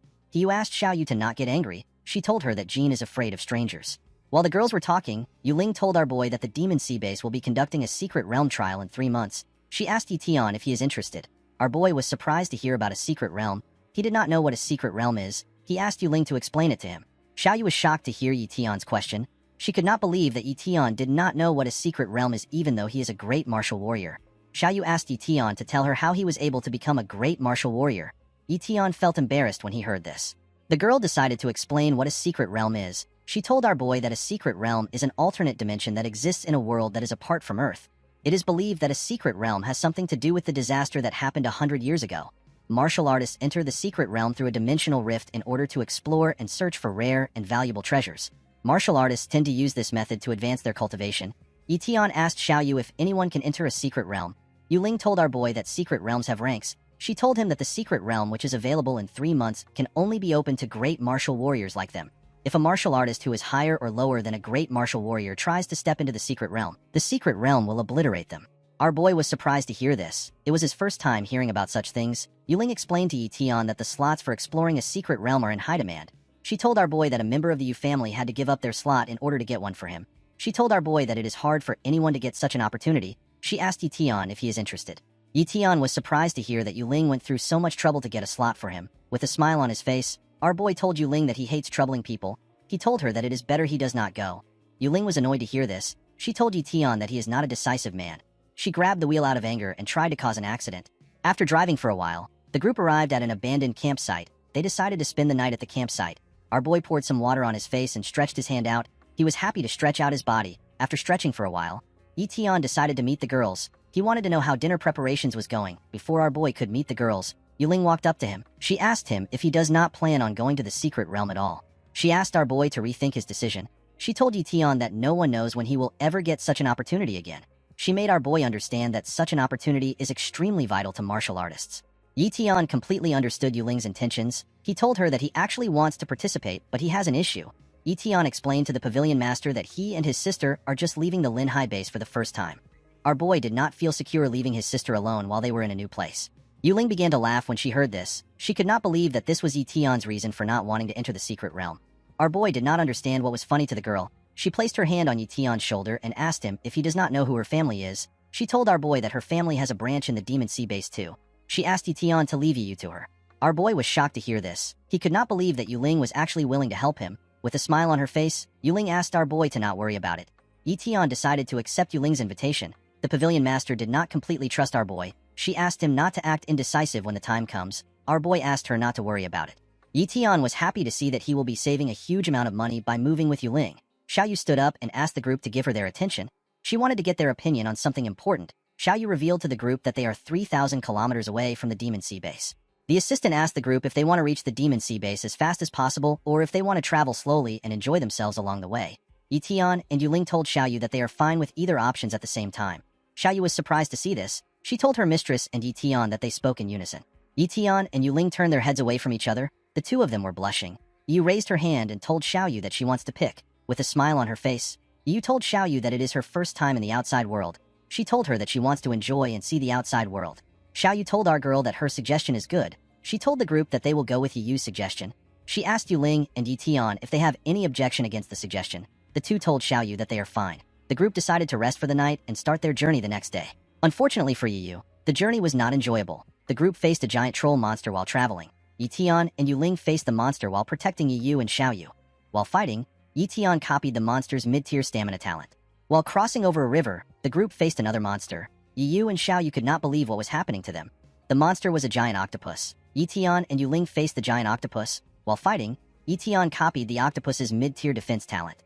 After traveling for 3 months, we see the group on a ship that was entering into a city. The bright sun shined on our boy's face. Yitian used his hand to block the sunlight. Our boy was happy to see that they finally arrived at the Demon Sea base. The Demon Sea base is a large-scale base that has a population of millions of people. The moment the ship arrived at the harbor, the captain asked the people on board to step out in an orderly manner. Yitian and the group stepped out and went into the city. Our boy was surprised to see the size of the Demon Sea base. Yuling explained to him that the Demon Sea base is divided into several districts. While they were walking, a car parked in front of them. Our boy was surprised to see this. A man in a suit stepped out of the car. With a smile on his face, the man introduced himself as a chauffeur of the Martial Pavilion's Demon Sea base. The chauffeur welcomed Yuling to the Demon Sea base. Our boy was surprised to see the car which came to pick Yuling up. He realized that the Martial Pavilion had more money than he expected. Yuling ordered her assistant to take Yu to the Martial Pavilion. She asked the two girls to get some rest. With a smile on her face, Xiaoyu accepted this order. As Xiaoyu pushed her towards the car, Yu called out to her brother. Yitian asked his sister not to worry about him. Yu was not convinced by what her brother said. She asked Yitian to come back to her. She reminded him that she will be waiting for him. Yitian smiled at his sister to reassure her. He told her that he will come back. Yitian and Yuling watched the car as it drove off. After they could no longer see the car, Yuling took out an elastic band and told our boy that they need to get down to business. The scene shifts and we are taken to a different district in the Demon Sea base. In this district, we see a helicopter flying to check on the people gathered below. Among the numerous people on the ground was Yitian and Yuling. Our boy told Yuling that a lot of average martial warriors are gathered in the area. Yuling explained to Yitian that the martial warriors came to watch because it is not every day they see great martial warriors. While people were talking, an old man noticed that the dimensional rift had appeared. The old man alerted the rest of the people in the area. When everyone looked up, they saw a small glowing hole in the sky. Yitian was surprised to see the size of the rift. He asked Yuling if it is possible for everyone to pass through such a small hole. The pavilion master smiled when she heard this. She told our boy that they cannot enter the rift with its current size. She told him that the hole needs to be broken with force. Yitian was shocked to hear this. He did not understand what Yuling was talking about. Immediately Yuling said this. A man began to float in the air. The people in the area were shocked to see the man. One of the warriors told everyone that the man in the air is King Yunhee. Everyone was shocked to see King Yun flying towards the rift. Yuling pointed at King Yun and told our boy that the man is a king rank powerhouse. Yitian was surprised to hear this. He realized that a king rank is the next rank after a grandmaster. Yunhee is a king rank powerhouse that comes from the Yun family of the Demon Sea base. People call him King Yunhee. Our boy could not believe that the Demon Sea base had such a powerful person. He became curious about how King Yunhee was going to break the rift. While in the air, Yunhee took his finger out of his pocket. With a bright smile on his face, Yunhee raised his finger up. The moment he did this, he released a small amount of energy from his finger. Immediately King Yunhee released some energy. A giant finger appeared in the sky. The warriors below were shocked to see this. A man asked the people around him about the secret technique which Yunhee is using. King Yunhee began to release more energy. He bent his body and pointed his finger at the rift. The moment he did this, the giant finger pressed the rift. The finger pressed and punctured a hole in the rift. The hole in the sky widened. The people below were shocked to see this. They began to hail Yunhee. They called him an awesome person. Yunhee moved to the ground and landed in the middle of the crowd. When our boy saw Yunhee in front of him, he became curious about the man's talent. Yitian decided to check King Yunhee's talent. When Yitian checked Yunhee's status window, he saw that King Yunhee had a transcendent cultivation talent and he had a novice tier spatial talent. Our boy was surprised to see a transcendent cultivation talent. He realized that the next tier after apex tier is transcendent tier. Yitian was happy to see a new tier of talent. He decided to copy the talent. While the people were hailing Yunhee, someone talks to them through a speaker. The person announced that the secret realm is now open. The person asked the participants to get ready. He told them that they will enter the secret realm in 5 minutes' time. As Yun He walked forward, people continued to hail him. Our boy watched as the man walked forward. He remembered that Yun He also had a spatial talent. Yi was curious about how such a talent would work. He wanted to copy it, but he could not do anything due to his talent's restrictions. He decided to copy the talent the next time he sees King Yun He. Yi did not completely feel bad because he had already gotten a huge gain by raising his cultivation talent to the transcendent tier. Yuling brought out a watch and a pouch for our boy. She explained to Yi that the pouch is known as an interdimensional storage pouch. It is used to store many things. The watch is a GPS tracking watch that can display the location of one's partner. The pavilion master asked our boy to take the items. Yi thanked her for her help. Yuling explained to our boy that they can land in different locations in the secret realm. She asked our boy to do his best to regroup with her. She told Yi that it will be bad for them if they cannot leave the secret realm within a month. She explained to him that they will have to wait for 10 years for the secret realm to reopen if they cannot leave within a month. Our boy was surprised to hear this. He told Yuling that he completely understands. While the two were talking, a huge man appeared behind our boy, with a terrifying tone in his voice. The man called Yuling sis and asked her if Yi is the professional which she mentioned. The man did not believe that Yi was actually a great martial warrior. He asked Yuling if she is sure about our boy's identity. The other warriors were terrified to feel the huge man's aura. A warrior wearing a tracksuit said that our boy is doomed for having a dangerous opponent focus on him. Another warrior told the tracksuit man that it is better they don't stay near the huge man. Yuling released some energy and asked the man named Yu Chao to be respectful to Yi. She told Yu Chao that Yi is her friend. Yu Chao tapped Yi back and told Yuling that he cannot be respectful to some loser who came from a tiny town and stole his friend's place in the secret realm. The huge idiot called our boy a loser. He believed that Yi did not react because he was scared. Oddly enough, Yi did not say anything to the idiot.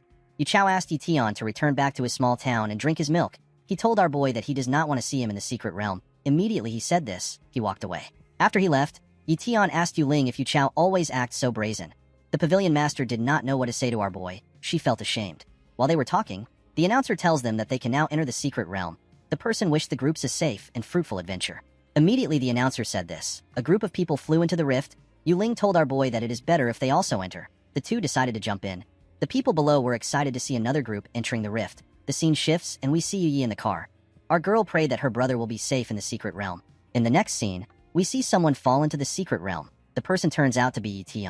Our boy crashed when he landed in the realm. He quickly stood up to look around. When Yi looked up, he saw a red sky and withered trees. In front of our boy was a large traditional house. While looking at the building in front of him, something hits Yi shoe. When our boy bent down to see what was next to his shoe, he saw a flower. He picked up the flower to get a closer look at it. Yi was surprised to see that he was holding a 100-year-old spirit ginseng. When our boy looked around him, he saw a large amount of the spirit ginseng. Yi was happy to see the amount of spirit ginseng in front of him. He realized that he was going to become rich. Our boy took out his storage pouch. He pointed the pouch at the large garden in front of him. Immediately he did this. The pouch drew the spirit ginsengs into itself. Upon seeing how bulky his pouch was, Yi said that his greedy sister would faint if she saw the amount of spirit ginseng he took. Our boy decided to explore the area for more treasures. While walking around, Yi saw a dead martial artist on the ground. Our boy could tell that the man was attacked by monsters the moment he landed in the secret realm. Yi realized that he should never let his guard down in the secret realm. While looking at the body, our boy's watch began to beep. When Yi looked at his watch, he realized that Yuling was in trouble. The scene shifts and we see something smack Yuling. Our girl held her sword and tried to stand up. Unfortunately for her, she was already too weak. While trembling, Yuling prayed that Yi would come to save her. The monsters, which turned out to be goblins, moved closer to Yuling when they saw that she had gotten weaker. Yi ran towards Yuling at his top speed. As he ran forward, our boy saw more traditional buildings in the secret realm. After running for a while, Yi arrived at the front of a huge building. Inside the building, we see Yuling barely hanging on as she fought two goblins. While she was fighting the goblins, another one jumped from the ceiling.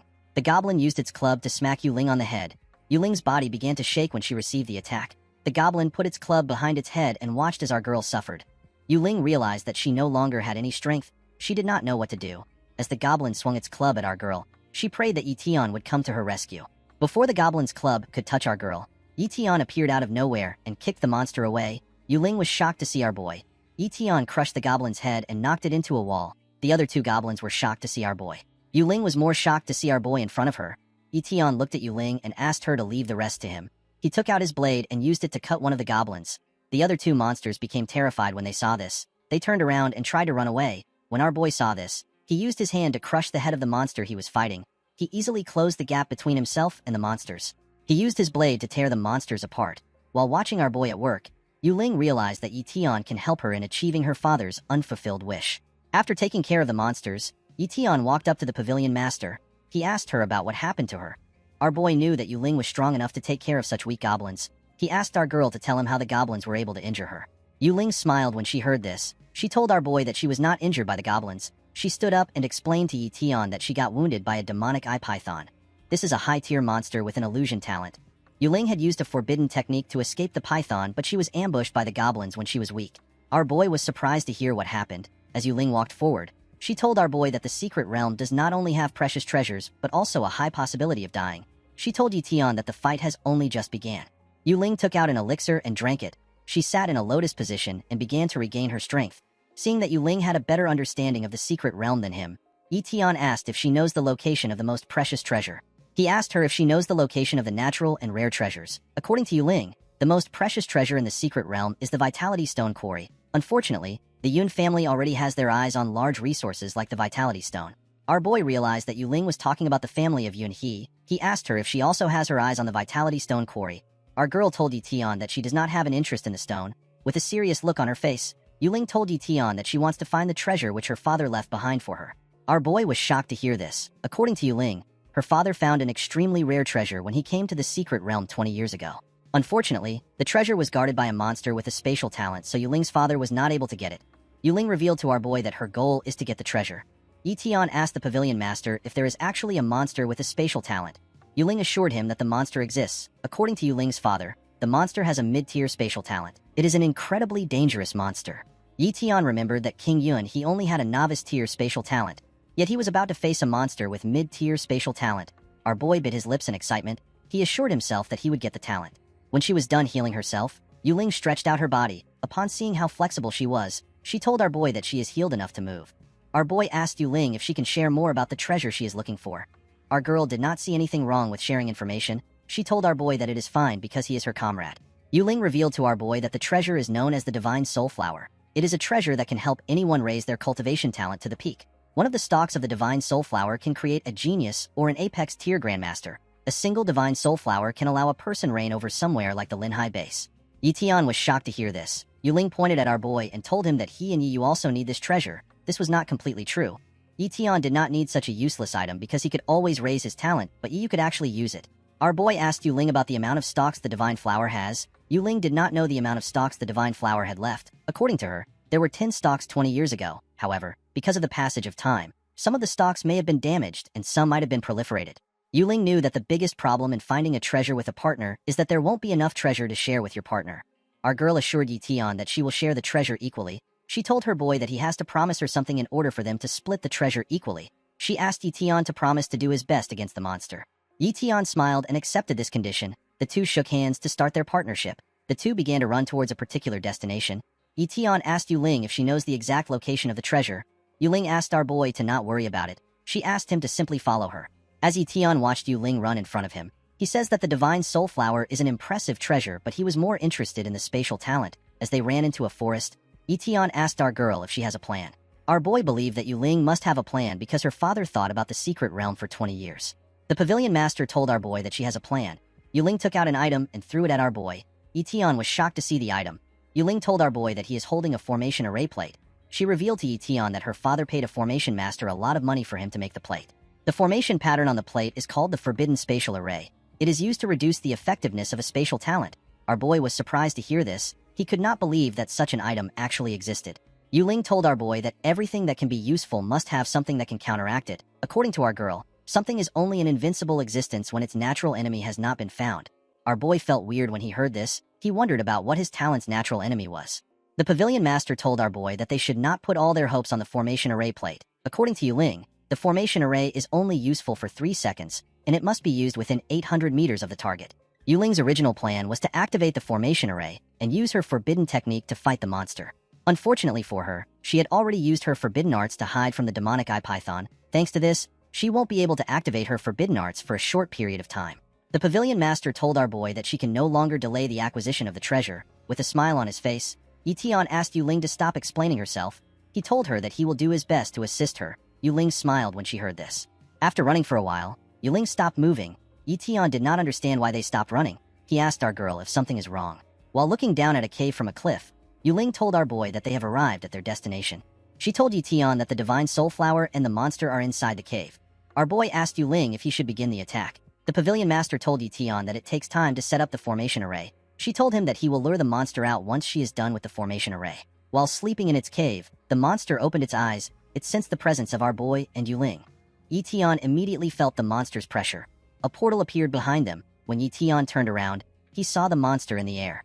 Yuling was shocked to see the monster.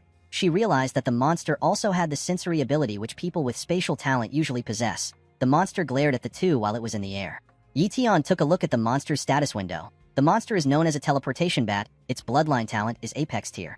Its spatial talent is mid-tier, and its gigantism talent is also mid-tier.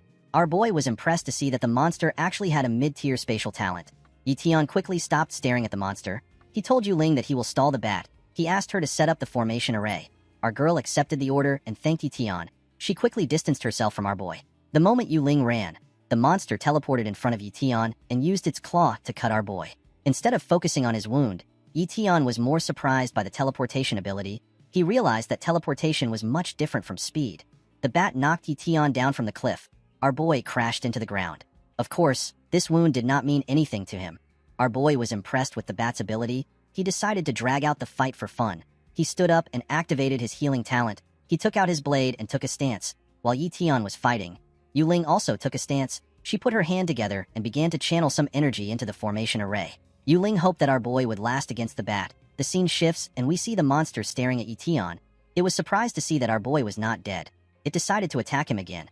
Our boy saw the monster coming towards him at full speed. When the monster got close to Yition, it teleported and appeared behind our boy. It tried to crush Yition's head with its leg. Fortunately for our boy, he felt some energy behind him. The monster launched its attack and crushed the rocks in the area. To the bat's surprise, Yition was not on the ground. We see our boy standing next to the bat. He told the monster that his speed will not be outdone by its teleportation. Almost as if the bat understood our boy, it teleported to Yition's front and tried to tear his face off. Before the monster's claws could touch our boy, he activated his speed talent and dodged the attack. He jumped and took a stance. He and the monster began to exchange blows. While fighting, Yition called out to Yuling. He asked her about the amount of time left for the formation to be complete. The pavilion master told our boy that she needs 3 more seconds. The moment our boy spoke to Yuling, the bat teleported. Yition quickly realized that he messed up. The bat appeared above Yuling. It rushed to attack her. Yuling was shocked to see the monster coming towards her. Before the bat could touch our girl, Yition appeared in front of her and kicked its head. The moment Yition did this, Yuling finished preparing the formation array. She placed her hand on the ground and asked the formation array to activate. Immediately she did this. The plate flew to the top of the bat. When the plate arrived at the top of the bat, it released a large array over the monster. The array pushed and suppressed the monster. Yuling became relieved when she saw this. She could not believe that they actually succeeded. While the array was suppressing the monster, it activated its gigantism talent. The bat's muscles grew in size and mass. Its body grew to the size of a mountain. The monster screamed out in anger as it tried to break the array.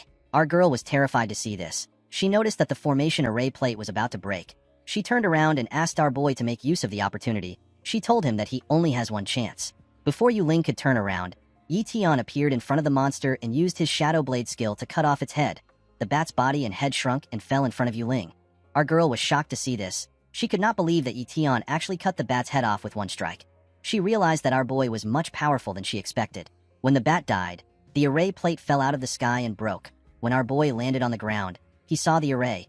He picked the plate in surprise. He was annoyed to see that such a good item was destroyed after one use.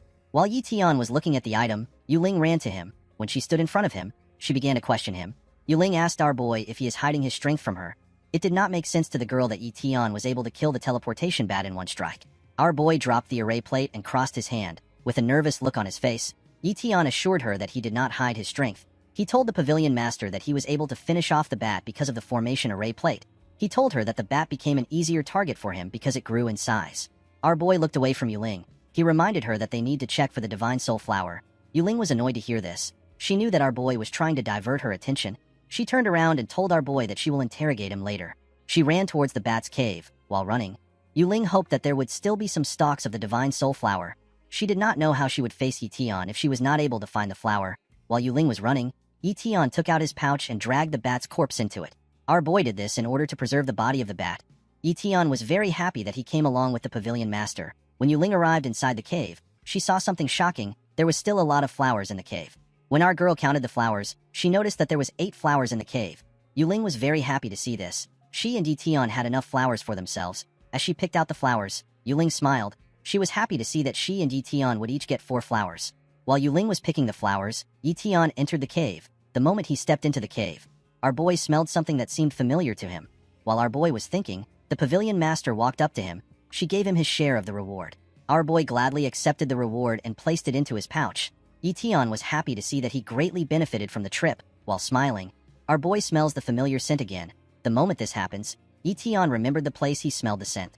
The cave had the same scent as the cave which little Jean took our boy to get the elixir. Our boy realized that there are more treasures inside the cave. Yition began to search the cave. Yuling did not understand what our boy was doing. They had already gotten the treasure they were looking for. She did not understand why our boy was searching the cave. She asked our boy if he is not going to leave. Yition told Yuling that she can leave if she wants to. He told her that he will follow her very soon. Yuling was surprised to hear this. She assumed that our boy was not satisfied with his share of the divine soul flower. She told our boy that it is a taboo to be too greedy. She explained to him that moderation is important. While Yuling was talking, Yition ignored her and continued searching. Yuling was annoyed to see this. While searching, our boy touched a wall. Yition realized that the treasure was hidden behind the wall. Our boy took a stance and placed his hand on the wall. He activated his strength talent. Immediately he did this, the wall broke apart. The pavilion master did not understand what our boy was doing. When the dust from the attack cleared up, Yuling saw a large hole in the wall. She was quite shocked to see that a cave was hidden in the cave. When Yition looked into the cave, he saw an item. He told Yuling that he was right. Our girl quickly rushed to see what Yition was talking about. When Yuling looked into the cave, she saw a flower in a lake. The pavilion master was shocked to see the flower. She called it the Musella lasiocarpa. Yition smiled like a creep when he saw the flower. He realized that he had hit the jackpot. Our boy turned to Yuling and asked her if she knows a lot about the flower. The pavilion master explained to our boy that the flower is rarer than the divine soul flower. The market price of the Musella lasiocarpa is 5 times higher than that of the divine soul flower. Unfortunately, although the market price is high, the Musella lasiocarpa is not wanted in the market. Our boy was surprised to hear this. He asked Yuling to tell him why no one wants the flower. According to the pavilion master, the Musella lasiocarpa is used for one's inborn talent. The flower does not level up a person's inborn talent. Instead, it can only allow the inborn talent to unlock new evolutions. The evolution can be useful depending on the inborn talent itself. Yuling told our boy that someone once used the Musella lasiocarpa on a speed talent. The person got wings. Our girl explained to Yition that the flower is not very useful. This is because the chances that someone might get a good talent is 1 in 1,000. The martial artists of the world do not consider the flower as valuable as other elixir. Only the rich purchase the flower in an attempt to change their inborn talent. Our boy smiled when he heard this. Yition's inborn talent is talent copying. Our boy became curious about the kind of evolution his talent would get if he took in the elixir. Our boy asked Yuling if she has any interest in having a business exchange. The pavilion master was surprised to hear this. Yition went down and jumped into the lake. While he was above the water, Yition stretched out his hand and took out the Musella lasiocarpa. Yuling was shocked to see this. Yition stepped on a plant and used it to push himself back to land. The pavilion master could not believe that our boy would pluck the flower in such a way. She told Yition that part of the flower belongs to her. She asked him to not forget their agreement. Our boy asked her not to worry about it. He stood up and opened his pouch. Our boy remembered that the pavilion master said that the Musella is worth 5 times the price if the divine soul flower. With a smile on his face, Yition told Yuling that he will give her 3 stalks of the divine soul flowers for her share of the Musella and her share of the teleportation bat corpse. The moment he said this, our boy took out 3 stalks of the divine soul flowers. Yuling was shocked to hear this. The pavilion master knew that the price of 3 stalks of the divine soul flowers was worth more than 1 Musella and the corpse of the teleportation bat. She did not understand what our boy was doing. She assumed that his brain had rot. Yuling smiled when she saw that Yition was offering her such a good deal. She decided to act like the merchant that she is. While acting uninterested, the pavilion master told Yition that she will take his cheap deal because he helped her. Our boy thanked her for accepting his deal. When Yuling took the flower into her pouch, she realized that she made 3 additional stalks for almost nothing. Now the pavilion master had 7 stalks. Yuling looked at her pouch and held it tightly. She believed that she had gotten enough items to negotiate with a certain person. In the next scene, we see Yition cultivating in the cave. Our boy was absorbing the Musella with his energy. After cultivating for a while, Yition was able to absorb the flower. The moment he did this, a status window appeared in front of him. Our boy was shocked to see what was on the window. The status window told our boy that he has unlocked his second copying talent. Yition could not believe what he was seeing. Now our boy can copy a talent twice in a month. Yition was very happy to see the kind of evolution he was granted. He stood up and decided to test his scouting talent. The moment our boy released his energy, he was able to sense the things that were within 500 meters of him. Our boy could not help but smile. He never expected his scouting talent to have such a crazy improvement. Etion was very happy that he exchanged 3 stalks of the divine soul flower for the mucella. He knew that the mucella was worth more than 10 stalks. While smiling, our boy realized that he had something very important that he had to do. Etion took out the corpse of the teleportation bat from his storage pouch. Our boy placed his hand on the corpse and a status window appeared in front of him. The window notified him that he has copied a mid-tier spatial talent. It asked him if he wants to fuse the talent. With a smile on his face, Etion accepted the offer. After cultivating for a while, our boy was able to successfully fuse the spatial talent. Our boy rested his hands on his knees and did his best to catch his breath. The fusion really drained him. When Etion looked at his status window, he realized that his spatial talent gave him different abilities. The spatial talent gave our boy the ability to teleport, spatial perception, spatial mark, and pocket inventory. Our boy could tell that spatial talent is the strongest talent he has ever copied. Our boy decided to test his new talent. He gathered energy in his hand and created a tiny cube. This cube is the pocket inventory. Our boy knew that his storage pouch could be stolen and all his items would be gone, but now that he has his pocket inventory, he could secure all his items. Etion took out his storage pouch and emptied it into his inventory. With a creepy smile on his face, our boy said that it is time for him to harvest more treasures. The scene shifts and we see Yuling sitting outside the cave. The pavilion master was resting next to her sword. When Etion arrived at the entrance of the cave, he saw Yuling. Our boy was still surprised to see that the pavilion master looked so much like his sister. He wondered about what Yu was currently doing. While our boy was staring at Yuling, she woke up. The pavilion master stood up and cleaned her clothes. She also took away her sword. With a smile on his face, Etion thanked Yuling for watching the entrance while he was cultivating. The pavilion master told our boy that she is leaving the secret realm because she has obtained what she wants. She asked our boy if he will follow her. Etion was surprised to see that Yuling was already going to leave the realm. Our boy pat his head and told Yuling that he wants to train a little more. He explained to her that he might find more treasures while he is training. Yuling pointed at our boy and told him that the secret realm is more dangerous than he thinks. She told him that the secret realm is too dangerous for him.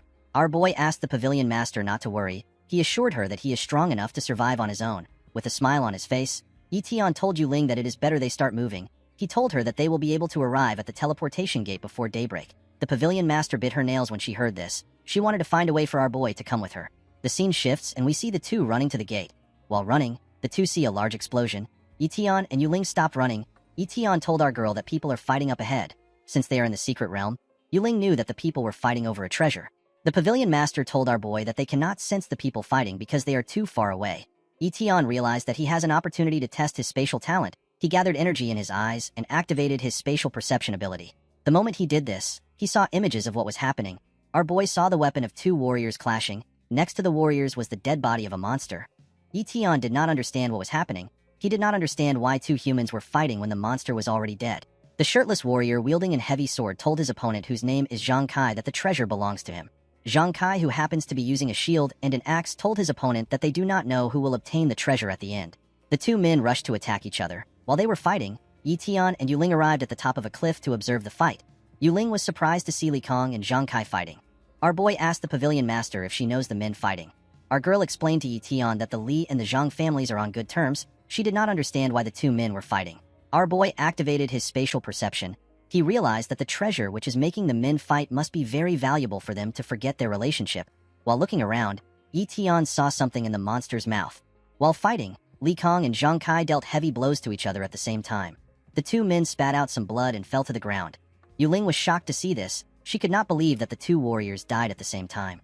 Our girl immediately jumped from the cliff. Our boy was surprised to see this. He immediately called out to her. Etion reminded the girl that she has to get to the gate. The pavilion master smiled when she heard this. She told our boy that only cowards do not take the opportunity to scavenge corpses for good items. Immediately she said this, Etion followed her. Our boy told the pavilion master that they do not have to split the things they find. Yuling accepted this deal. She asked our boy to not regret his decision. Etion assured her that he would not. Our boy smiled when he realized that Yuling did not even know where the real treasure is. While the 2 were running to the ground, Yuling increased her speed. With a smile on her face, she asked our boy to not blame her for starting first. Etion was surprised to see that our girl increased her speed. The moment Yuling landed on the ground, she rushed to the corpses. She took out Li Kang's storage pouch. The moment she took the pouch, she moved to Zhang Kai and also took out his storage pouch. The pavilion master decided to take all the items in the storage pouch of the 2 men. When Etion landed on the ground, he sat on the corpse of the monster. He asked Yuling if she wants the corpse. While searching the 2 men, Yuling told our boy that the corpse is too big and it is not worth a lot in the market. She told him that he can take the monster. Our boy stood up and asked the pavilion master if she is sure about her decision. Yuling was annoyed to hear this question. She told our boy that he can do as he wishes. Yi smiled confidently when he heard this. He turned around and asked Yuling to not regret her decision. The pavilion master did not understand why our boy was nagging her. She assured him that she does not want the monster. Immediately she said this. Yi opened the monster's mouth and revealed the treasure. Yuling was shocked to see the treasure. Our boy told the pavilion master that he is lucky enough to find a spirit grass. Yuling quickly ran to our boy. She asked him to show her the spirit grass. Our boy told the pavilion master that he does not want to show her. Our girl grabbed Yi hand and raised it up. Yuling was shocked to see that our boy was holding a flame talent spirit grass. Our boy was surprised to see that Yuling recognized the plant. He threw the spirit grass up and asked the pavilion master if it is valuable. Yuling panicked when she saw our boy throw the grass. She asked him to be careful, with a kind smile on her face. The pavilion master asked our boy if he wants to exchange items with her. Yi was shocked to see the sudden change in Yuling's behavior. He asked her to tell him about the item he is holding and the reason why Li Kong and Zhang Kai killed themselves over it. With a serious look on her face, Yuling told our boy that the flame spirit grass has one simple ability. It can give anyone who consumes it a flame talent. Our boy was not impressed with the spirit grass. He asked Yuling if it has any other value. The pavilion master freaked out when she heard this. She asked Yi if he knows what it means to add a talent. According to our girl, even king-level cultivators are simply people with high cultivation talent. None of them have unique talents. To the big families, a high-level attack-type talent obtained from the flame spirit talent grass is extremely valuable. Yuling's words did not get to our boy. Yi has the ability to copy talents without any restrictions. He did not understand the feeling other people had. To him, the item is completely useless. The pavilion master revealed to our boy that the king rank in her family is desperately looking for the item he is holding. According to Yuling, if the king rank of her family is able to get the item, he will be able to raise his battle strength by tenfold. Upon hearing what our girl said, Yi offered the flame spirit talent grass to her. Yuling was shocked to see this. She asked our boy if he is actually giving her the grass. Yi explained to the pavilion master that he cannot use the item and his sister also cannot use the item. Yuling felt bad for accepting the grass without giving anything in return. Our boy turned around and told the pavilion master that he will check around to see if he can find something more valuable to him. Yuling was happy to see this. She believed that this was the difference between our boy and other people. The pavilion master found it ironic that the treasure which someone died to obtain was easily given to another person. As she watched our boy look around, Yuling realized that our boy was definitely going to accomplish great things in life. Unfortunately for the pavilion master, our boy is not as nice as she thinks. Yi only gave Yuling the item because he had no use for it.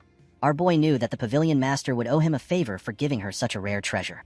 Our boy knew that if he was to sell the item to the martial pavilion, a lot of people would search for him. Yi was not willing to risk his life over a worthless treasure. Our boy and Yuling continued their journey. After running for a while, the two martial artists arrived at the teleportation gate. Before passing through the gate, the pavilion master decided to ask our boy if he really has no interest in following her back. With a smile on his face, Yi told our girl that he is fine. Upon seeing that our boy was adamant on staying, Yuling decided to give up. Our girl took out a pouch and a divine soul flower. She believed that Yi was going to use the flower he had for himself. She told our boy that he should give you the other divine soul flower. She asked Yi to accept the items. The pavilion master believed that it is right for her to give Yi something especially since he gave her a valuable treasure.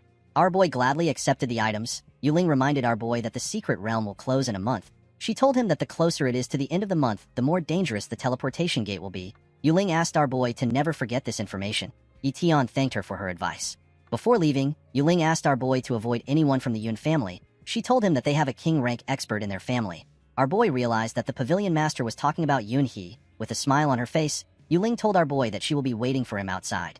Our boy smiled and waved to her when he heard this. Immediately she said this. Yuling turned around and jumped into the gate. While she was passing through the gate, our girl contemplates on the fact that Yi would soon surpass her in terms of cultivation. Our girl believes that she has to start working harder on her cultivation if she does not want to get left behind. The pavilion master did not want to admire our boy from afar. When our boy saw that Yuling had entered the gate, he became relieved. He had finally let go of his deadweight. Our boy placed his hand on the ground and got ready to run. Yi decided to hunt for more treasures. He gathered his energy around him and ran at a crazy speed. The scene shifts and we are taken to the entrance of the secret realm in the human world. The martial artist below the gate of the secret realm noticed that it was rippling. A man in a coat said that someone must be coming out. The man was surprised to see that someone was leaving the secret realm after only spending 2 days. Someone fell out of the gate and crashed on the ground. The crash covered the area in dust. The martial artists in the area believed that the person who came out must have brought along some treasures. A martial artist with a mohawk told his friend that someone who returns after only spending 2 days in the secret realm is probably not very strong. He assured his friend that the person does not have any good treasures. The man told his friend that if they want to get any treasures from the person on the ground, they need to use their current opportunity. The person lying on the ground turns out to be Yuling. Our girl was covered with bruises. While the martial artists slowly surrounded our girl, a man wearing a suit passed through their midst to see who was on the ground. The man was shocked to see Yuling. He picked her up and asked her about what happened in the secret realm. The man asked our girl to tell him why she is covered in bruises. Instead of answering the man, Yuling grabbed his clothes and told him that they need to return to their clan first. As the man carried our girl away from the area, someone looks at them from a tall building. This person turns out to be Yunhee. King Yun immediately recognized Yuling as a descendant of the Yun family. Due to how severe Yuling's injuries were, Yunhee assumed that our girl fought a monster and was forced to leave the secret realm in order to save her life. He assumed that our girl did not have any treasures. With a horrifying smile on his face, King Yun wished that a person carrying a lot of treasures would come out of the secret realm. The scene shifts and we see Yuling talking to the man. She explained to the man that she is not actually injured. She told him that her wounds are superficial. The man did not understand what our girl was saying. He asked her to tell him what happened in the secret realm. While drinking a potion, Yuling explained to the man that there are several experts who are waiting outside the secret realm in order to snatch other people's treasures. Our girl gave herself the injuries on purpose in order to allow people think that she fled for her life. The man was surprised to hear what Yuling said. The man immediately realized that our girl had found some treasures for her to have devised such a plan. Yuling took out the flame talent spirit grass and showed the man. The man could not believe what he was seeing. He could not believe that Yuling found the herb that can grant someone a talent. Our girl referred to the man as Uncle Ben. She told Uncle Ben that she has a favor to ask him regarding the flame talent spirit grass. The moment she said this, our girl put the herb back into her storage pouch. Ben took some steps away from Yuling. He told her that she has made an immense contribution to the Yu family by finding the flame talent spirit grass. He asked her to tell him what she wants. With a serious look on her face, Yuling told Ben that she wants to meet their ancestor. Ben was shocked to hear this. He could not believe that Yuling actually wanted to meet their ancestor. Our girl knew that she could not meet the ancestor due to the difference in their positions in the clan. Although she understood this, she still wanted to meet their ancestor. She begged Ben to help her. She told him that it is important to her. Ben was surprised to hear this. He called our girl a daring child. With a serious look on her face, Yuling told Ben that she will never give up the flame talent spirit grass if she cannot see the ancestor herself. Ben asked our girl if she does not have anything else that she wants. Yuling told her uncle that she simply wants to see the ancestor. Upon seeing how adamant Yuling was, Ben decided to give up. He told our girl that he will make the necessary arrangements on his side. The scene shifts and we are taken to a mansion with a traditional architecture. Inside the mansion, we see Yuling step out of the bath with a towel on her body. Our girl felt quite refreshed after taking a bath for the first time in a long time. Yuling opened one of the doors in her house and looked at the sky. She wondered about how Yi Tian was doing in the secret realm. The scene shifts and we see our boy holding his blade while his body was covered with blood. When Yi Tian stood up, we see the corpses of the monsters he killed. Our boy was disappointed to see that none of the monsters could put up a fight against him. In the next scene, we see an attendant knock on Yuling's door. She told our girl that Elder Yu Bin asked her to come to the meeting hall. Our girl wore a brand new dress and stepped out of her house. At the Yu family meeting hall, we see an old man wearing a white robe resting on a chair. While drinking some tea, the man commended Yuling on finding the flame talent spirit grass. This man is the Yu family's ancestor. His name is Yuji. Yuji glared at our girl and asked her to tell him the reward she wants. Yuling clenched her fist when she heard this. With a serious look on her face, our girl told the ancestor that she wants to attempt to comprehend the Enlightenment Steel. Yu Bin was shocked to hear what Yuling said. He reminded her that the Enlightenment Steel is the foundation of their family. He told her that even he does not have a right to comprehend the steel. He told our girl that she is overstepping her boundaries with her request. Yuling went on her knees and revealed to the ancestor that she has also obtained 6 stalks of the divine flower from the secret realm. She told him that she is willing to give the flowers to the disciples of the family if he grants her wishes. Yuji took a sip of his tea and placed his cup on the table. He told our girl that the Enlightenment Steel has almost dissipated and not a lot of people have been able to comprehend it. He asked Yuling to change her request. With a serious look on her face, Yuling told the ancestor that she has no other requests and she is not interested in taking anything else. The moment our girl said this, Yuji unleashed a part of his energy. He used his aura to push our girl out of the meeting hall. Yuling flew out and crashed on the ground. Elder Ben was shocked to see this. Yuji told Ben that Yuling has a lot of guts for her to try to negotiate with him. While struggling to stand up, Yuling told the ancestor that no matter how much she cultivates, she can only reach the Grandmaster realm. She told him that she is not satisfied with her potential. Our girl screamed out and told Yuji that she wants to be stronger. While floating in the air, Yuji told Yuling that she is quite bold. Immediately he said this, Yuji released his aura. Yuling's entire body got pressed down. Our girl began to suffocate. Yuling could not believe that king rank experts have such a terrifying aura. Ben ran out of the hall to meet the ancestor. He quickly went on his knees when he got close to Yuji. He begged the old man to forgive Yuling.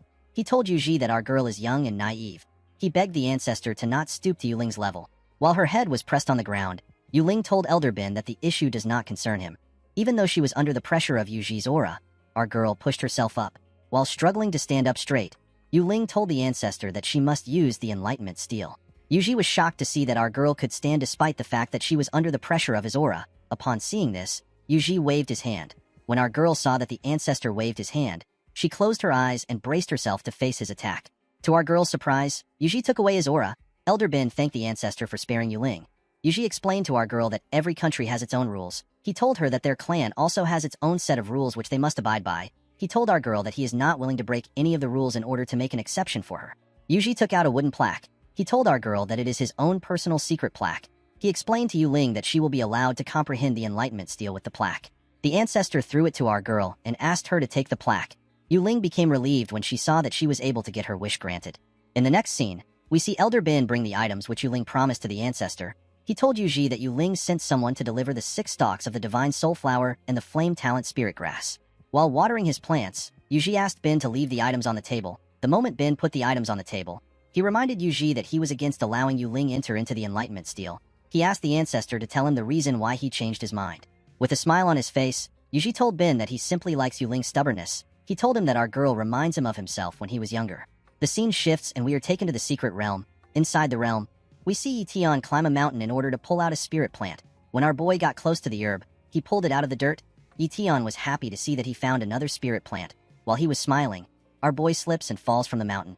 Fortunately for Etion, there was a river below. He fell into the river. Our boy dragged his herb and swam to land. When our boy found a safe place to rest, he took out his herbs to see what he had obtained. Etion realized he is very lucky to have gotten a lot of spirit plants within a few days. Our boy realized that he will be making a lot of money, especially if he adds the corpses of the monsters he killed. After seeing what he obtained, Etion decided to change his clothes. Our boy was shocked when he smelled the stench on his clothes. Fortunately for him, Yu helped him pack some clothes. While Etion was taking off his clothes, something watches him from the top of a cliff. Our boy changed into a hoodie and a sweatband. He took his herbs back into his pocket inventory. He wanted to sleep for the night. Unfortunately for him, his stomach grumbled the moment he took away his herbs. Etion realized that he needs to find something to eat. When our boy looked around, he did not see anything in the area. While he was looking, Etion sensed something coming close to him. When our boy turned around, he saw a huge monster that looked like a boar. Etion was shocked to see the monster. The scene shifts and we see our boy grilling the monster's meat on a long stick. While grilling it, Etion took a slice of the meat. Our boy was surprised to see how delicious the meat was. While he was eating his meat, the monster that was watching him jumped down from the cliff and took his meat. The monster, which turns out to be a mouse, ran away with our boy's meat. Etion was shocked to see this. He immediately ran after the mouse. After chasing the monster for a while, Etion found it hidden behind some bushes. Our boy bent his head and tried to catch the monster by surprise. Before Etion could catch the mouse, he saw something shocking. Our boy saw the monster's talent. He saw that the mouse had a treasure hunting talent.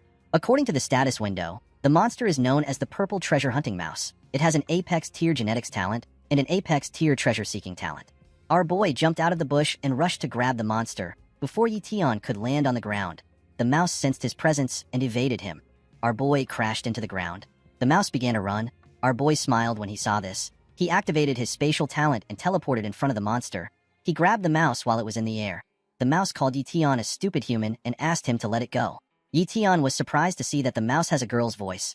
Our boy took out his blade and asked the mouse to choose between serving him as her master or getting grilled alive.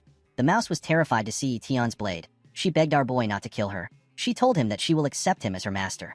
The two closed their eyes and activated the soul-like contract. After our boy and the mouse established their contract, he let her go. He told the mouse that he will name her Little Purple because she has purple stripes all over her. The mouse gladly accepted her new name.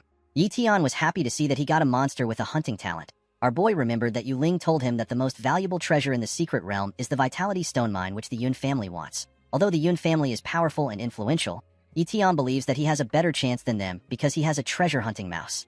He decided to try his luck. Etion asked Purple if she knows where the Vitality Stone Mine is. The mouse told her master that she does. She told Etion that she has an apex tier hunting talent so she can accurately pinpoint the location of the Vitality Stone Mine. With a smile on his face, our boy asked his mouse to take him to the mine. Purple jumped on Etion's shoulder in order to show him the way. Etion felt a little bad for Yu Ling. He remembered that she asked him to avoid the Yun family. Unfortunately for her, our boy cannot avoid clashing with them, especially since he is about to steal everything away from them. Our boy activated his speed talent and ran in the direction which Purple pointed him to. When they got close to the Vitality Stone Mine, Purple told her master that they have gotten close to the mine but other humans are around the area. She told Etion that other people might have already taken over the mine. Our boy was shocked to hear this. He immediately activated his spatial perception ability. Yi was surprised to see so many bodies in the area. He realized that a hard battle must have been fought in the area. Yi immediately activated his teleportation ability and transported himself closer to the mine. The moment he arrived in the area, he hid behind a boulder which was on a mountain. When Yi looked down from the mountain, he saw that the battle was still ongoing. Below the mountain, we see a man fighting a bunch of warriors. The man used a spell to attack the warriors with hundreds of rocks. The rocks crushed the warriors to their death. One of the warriors who was able to avoid the attack tried to attack the man from above with his leg. Before his leg could touch the man tapped his staff on the ground and activated a spell known as Earth Spike. Immediately he did this. A giant spike came out of the ground and stabbed the warrior while he was in the air. The warrior spat out some blood and fell to the ground.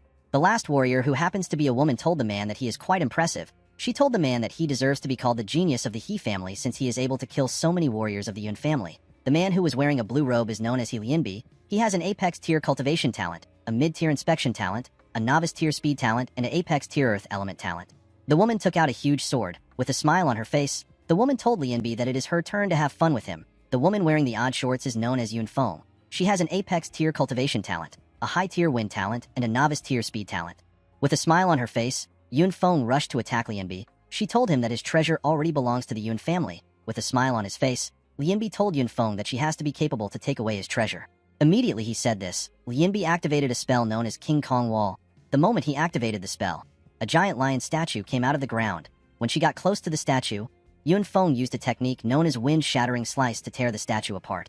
Lianbi was shocked to see this. He could not believe that Yun Feng covered her sword with her wind talent and used it to cut his strongest wall. While Lianbi was looking at his spell fall apart, Yun Feng closed the gap between them. She used her leg to kick Lianbi in the face. This attack pushed Lianbi back and knocked him into a boulder. The man did not waste any time.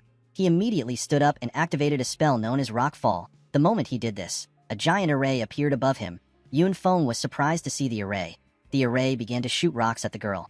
Yun Feng laughed as she used her huge sword to block the rocks. She asked Lianbi if he is doing his best. Immediately Lianbi heard this. He pointed his staff at the girl and activated a technique of the Greater Earth known as the Fallen Skies. The moment he did this, a giant rock fell out of the sky. Yun Feng was shocked to see the rock. She was shocked to see how powerful an apex tier talent is. She activated her speed talent and was able to avoid the rock by jumping.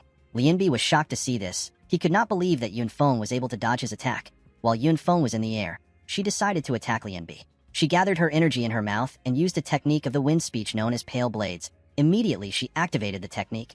She released multiple blades created with wind from her mouth. The blades hit Lianbi and heavily injured him. He fell to the ground. When Yun Feng landed on the ground, she asked Lianbi if the mine is in the cave behind him. Lianbi picked up his staff and forcefully pushed himself up. He told Yu Feng that he searched the secret realm for 10 years before he could find the Vitality Stone mine. The man released his aura and told his opponent that he will not let anyone touch the mine. Yi was surprised to hear that the mine is inside the cave. Our boy activated his spatial perception to check for the mine. The moment Yi did this, he noticed something shocking. Our boy was surprised to see that he could not detect any mine in the cave. Instead, Yi was detecting a forbidden restriction on the cave. Yun Feng smiled when she heard what Lianbi said. She asked the man if he has the capacity to defend the treasure. Yun Feng took out a spirit grass when she said this. She told Lianbi that she did not want to consume the herb. She explained to him that it is dangerous for anyone to consume the spirit grass directly. The woman took a bite of the grass and told Lianbi that she is willing to use the herb because she wants to kill him. Lianbi immediately recognized the grass. He could not believe that Yun Feng was holding the spiritual energy-enhancing grass. The grass is used to increase one's talent. Yi was shocked to see Yun Feng eating the grass. He wondered if she had gone mad. Our boy wondered if Yun Feng was crazy because there is a possibility of the user exploding if they consume a spirit grass directly. When Yun Feng forcefully swallowed the grass, her eyes began to glow and her body began to shake. The woman began to release some energy. While she was shaking, a large amount of energy came out of her body. The pressure of the energy pushed Lianbi back a bit. When the man looked at Yun Feng, he could tell that her talent had increased. Yun Feng's cultivation talent had now reached the transcendent tier, and her speed talent was now on the high tier. Yi was shocked to see that Yun Feng's cultivation had risen to the transcendent tier. With a cocky smile on her face, Yun Feng told Lianbi that she will leave his corpse intact if he gets on his knees. Lianbi was annoyed to hear this. He stretched out his hand and activated an array. He told Yun Feng that he will not lose to her simply because her cultivation talent has risen to the transcendent tier. When Yun Feng saw Lianbi getting ready to use a spell, she activated her speed talent. She easily closed the gap between herself and Lianbi. When she got close to Lianbi, Yun Feng used her sword to cut him. The man spat out some blood and fell to the ground. Yun Feng explained to Lianbi that she now has a high-tier speed talent and an apex tier wind talent. She told the man that he is underestimating her talent upgrade. Yunfeng was disappointed to see that Lianbi actually thought that he could fight her. With a smile on her face, she told Lianbi that he is no longer the genius of the He family. She called the man a useless trash. While struggling to stand up, Lianbi told Yunfeng that there are countless geniuses on the cultivation path. He told the girl that even if she wins him today, she will also one day become a stepping stone for someone else's success. Yunfeng was annoyed to hear this. She could not believe that Lianbi was spouting nonsense simply because he lost. She told the man to accept his loss like the loser he is. Yunfeng walked past Lianbi and headed into the cave. While walking to the cave, Yunfeng reminded Lianbi that the Yun family is the strongest in the Demon Sea base. She told him that their family has a king-rank expert. With a creepy smile on her face, Yunfeng told Lianbi that there are no enemies in the face of absolute power. Immediately she said this, she went into the cave. After Yunfeng went into the cave, Lianbi laid on the ground and looked at the sky. The man wondered if his life was going to end. While he was looking up, Yi Tian comes to greet him. He referred to Lianbi as senior and asked him if he is all right. Lianbi was shocked to see someone in the area. He asked Yi Tian for his identity. Our boy told the senior that his identity does not matter. He took out a potion and asked Lianbi to take it. He told him that he needs to recover his strength. Lianbi told our boy that the potion cannot help him. He told Yi Tian that Yunfeng's attack has shattered his internal organs. He told our boy that he is definitely going to die. Lianbi asked our boy if he also came to find the mine. Yi Tian told him that he did. The man smiled when he heard our boy's response. He told Yi Tian that he is very honest. Our boy asked Lianbi to tell him the reason why he has not entered the cave.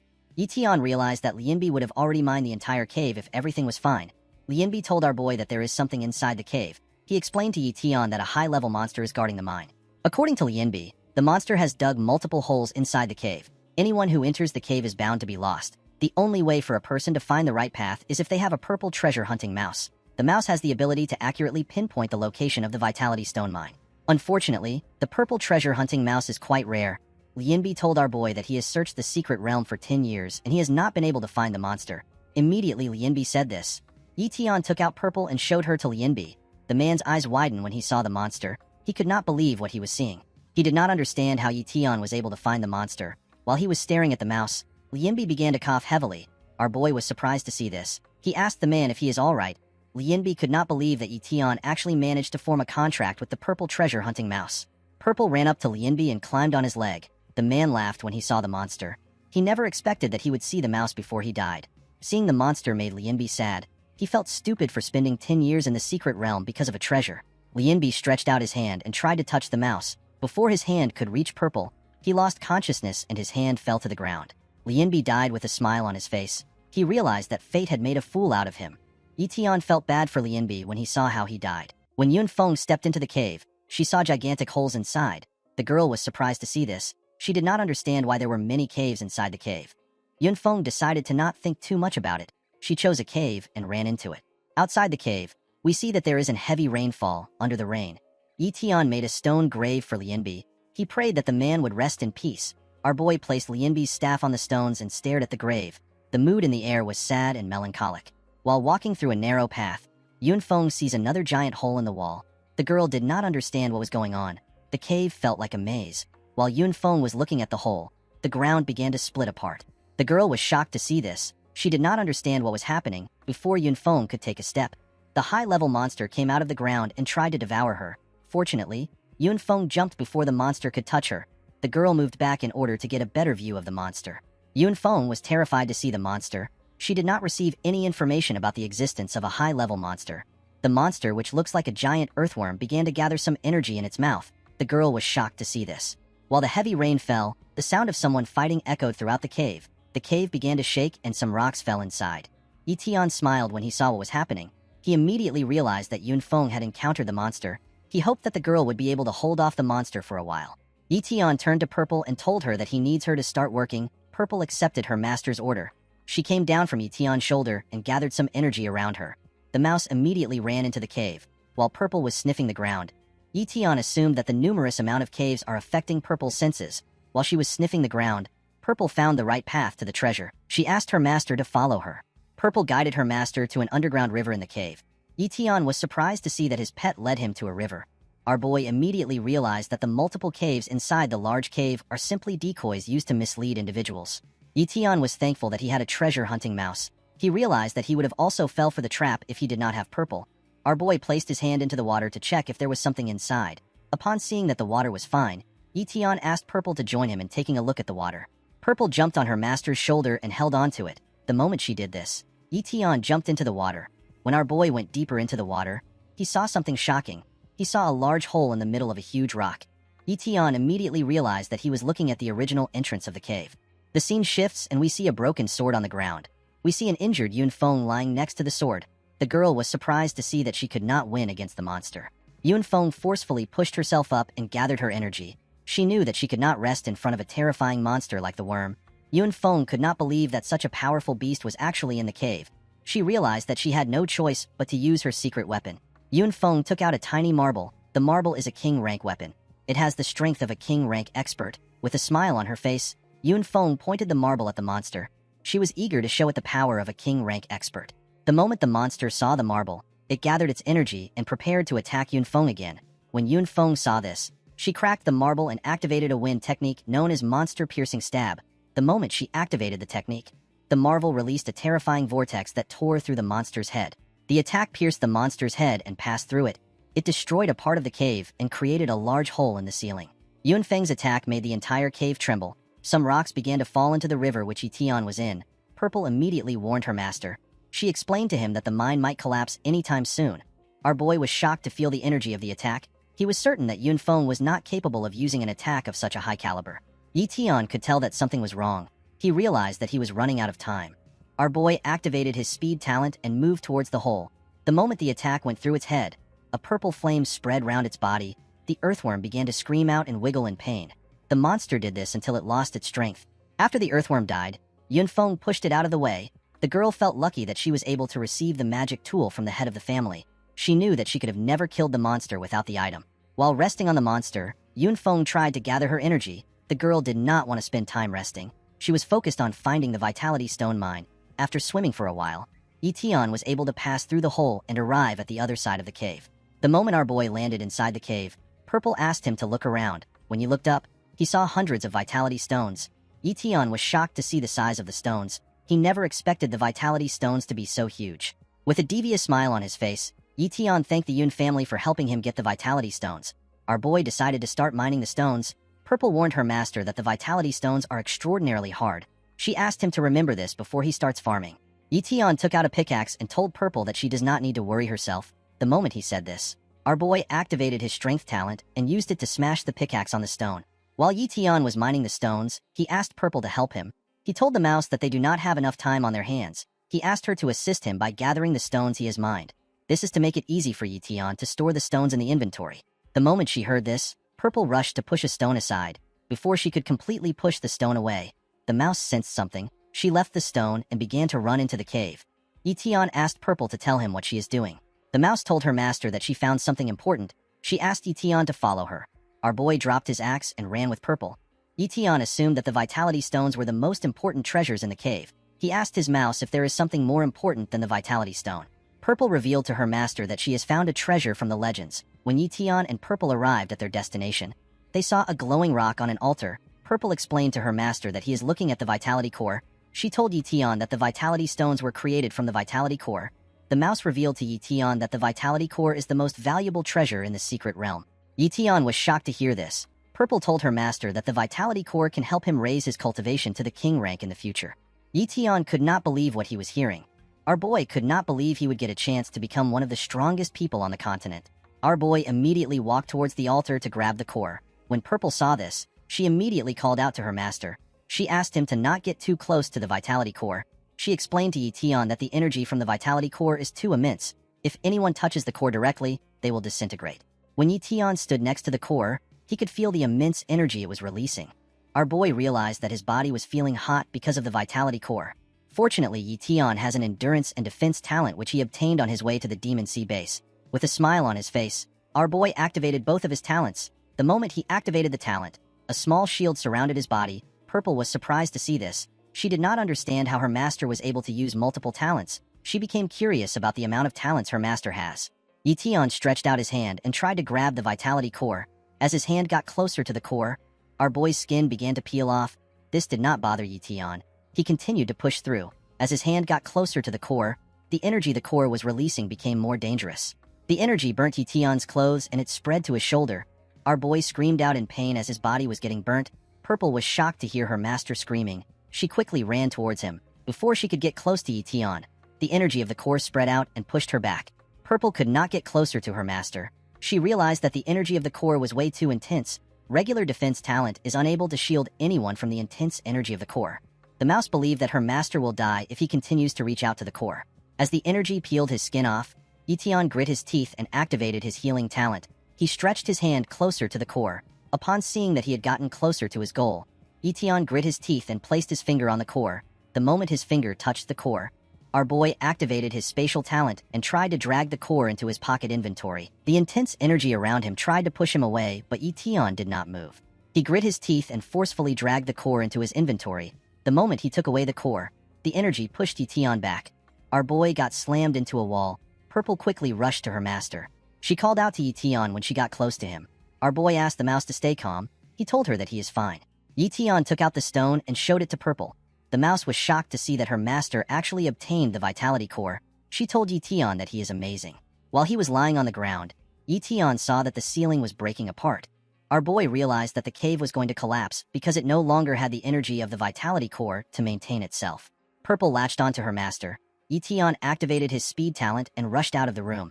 In another part of the cave, Yunfeng noticed that the ceiling was crumbling. She did not understand what caused the sudden earthquake. While thinking, the girl realized that the earthquake might be related to the vitality stone. Yunfeng immediately understood that there is somebody else in the mine. After getting out of the vitality core room, Etion goes to check the vitality stones. Our boy decided to not waste any of the stones. He took out his pickaxe. With a smile on his face, Etion told Purple that they will take all the stones. While Etion was mining, Yunfeng ran towards his location. The girl could not believe that there was actually someone in the mine with her. She believed that she should be the only one in the mine. As the ceiling fell, Yunfeng ran at her top speed while dodging the falling rocks. The girl hoped that her assumption was incorrect. She knew that she would have wasted her time and resources if she is not able to get the vitality core. While running, Yunfeng came across a wall. The girl was surprised to see the wall. She gathered some energy in her hand and clenched her fist. She punched the wall and created a large hole in it. Beyond the wall is another cave. To Yunfeng's surprise, the cave was empty. Yunfeng did not understand why the cave was empty. While the girl was looking around, she stepped on something. Yunfeng went down to pick up the thing she stepped on. To the girl's surprise, she stepped on a shard of the vitality stone. Yunfeng was shocked to see this. She realized that the vitality stones are inside the cave. Although the vitality stones were meant to be inside the cave, Yunfeng could not see any stone in the area. The girl took a whiff of the shard she found. The moment she smelled the stone, Yunfeng realized that a human was already in the cave before her. The girl understood that someone had already mined all the stones. Yunfeng began to tremble when she realized this. She could not believe that she wasted her time while someone mined the stones and stole the vitality core. Yunfeng knew that she is doomed. While trembling on the ground, the girl realized that their family head will kill her for not completing the mission. Yunfeng began to scream. She assures herself that she would find the identity of the culprit. She promised herself that she would kill the culprit for touching something that belongs to the Yun family. The scene shifts and we see Etion running through the forest. Our boy was excited about what happened. He thanked Purple for helping him get the vitality core and the vitality stones.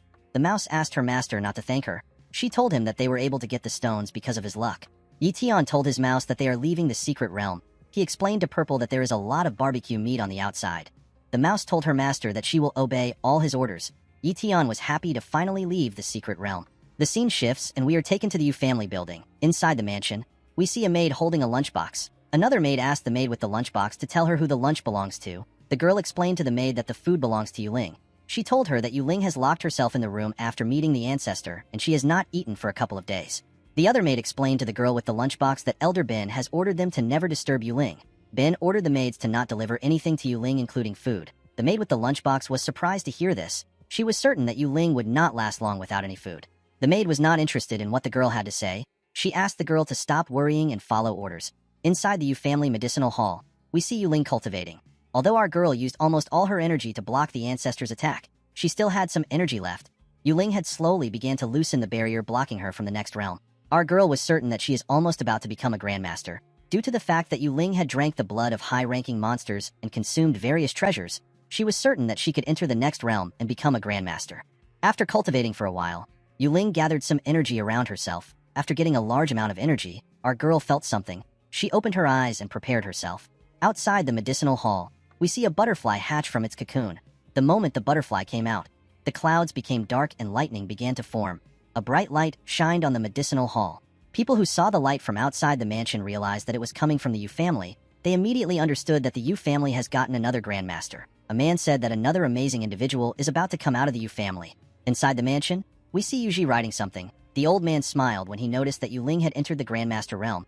He realized that Yu Ling actually has some talent and potential. As an electrifying energy circulated through her body, Yu Ling noticed that everything felt different. There was no longer any need for our girl to sit down and cultivate. She could now instantly absorb all the vital energy in the air into her body. Yu Ling felt as if her soul was resonating with nature. Her senses had become so much more refined. She could now sense even the tiniest object. While looking around, Yu Ling used a telekinetic ability to drag a cup of water to her hand. Our girl was very excited to do this. She realized that she had also gained the unique ability which grandmasters have. Our girl took a sip of the water. She remembered that tomorrow is the last day that the secret realm will be open. She sat on the floor and rested her head on some wood. Our girl decided to go greet Yi-Tian. The next day, we see the entrance of the realm shaking. A man alerted everyone that someone is coming out. The moment the man said this, two men jumped out of the secret realm. One was holding an axe while the other was not carrying any weapons. The merchants in the area were happy to see the men. This is because most people who return last from the secret realm are usually the ones who obtained a large amount of treasures. The man with the axe asked the other man, who he refers to as Big Brother, if they should sell their treasures. The Big Brother told the man that they should look around. While they were walking around, a merchant approached them. With a smile on his face, the merchant told the men that he is buying at a high price. He asked the men to share their treasures with him. He assured them that they can negotiate the price with him. Upon hearing this, the Big Brother took out a spirit grass and asked the merchant to give him a price estimate of the spirit grass. The merchant told the man that the spirit grass is damaged. He explained to the man that he is willing to give him 10,000 gold coins. The man with the axe grabbed the merchant when he heard the amount he offered. He told the merchant that the spirit grass that his Big Brother is holding is the 100-year-old healing spirit grass. He explained to the man that the spirit grass will still be worth more than 10,000 gold, even if it is used to make an alchemy pill. The merchant reminded the men that they can negotiate with him. The Big Brother called out to his second brother. He asked him not to be agitated. He reminded him that they cannot fight in this place. The Big Brother asked the second brother to leave with him. The second brother let go of the man and walked away with his Big Brother. While they were walking away, the man with the axe tells his Big Brother that they are unlucky to encounter a dishonest traitor the moment they stepped out of the secret realm. The man tells his brother that someone like the merchant would have died over 800 times if they were in the secret realm. The merchant was terrified to hear what the men were talking about. The Big Brother told the man with the axe that they can easily check for other merchants. As the men walked away, Yi-Tian came out of the secret realm. Instead of jumping out of the realm, Yi-Tian used his spatial talent to teleport out so that no one would notice him. Our boy appeared right next to the merchant. The man was shocked to see someone behind him. Yi-Tian wrapped himself in a black coat. Purple came out of the coat to see the outside world. She was quite amazed to see different people and different things. The moment Purple came out, Yi-Tian asked her to hide her presence. Our boy asked Purple to do this because he could sense a king-rank expert staring at him. Yi-Tian was able to do this with his perception ability. While our boy was looking around, the traders in the market were asking the martial artists to sell their treasures from the secret realm to them. Yi-Tian was not focused on what the traders were saying. He was more bothered by the fact that a king-rank expert was watching the entrance of the secret realm. Our boy decided to not think too much about the issue. He decided to head to the Yu family mansion.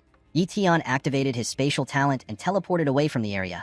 The merchant that was on the ground was shocked to see this. He was certain that there was someone behind him. He did not understand how Yi-Tian was able to slip away. The man cleaned his eyes to make sure that he was seeing the right thing.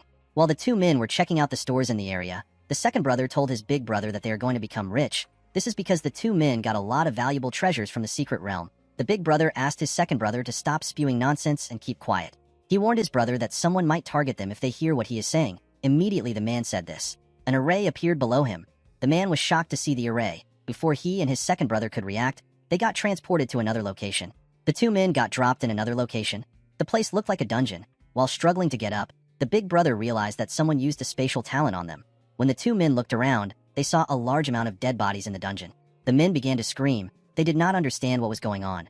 While the men were shouting, someone asked them to shut up. The person reminded the second brother that he mentioned that he got a lot of treasures from the secret realm. When the Big Brother turned around to see who was talking, he was shocked to see King Yunhee. While sitting on a table, Yunhee smiled at the two men with a bottle of beer in his hand. The men were terrified to see Yunhee. The second brother trembled when he stared into King Yunhee's eyes. He could not comprehend why a king-rank expert would be in the dungeon.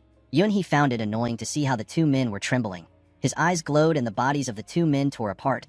King Yunhee drank a large chug of beer after killing the men. With a sadistic smile on his face, Yunhee told the corpses of the men that he will enjoy their treasures. The scene shifts and we see Yi-Tian wandering around an area.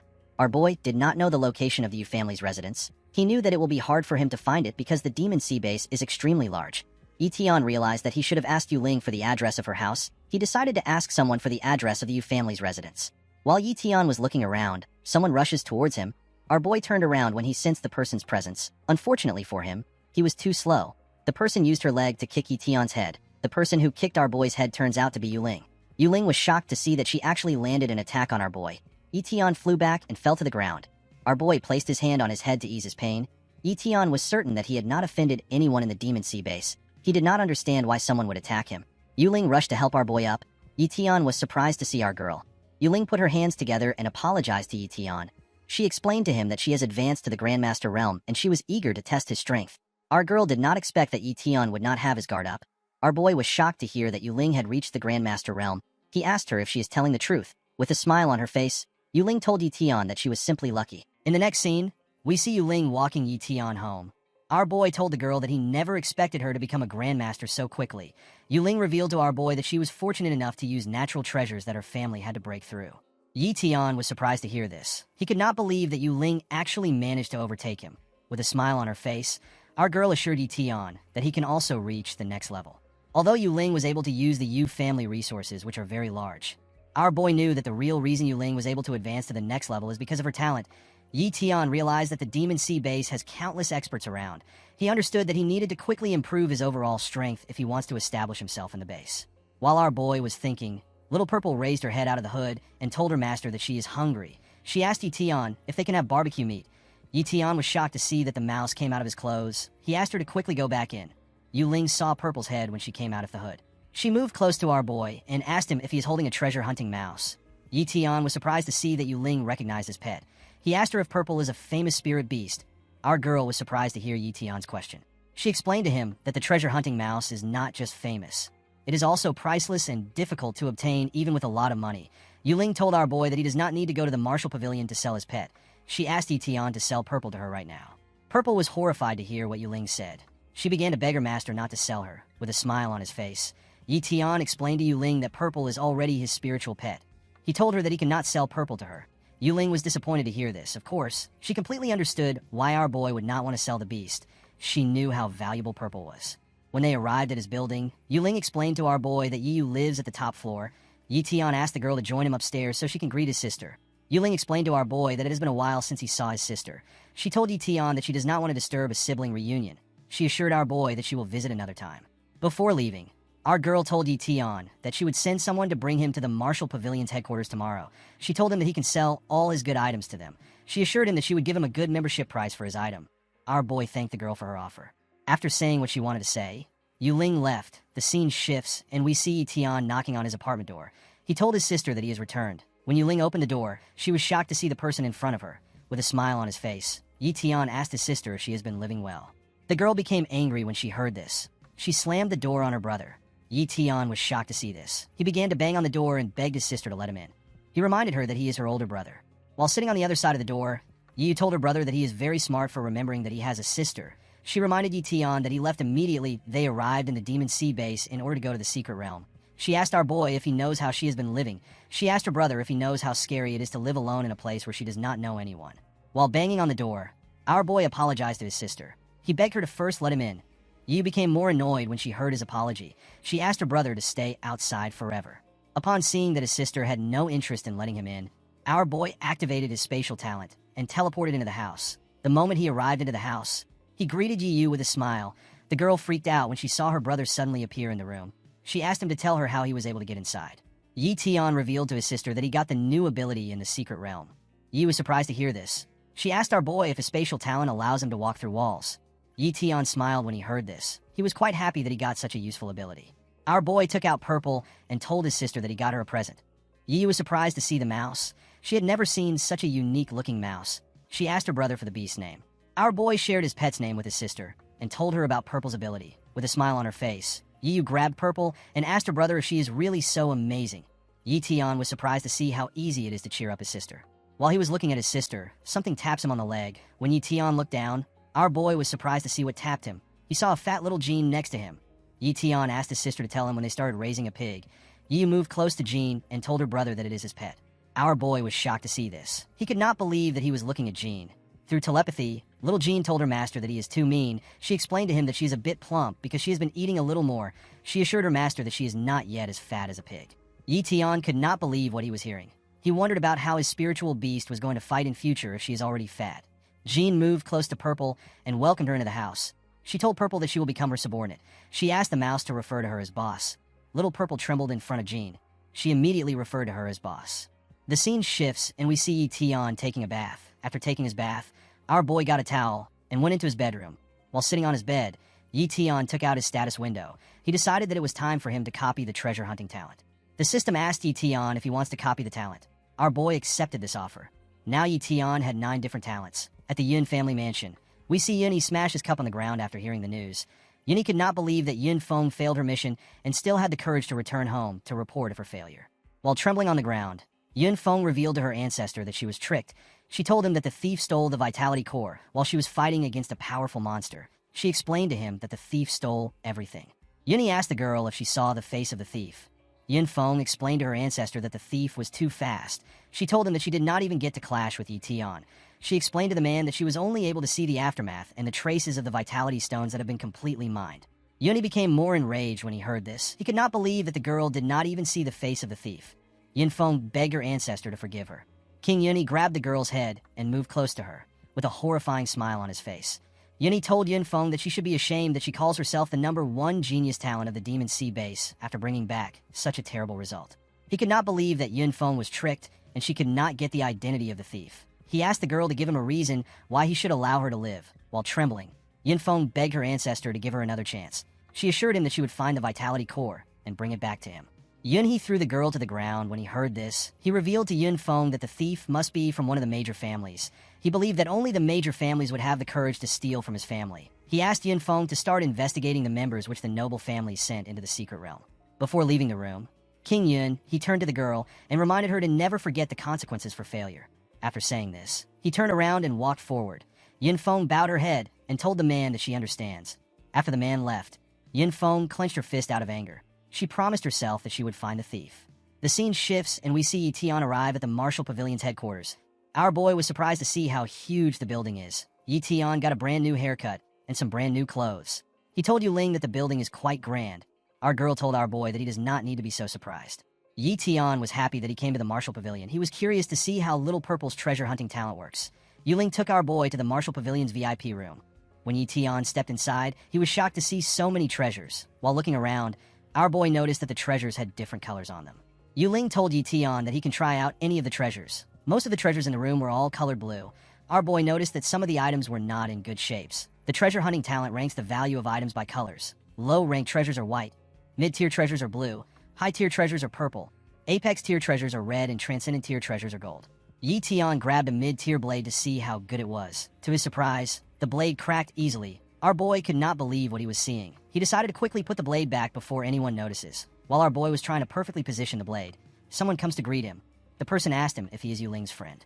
Our girl walked up to the person who turns out to be Elder Ben. Yu Ling introduced Yi Tian to Elder Ben. She told him that the man is in charge of the Martial Pavilion. Our boy greeted the man. Elder Ben asked Yi Tian to look around. He told him that he will give him a discount on any item he chooses. The moment he said this, our boy sensed something unique. When he looked up, he saw a huge egg radiating a gold aura. Yi Tian could not believe that he was looking at a transcendent tier treasure.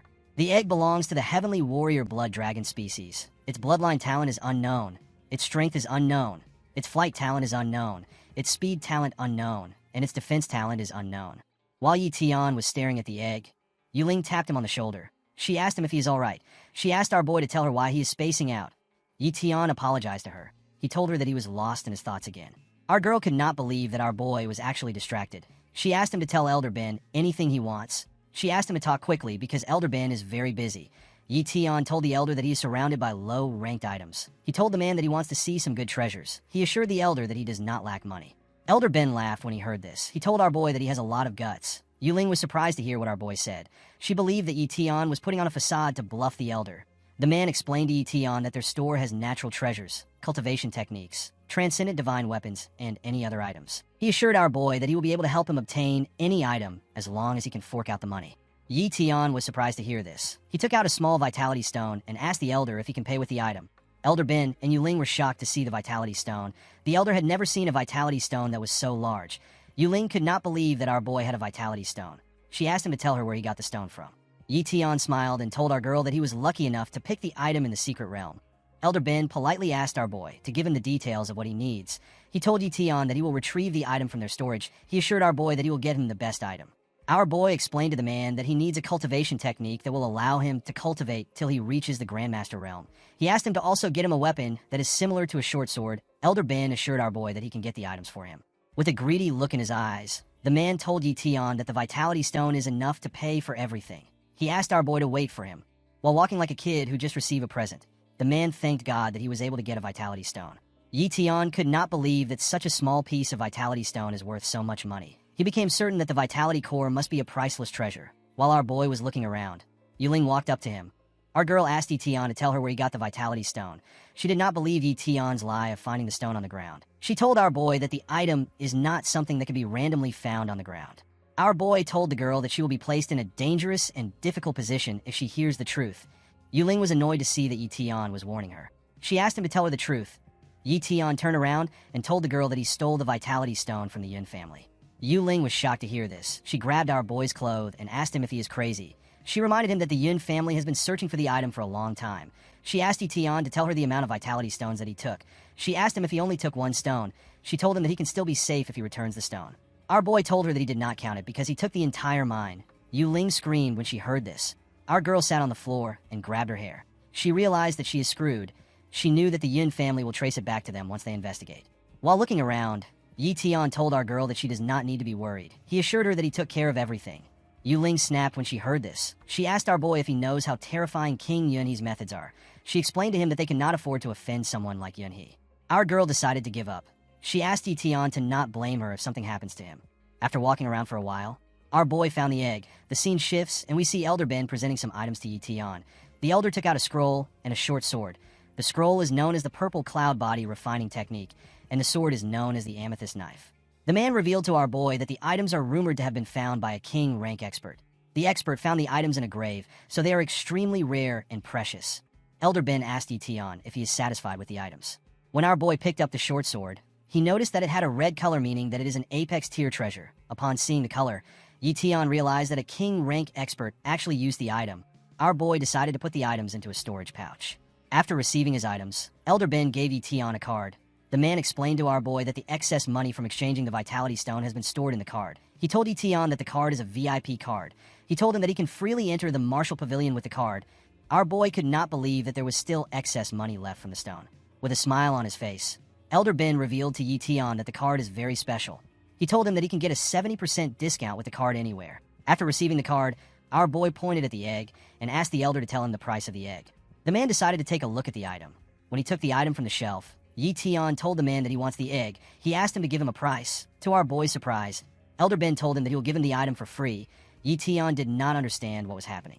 The man explained to Yi Tian that he gave him the egg to make friends with him. He asked our boy to bring more treasures like the Vitality Stone to the Martial Pavilion in the future. Yi Tian could not comprehend what was happening. He could not believe that Elder Ben is actually giving him a transcendent tier treasure for free. He wondered if the man did not know the value of the item. Yuling revealed to our boy that he is holding a fossilized dragon egg. Yi Tian was surprised to hear that he was holding a dragon's egg. According to our girl, the treasure was sold to them by an unknown martial artist. She told Yi Tian that they have tried different methods to hatch the egg, but they were never successful. Yuling explained to our boy that they were cheated by the martial artist and received a defective item. Yi Tian could not believe that the Martial Pavilion did not know the value of the item. Our boy knew that he was holding the most valuable treasure in the building. He decided to try to hatch the egg by himself. The scene shifts, and we see Yi Tian walking next to Yuling after they left the Martial Pavilion. Our boy thanked Yuling for helping him get some good items. He asked our girl to come to his house. He told her that he wants to treat her to dinner. He assured her that Yi Yu's cooking is quite good. Yuling told our boy that she is fine. She told him that she still has to return to her family for other things. Yi Tian told our girl that he and his sister will be permanently staying in the base. He told her that they might disturb her to help them with a lot of things. With a smile on her face, Yuling assured our boy that she is willing to help. She reminded him that they are friends. Upon hearing her response, Yi Tian told the girl that she can come to him for help anytime. While they were talking, a fat idiot interrupted them. Yu Chao was annoyed to see that our boy survived and managed to return back. With an arrogant look on his face, the idiot asked our boy if he acted like a sneaky bastard while he was in the secret realm. He asked him if he gathered some useless items and tried to exchange it with the Martial Pavilion in order to get some money for himself. Yu Ling was annoyed to hear this. She could not believe that Yu Chao was speaking rudely to her friend. She asked Yu Chao to watch his mouth. She told him that Yi Tian is a guest of the Martial Pavilion. The idiot told Yu Ling that he was simply joking with our boy. Our girl asked the idiot to return to their family if he has nothing else to do. She told him that he is not allowed to cause trouble there.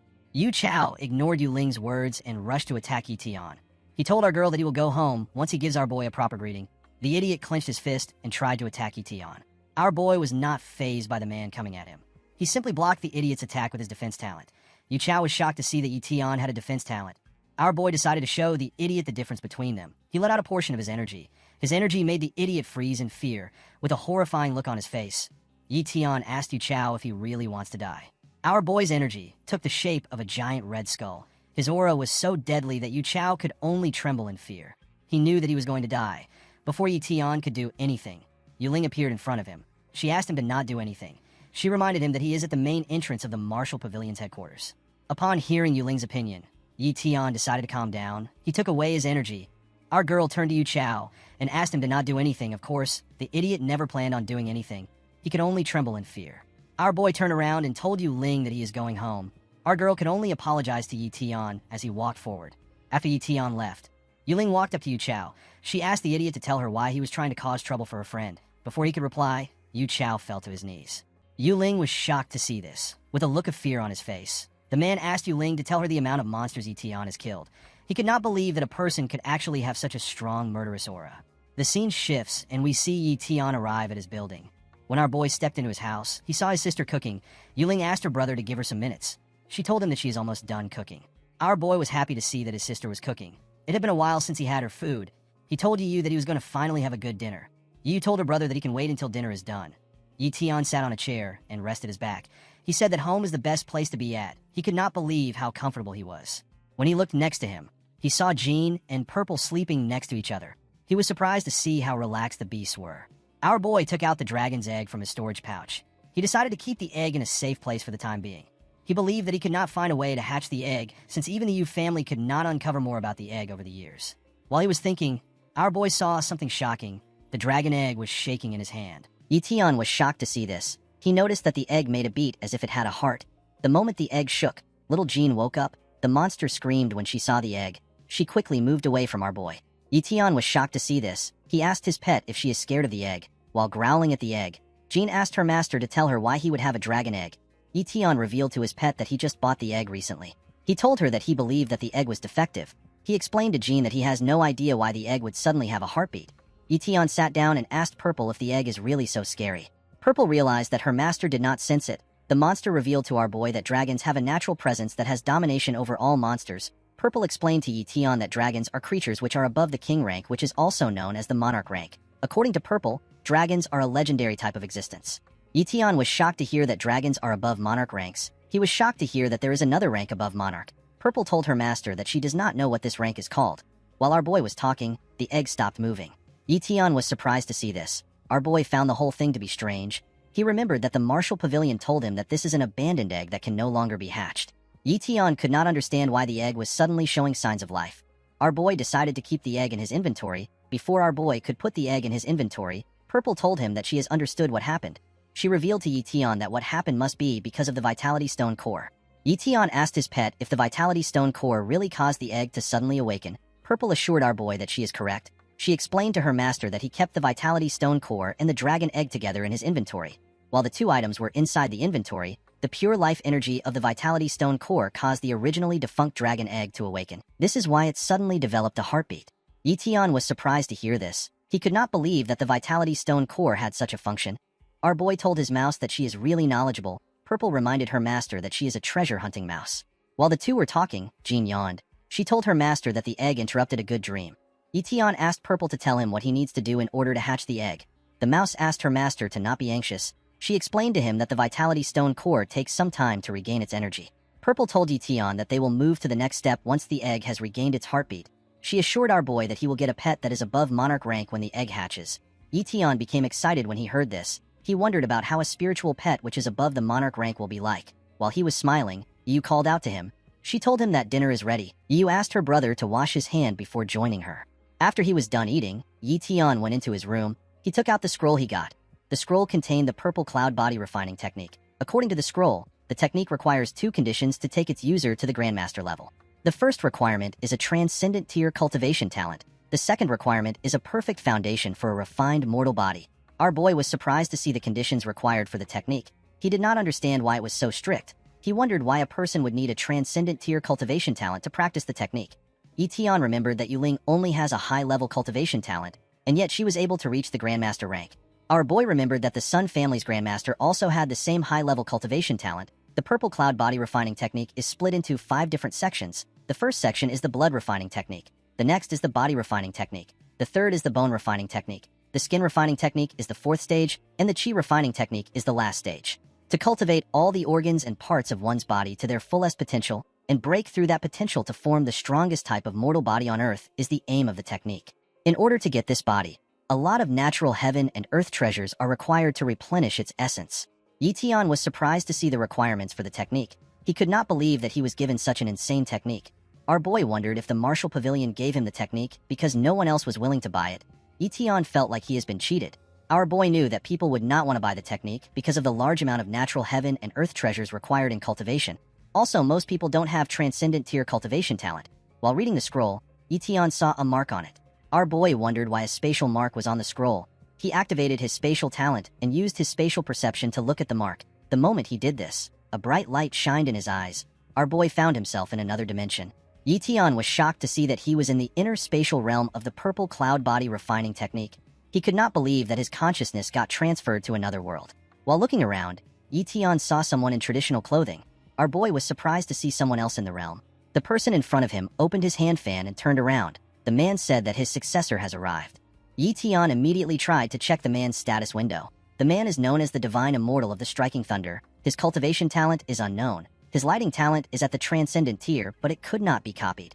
The mysterious man had a mid-tier engraving talent, but it could not be copied. The man also had an Apex tier strength talent, but it also couldn't be copied. The mysterious man moved his fan close to his face and introduced himself as the Divine Immortal of the Striking Thunder. The scene shifts and we see a man riding a big black horse through the town. The man seemed to be in a hurry. The man stopped riding when he arrived at the Yun family manor. He came down from the horse and ran into the manor. He yelled that they have managed to find it. The man ran to meet Yun Feng, who was meditating out in the open. He referred to her as young miss and told her that they have found the person she is looking for. He told her that the suspect comes from the Yu family. The servant explained to Yun Feng that only the Yu family had an outsider enter the secret realm when it opened up. He revealed to her that the outsider's name is Yi Tian. Yun Feng was surprised to hear our boy's name. She stood up and asked the man to tell her who Yi Tian is for him to have connections to the Yu family. The man told her that they were not able to find out about how the Yu family got to know Yi Tian. He revealed to his young miss that our boy was brought back by Yu Ling from the Linhai Base 5th Academy. The man told his mistress that he got another information. He told Yun Feng that Yu Ling has advanced to the Grandmaster stage. Yun Feng was surprised to hear this. She asked the servant if he is certain. The man assured Yun Feng that he is certain. He told her that everyone in the Demon Sea base already knows. The man stepped back when he noticed that Yun Feng was close to him. The insane woman asked the man if he is happy that Yu Ling has advanced to the Grandmaster realm. The servant became nervous when he heard this. He told her that he does not feel anything. The moment he said this, Yun Feng used her leg to hit him on his chin. She reminded the man that she is the #1 genius among the younger generations. The man fell to the ground. He quickly stood up and told Yun Feng that he understands. Yun Feng told the man that he does not need to investigate on the issue further. She clenched her fist out of anger and told the servant that even the Yu family will not be able to save Yi Tian if she finds out he is the one who stole the Vitality Stone. The scene shifts and we are taken to the inner spatial realm of the purple cloud body refining technique. The Immortal told Yi Tian that he is a bit capable for him to have the ability to get into the realm. He explained to our boy that the current him is simply a mirage left behind by his engraving talent. He revealed to Yi Tian that the whole space was created with his engraving talent. Yi Tian was surprised to see that a mere mirage was talking. He could not comprehend what was happening. He did not know what was standing in front of him. He wondered if the man is at the monarch rank. The Immortal told our boy that he is not really interested in talking about himself. With a cold gaze in his eyes, the man said that he needed to set things straight. The moment he said this, Yi Tian felt an unknown pressure slam his body to the ground. Our boy was shocked to see what was happening. He had never felt such a terrifying aura before. It was much stronger than Yunhe's aura. Yi Tian could not believe that a mere mirage had such a crazy amount of power. While our boy was on the ground, the Immortal moved closer to him. He decided to check if Yi Tian is worthy enough to receive his legacy. The moment the Immortal placed his fan next to Yi Tian's head, he released a small amount of energy. The man noticed that our boy had a strength talent. defense talent, and even an endurance talent. The immortal was shocked to see that Yetion had so much talents. He asked our boy to tell him how he was able to get so many talents. Yetion smiled when he heard this. He could not believe that the immortal easily discovered his secret. While breathing heavily, our boy informed the man that he never expected him to be able to see the amount of talent he has. The immortal assured Yetion that he does not need to be nervous. He told him that it is unique to have multiple talent. He explained to our boy that martial artists can get this kind of talents depending on the luck and opportunities they encounter during their journey. The immortal assured Yetion that he is not interested in his secret. Our boy asked the man to explain why he called him his successor. He also asked the immortal to tell him his rank. Yetion told the man that he does not feel like a monarch rank expert. The immortal reminded our boy that he told him that he would not ask about his secret. He asked Yetion not to pry into his own secrets. The immortal explained to Yetion that the prerequisite for finding the mark on the scroll is to have a rare talent like the spatial talent. He told our boy that his only wish is to give some advice to those of the later generation that have some talent. The man told Yetion that he has multiple talents and he fits his criteria. With a smile on his face, the immortal revealed to our boy that he has thought of a better way for him to reach the Grandmaster realm. Our boy was surprised to hear this. He asked the man to explain what he means. The immortal revealed to Yetion that he has too many talents and most of the talents are between low and mid-tier talent. According to the immortal, only true experts that have battled through life and death utilize their apex tier talent to fight. The man told Yetion that it will be detrimental to him if he uses a low-tier talent while fighting. Our boy knew that the immortal was correct. He knew that he could not use a low-tier talent while fighting because he will be showing his enemy an opening when he is fighting for his life. Yetion realized that he needed to be more careful when copying talents in future. The immortal explained to Yetion that he will continue to limit his growth if he continues to get more low-tier talents. The immortal told our boy that there is only one route he can take if he wants to continue to grow. With a serious look on his face, the man told Yetion that he needs to level up all his talents to the apex tier. Yetion was shocked to hear this. He asked the immortal if such a thing is possible. The man revealed to our boy that he can level up his talent as long as he has enough experience in using it in a fight. The immortal told Yetion that he will help him only once. The moment he said this, he snapped his fingers. Immediately, he snapped his fingers. The immortal and our boy got transported to a different room. The place is known as the Room of the Reverse Flow. The place looked like a huge temple. Yetion was surprised to see that there was another place inside this realm. The immortal revealed to Yetion that time flows differently in this engraving spatial room. He explained to our boy that an hour outside is equivalent to spending a month in this world. Yetion was shocked to hear this. He did not understand how such a thing was possible. The man revealed to our boy that the room can only be used once. He told Yetion that he will never have access to the room if he decides to leave now. Our boy told himself that the most important thing for him right now is to raise his level to the Grandmaster realm. Yetion knew that he needs to become a Grandmaster if he wants the ability to protect his sister in case the Yun family finds out about the Vitality Stone. With a determined look on his face, our boy assured the man that he will stay in this world in order to level up his talent. The immortal was happy with Yetion's response. He realized that our boy is a teachable person. The moment Yetion replied, he noticed that the immortal was no longer in the building. Before he left, the man spoke to our boy telepathically. He told Yetion that he might be worthy enough to see his real body when he attains monarch rank. Our boy was surprised to hear this. Immediately the immortal said this. He told our boy that he has given him an opponent that perfectly suits him. He asked Yetion to fight to his heart's content and kill anyhow he wishes. The moment he said this, a monster hit its leg on the ground. When our boy turned around, he saw a huge goat-like monster in front of him. Our boy was shocked to see the monster. He could not believe that a Grandmaster rank monster was in front of him. The huge monster raised its hand up and prepared to attack our boy. Yetion quickly activated his speed talent and moved to a wall before the monster's hand could touch him. While running, our boy turned around. He was shocked to see the monster behind him already. Yetion never expected the huge monster to be so fast. The monster threw something at our boy. Yetion managed to dodge the attack before it could touch him. While breathing heavily, our boy landed on the ground behind the monster. Yetion never expected the goat to be so strong. While looking at the monster, Yetion remembered that he entered this room around midnight. He remembered that there is only 6 hours left before sunrise. Our boy realized that if he is not out of this room before sunrise, his sister will be worried after seeing his unconscious body on the floor. Yetion materialized his sword the moment he thought of this, with a deadly aura around him. Our boy took a stance. He assured himself that he will take care of the monster within half a year. In the outside world, the sun had risen. People in the morning market have started their businesses. We see a merchant asking people to buy his freshly picked medicinal plants. A man asked the merchant for the price of the plants. The merchant told him that it costs 5 gold coins. In another part of the market, we see a huge man place a silver moon wolf in front of a buyer. The buyer was shocked to see that the man caught a silver moon wolf by himself. The man revealed to him that he stayed up all night to watch the wolf and waited for a long time to catch it. While everyone was busy trading in the morning market, Yi was sleeping in her room. She was not aware of the troubles her brother was going through. Inside Yetion's room, We see him lying on the ground with the scroll in his hand. Our boy was still unconscious. Inside the room of reverse flow, we see Yi Tian dodging the monster's attack.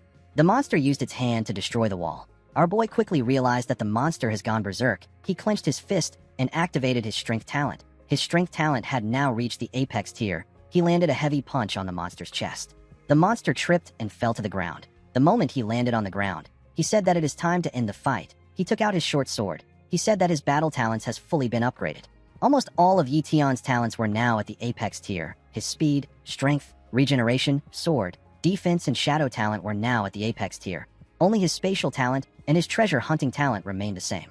The monster picked up a large amount of rocks and threw it at him. Our boy covered his sword with his energy. He shot it at the rocks. With his apex tier sword talent, he acquired sword control. He activated a technique known as chaotic slashes and used his finger to control the sword in the air. He used the sword to pierce through the rocks. When his sword returned to his hand, he told the monster that it is finished. Immediately he said this, he rushed to attack it. Before the monster could even react, Yi Tian was in front of him. He activated his shadow talent and used a technique known as shadow assassination to tear the monster apart. With a smile on his face, our boy said that he has finally won. Yi Tian had spent a long time in this realm. His hair and clothes looked messy. He looked like he had suffered for years. He was quite relieved to have finished his mission. In the next scene, we see him open his eyes in the real world. He quickly raised his head up and began to breathe heavily. He was shocked to see that he had returned to reality. While he was trying to get himself together, Yu stepped into his room. She wanted to check if he is awake. She told him that it is time for breakfast.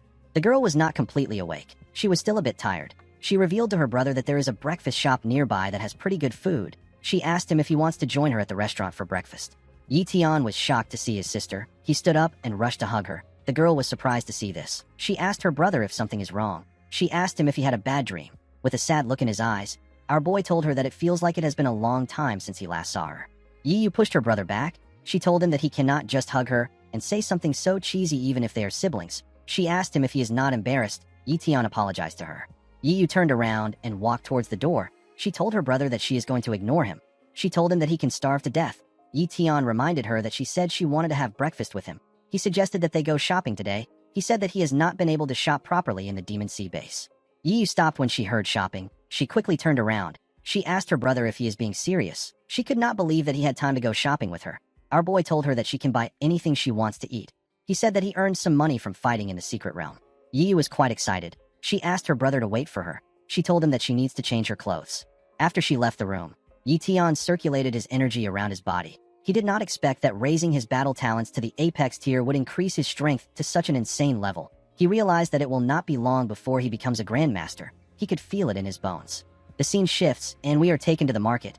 Yi was surprised to see how large the market was. She said that the market of the Demon Sea base is really different. She asked her brother to invite Yu Ling and Xiao Yu to their house, if he gets the chance. She said that she wants to make a huge feast to thank them for their help. Yi Tian said that he will try to invite them. He explained to his sister that he actually wanted her to familiarize herself more with Yu Ling and Xiao Yu, especially because they are going to be staying in the Demon Sea base. While he was talking, Jean and Purple raised their heads out of Yi Yu's bag to look around. Yi Yu placed her bag well and moved close to a stall where a man was selling fruits. She asked the man for the price of half a kilogram of apples. The man told her that it cost 2 silvers. At another stall, we see Yi Yu trying to negotiate with the owner on the price of a shirt. Yi Tian was surprised to see that she was trying to get things at a cheaper price. While they were walking around, they came across a fountain. Yi Yu was quite happy to see a fountain. She told her brother that this is her first time seeing one. In the next scene, we see the two of them in a pub. Yi Tian takes a small cup of liquor. He felt quite refreshed. He told his sister that he hasn't gotten drunk in a while. He reminded her that she is underage, so she can't drink yet. Yi Yu asked her brother to not get drunk. She told him that she won't carry him back home. With a gentle smile on her face, Yi Yu told her brother that it has been a long time since they have been able to relax like this. Our boy smiled when he heard this. He completely understood his sister. He agreed with her. He said that it has been a blissful and happy day. The scene shifts, and we are taken to Yi Tian's building. We see someone inside his apartment unit. The person turns out to be Yun Feng. The woman noticed that our boy wasn't home. In the next scene, we see Yi Yu walking home. She was annoyed to be walking alone. She said that her brother does not worry about anything. She could not believe that he let her go home all by herself. She gently touched Jean and reminded her that Yi Tian said that she will protect her. The scene shifts, and we are taken back some minutes earlier. We see Yi Tian tell his sister that he wants to shop for some things. He asked her to return home by herself. Yi Yu was surprised to hear this. She asked her brother if he doesn't want her to accompany him. Yi Tian pat her on the head. He told her that the place is really far from their house. He advised her to go home and rest. He asked her not to worry about him. He assured her that he will return soon. Yiyu nodded at him. She told him that she will go. At present, Yiyu decided to scold her brother when he returns home. She began to run. She wanted to get inside quickly. Everywhere was quite cold. As she ran towards the building, we see a man wearing a monster mask take a stance when he heard the sound of her footsteps. The man was hiding in an alley. He turned to Yunfeng and referred to her as young miss. He told her that someone is there. Yunfeng took a careful look at Yiyu. She noticed something odd. Yiyu looked like someone she knew. The man asked Yunfeng if Yiyu is Yu Ling from the Yu family. Yunfeng was able to see through Yiyu. She told the man that he is wrong. She explained to him that Yiyu is simply a regular human who is a martial warrior. The man told her that Yiyu really looks like Yu Ling. He never expected two people to look alike so much. Yunfeng and the man came out of the alley. They slowly walked towards Yiyu. Purple raised her head out of the bag. Yiyu was surprised to see this. She asked Purple about why she raised her head. She asked Purple to go back into the bag. She reminded her that her brother said that she can't be seen by anyone else. Yiyu asked Purple to go into the bag, but the mouse was trying to warn her about the people behind her. Yunfeng was shocked to see the purple treasure-hunting mouse. The scene shifts, and we are taken to the Martial Pavilion headquarters. Inside the building, we see our boy holding a box containing a pill. According to Xiaoyu, this is the bone-cleansing pill that martial warriors are able to consume. She told Yitian that the pill doesn't cost much, so they are giving it to him for free.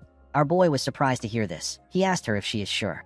Xiaoyu reminded him that he is the Martial Pavilion's VIP. She assured him that something like this doesn't mean much to them. Yitian was happy to receive the item. He said that the pill will allow his sister's cultivation to rise quickly. Xiaoyu was surprised to hear that the pill was for his sister. She told him that she will find a martial warrior's skill book for him. With a smile on his face, Yitian thanked her for her help. Xiaoyu turned and ordered one of the attendants to go to the skill book section.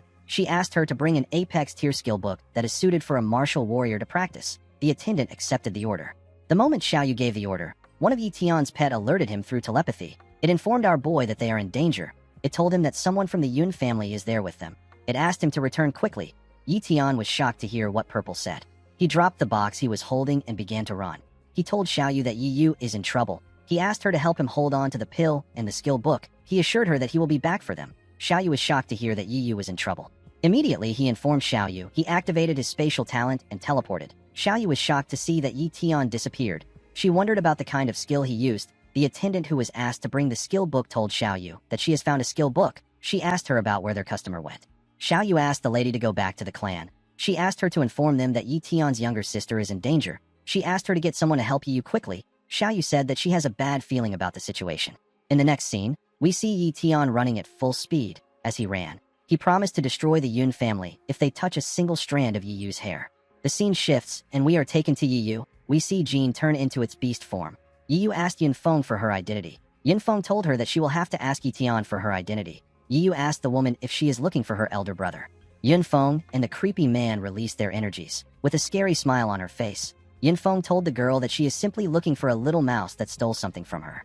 While our boy was running, the cloud began to rumble. The rain started immediately. Everyone went into their homes. Yitian did not stop running. He jumped down from a building and landed in the place where Yiyu was. This was the last location he sensed the soul contract which he has with Purple. He wondered where Yiyu was. When he looked around, he saw something shocking. He saw Jean on the ground. Our boy quickly ran to her. Jean trembled as her master held her. Yitian asked her if she is alright. He asked her about where Yiyu is. Jean apologized to her master. She said that she is so useless. She revealed to our boy that Yiyu was taken by the Yun family. Yitian fell into a state of shock when he heard this. While he was trying to put himself together, Purple called out to him. She came out of hiding and ran to him. Purple apologized to her master. She told him that she was far too weak to help in the battle. She was unable to do anything. Yitian told Purple that it wasn't her fault. He said that it is his fault for allowing Yiyu return home alone. He told himself that he is the one who caused this problem. He activated his pocket inventory. He put Jean and Purple inside the inventory. He asked them to rest inside there. He told them to recover their strength. The moment he put them into his inventory, tears gushed out of his eyes. With a creepy smile on his face, he said that he is going to kill everyone in the Yun family. Immediately he said this, someone landed in front of him. The person turns out to be Yu Ling. Yitian was surprised to see her. Our girl stood up and walked towards him. The scene shifts, and we are taken to the underground jail of the Yun family. Yiyu was pushed into the jail. She had to struggle to push herself up. She grabbed the iron bars and asked them for their identities. She asked them to let her go immediately. She hit the gates multiple times and asked them to open it. She assured them that her brother will never let them go scot-free for doing this to her. The creepy man asked Yiyu if she hasn't gotten a clear picture of what is happening. He explained to her that Yunfeng deliberately left the two beasts alive so that they will be able to alert Yi Tian with their soul contracts. Yi became nervous. She asked the man to explain what he is talking about. The man moved close to the iron bars. He told the girl that this is a trap. Yi was shocked to hear this. The man told her that Yi Tian will end up dead if he comes there. The scene shifts, and we are taken to Yi Tian and Yu Ling. We see our boy lying on the ground. He seemed to be paralyzed. Yu Ling stood next to him. She was holding a needle. It seemed as if she used the needle to paralyze Yi Tian. The scene shifts, and we see Yi Yu covered in blood. She was crying. She called out to her brother repeatedly. After hearing her voice for a while, Yi Tian woke up. It turns out that it was just a dream. He found himself on a bed. He looked around to see where he was. He did not recognize the room. While he was looking around, he felt a large amount of pain in his head. As he held on to his hair, he remembered something about Yu Ling. The scene shifts, and we are taken back to the past. We see Yi Tian explaining everything to Yu Ling. He told her that the Yun family must have found out that he was the one who took away their Vitality Stone mine. He said that this must be their reason for kidnapping Yi Yu. Yi Tian told himself that it is all his fault. He realized that he was too careless. Yu Ling explained to our boy that the ultimate goal of the Yun family is to obtain the Vitality Stone mine, which he took away. She told him that Yi Yu will be safe for now. She asked him not to act rash. She told him that they can discuss their next moves carefully. Yi Tian walked out of the alley. Yu Ling quickly ran after him. She moved in front of him and asked him to stop. She asked him if he has gone mad. She explained to him that this is obviously a trap that was made for him. She told him that the Yun family is waiting for him to bite the bait. She assured him that he will end up dead if he charges at the Yun family right now. While screaming at the top of his voice, Yi Tian reminded Yu Ling that they are talking about his sister. He told her that Yi Yu is his only family. He told our girl that this has nothing to do with her. He told her that she won't be trying to stop him if she really wanted to help him. He said that she should be going with him instead of stopping him. The moment she heard this, Yu Ling took out a pin. She covered it with her energy and charged at our boy. She stabbed him in the chest with the pin. Yi Tian was shocked to see this. He noticed that he couldn't move. He could not comprehend what was happening. He never expected Yu Ling to betray him. The scene shifts, and we are taken back to the present. We see our boy stand up from the bed. He could barely stand straight. Yu Ling stepped into the room. When he stood up, she told him that he is finally awake. Yi Tian asked her about what she did to him. Our girl asked him not to worry about it. She explained to him that it was just a poison needle with paralysis poison on it. She assured him that there are no side effects. Yi Tian asked her about where he is.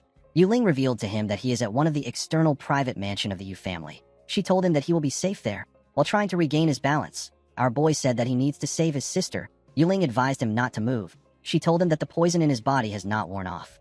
She told our boy that the current him is far too weak to save Yi Yu from the Yun family. She said that a fight against Yun Feng will be difficult for him. She reminded him that he will still have to fight Yun He. She asked him if he can defeat someone at the monarch rank.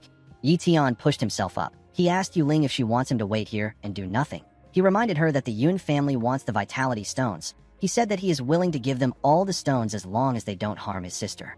Yu Ling told our boy that he is thinking way too small about the issue. She asked him to calm down and listen to her. She revealed to him that her spies have told her that everything in the Yun family is the same way it always is. In other words, they are simply waiting for our boy to come to them. Her spies told her that there have been no unusual developments at the Yun family. Our girl explained to Yi Tian that Yi Yu will be safe if he doesn't go. However, if he were to take the bait, he and Yi Yu will die at the Yun family mansion. Yi Tian did not like what he was hearing.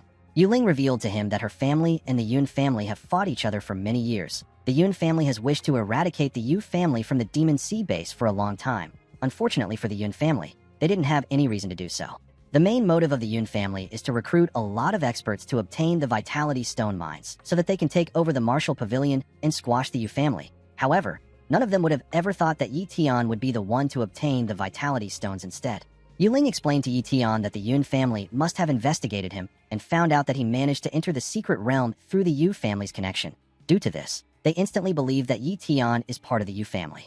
Yu Ling told our boy that kidnapping Yi Yu isn't just to catch him. The true motive is to declare war against the Yu family. Yi Tian was shocked to hear this.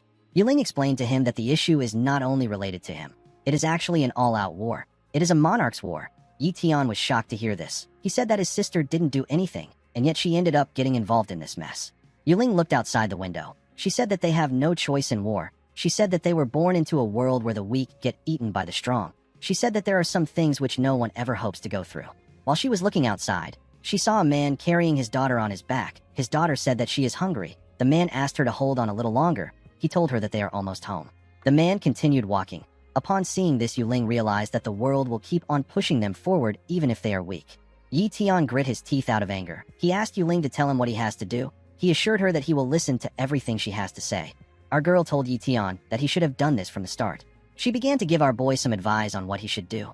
After advising Yi-tian, she asked him to stop acting rash. Our boy asked her not to worry. He told her that he won't do anything. While they were talking, a woman steps into the room to inform Yuling that her guest has arrived. Before leaving the room, Yuling told our boy that he has to follow her somewhere tomorrow afternoon. Yi-tian asked her to tell him where they are going. Our girl revealed to him that she is taking him to a place that will allow him to advance to the Grandmaster realm. In the next scene, we are taken to the Yu family compound. We see Yuling guiding our boy in an underground path. She wondered why someone was coming there so early. She heard that the person would be there in the afternoon. Yi-tian asked her about where she is taking him. Our girl asked him to stop talking and just follow her. Yuling said that the man really came at the wrong time. She told herself that she needs to make some arrangements for our boy first. She reached a door and told Yi-tian that they have arrived. She asked him to come in. The moment our boy stepped in, he perceived a foul smell. He wondered if Yuling took him to her family's sewage drainage. He quickly covered his nose. When our boy looked around, he saw a man cooking something in a huge pot. Yuling asked the man if everything is ready. The man said that he is almost done. He told her that there is still one more jar left. He told Yuling that the body tempering potion was a great success this time. Yuling moved closer to the pot. She told the man that everything looks nice. The man laughed and told her that she can trust his expertise. Our girl turned to Yi-tian and asked him to take his clothes off. Yi-tian was shocked to hear this. He asked her if she is serious. Yuling asked him to stop wasting time. She asked him if he wants her to strip him naked. Yi-tian told her that he will take off his clothes himself. After taking off his clothes, our boy asked Yuling to tell him what to do next. Yuling asked him to get inside the pot. Yi-tian was surprised to hear this. He asked our girl if he can really become a grandmaster by stewing in the potion. Our girl asked him not to look down on the potion. She explained to him that the potion contains lots of mystical elixirs. She said that her family's secret recipe was used to make it. She explained to our boy that he will become a grandmaster after absorbing all the medicine in the 4 jars of elixir within the next 2 days. Yi-tian got into one of the jars and began to absorb the potion. Yuling asked him about how he is feeling. Yi-tian grit his teeth and told her that it hurts. He revealed to her that it feels like 1,000 needles are pricking his blood vessels. Our girl explained to him that the elixirs are currently expanding all his meridian pathways. She asked him to bear the pain. She told him that the whole jar of potion will go to waste if he jumps out. Yi-tian asked her not to worry. He told her that this amount of pain is nothing to him. He assured her that he can withstand it. Yuling walked towards the door and told the man that she has something to attend to. She said that she has to leave now. She asked the man to call her if anything goes wrong with Yi-tian. The man bowed his head and told her that he understands. Yuling turned to our boy. She hoped that he will be able to ascend to the Grandmaster realm. The scene shifts, and we are taken to the surface. We see something move at a crazy speed in the sky. It was heading towards the Yu family compound. At the compound, we see a ship in the sky. The ancestor and Ben were standing outside to welcome the person in the ship. Yuji was relieved to see that the person finally arrived after dragging things for so long. He looked up to see the man known as Niechi. This man is a formation array master. He is an expert grandmaster. He jumped down from the sky ship to meet the ancestor. Immediately, he jumped down. The ship flew away. Yu Ben bowed his head to greet the grandmaster. Yuji welcomed him to the Yu family. Niechi released some energy and moved close to the ancestor. He told him that they need to talk business. Yuji turned around and guided him to his residence. Some of the clan members saw this. One of them asked about who Niechi is for the ancestor to be respectful to him. Someone revealed to him that Niechi is a formation array master. The man was surprised to hear this. He could not believe that Niechi was one of the extremely rare and legendary formation array masters. The scene shifts, and we are taken to the Yun family's underground prison. We see Yu place her head down. She seemed exhausted and frustrated. She called out to her brother. The scene shifts, and we are taken back to the Yu family compound. We see Yi-tian still absorbing the potion. The man who was with him was sleeping. While our boy was enduring the pain, he noticed something weird. The dragon egg was reacting to something. It began to crack. At the meeting hall of the Yu family, we see Yuji thank Niechi for coming to their humble mansion. He told him that his presence here has brought help to his family in their time of need. After a maid poured Niechi some tea, the ancestor asked him to help them out. Niechi took a sip of his tea and told Yuji that he is usually very busy and has no interest in helping to resolve familial conflicts and disputes. Ben did not like Niechi's response. He felt like he was too arrogant. Yuji clapped his hands and ordered someone to bring the item in. Niechi quickly turned to the door. Before the maid could take the item inside, Yuling stopped her. She took the item from her and asked her to go back. She told her that she will be the one to bring it in. The maid was surprised to hear this. Yuling went inside and presented the item to Niechi. The array master was shocked to see what it was. He was certain that he was looking at the vitality-gathering pill. He picked up the pill to get a closer look at it. He could not believe that the Yu family took out a medicine that can help someone reach the monarch rank easily. He realized that their resources are quite ample. Yuling smiled when she saw the look on his face. She knew that even an array master won't be able to reject a chance to get a vitality gathering pill. Yuji asked Niechi if he is satisfied with the gift. Niechi put the pill away and told the ancestor that he can't reject his generosity. He asked him to tell him what he wishes to do. Yuji stepped down from his chair. He said that the Yun family and their people have become arrogant and reckless because they have been opposing the Yu family for a long time. The Yun family have taken the businesses of the Yu family and even injured Yuji's disciples. Yuji told the array master that they can no longer tolerate the Yun family's actions. With a serious look on his face, Yuji asked Niechi to join hands with them to destroy the Yun family. The scene shifts, and we are taken to the underground secret room. We see Itian wondering about what is happening. He could not believe that the dragon egg was about to hatch. He noticed that the egg was consuming all the medicine in the pot at an incredible speed. Due to what was happening, our boy decided to change his plan. He took out the body-tempering potion in each pot and gathered it together. He gathered the potion around him. He decided to consume it all at once. The man in charge quickly stood up when he felt the place shaking. He wondered if it was an earthquake. When he turned to the side, he saw something shocking. He did not understand why all 4 cauldrons of the potion were gathered in one spot. He saw the potion cover Itian. It was circulating around him. The man fell to the ground when he saw this. He believed that Itian will explode from absorbing it all at once. The man quickly stood up and ran outside. He wanted to report to Yuling. While he was absorbing the potion, our boy praised the secret recipe of the Yu family. He did not expect it to be so strong. While he was enduring the pain, Itian noticed that his dragon egg has begun to consume the energy inside his vitality stone core. He decided to ignore it because he could feel something coming from within. Our boy realized that he was about to break through to the Grandmaster realm. His heart began to beat fast. This caused an earthquake in the compound. Everyone was surprised to see this. While everywhere was shaking, the man ran inside. He told Yuling that there is trouble. Niechi asked the ancestor about what is happening. The man told our girl that something is wrong with Itian. At the underground secret room, we see our boy land on the ground with his new dragon on his shoulder. Itian was happy to see that he was now a Grandmaster. He did not think that he would gain another benefit from the body-tempering potion. A status window appeared in front of him and informed him that the blood contract has been successfully completed. The dragon belongs to the Heavenly Battle Dragon race. Its bloodline is Radiant Tier. Its strength is Apex Tier. Its defense is Apex Tier. Its speed is Mid-Tier. Its blood-stealing talent is Apex Tier. Its flying talent is High Tier, and its healing talent is Mid-Tier. It also possesses Dragonic Roar, which is High Tier. It has Bloodbone talent and Dragon Soul talent, which are Mid-Tier. Itian took a look at his red dragon. He could not believe that he actually managed to hatch the egg. His dragon growled at him to tell him that he is hungry. Our boy wondered about what he should feed the dragon. He did not know if he should give it an elixir or monster meat. He recalled that his dragon hatched after consuming some of the Vitality Stone's core energy. He took out a Vitality Stone and threw it up. He asked his dragon to catch it. His dragon quickly ran after it and ate it in one go. Itian was surprised to see that it was able to bite something as tough as the Vitality Stone. He could tell that the dragon's teeth were strong. The dragon moved to a stone and swallowed its food. He growled at Itian to tell him that he wants more. Our boy was surprised to see that it had already finished it. He took out another Vitality Stone. He realized that the Vitality Stone mine won't be able to sustain his dragon for more than a few days. He sat on the ground and slowly fed his dragon. He wondered about the level it was on based on human power levels and terms. He hoped that his dragon is as strong as a Grandmaster. While he was feeding his dragon, he heard Yuling call out to him. Our girl was running towards the room. Itian immediately knew that Yuling was close. He knew that his dragon was far too unique. He decided to keep it in his inventory in order to avoid any unnecessary issues or development that his dragon would cause.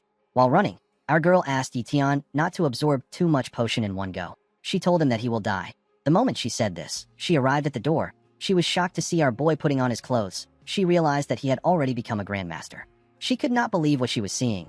She did not expect Itian to absorb 2 days' worth of medicine in some hours. She knew that anyone in the great martial warrior realm who does something like this will end up exploding to their death. Yuling could not believe that Itian was perfectly fine, and he even managed to advance successfully to the next realm. She moved close to our boy and asked him to tell her the method he used. Itian laughed and told her that he might just be too talented. Our girl knew that this was impossible. She asked Itian to stop trying to dupe her. She asked him to tell the truth. Our boy did not know what to say. He didn't want to mention his dragon right now because it is his trump card. However, Yuling did not stop pestering him. She asked him to tell her how he did it. Fortunately for Itian, the man in charge barged in and asked Yuling if our boy is okay. Yuling asked the man not to worry about Itian. She told him that our boy even managed to advance to the Grandmaster realm. The man was shocked to hear this.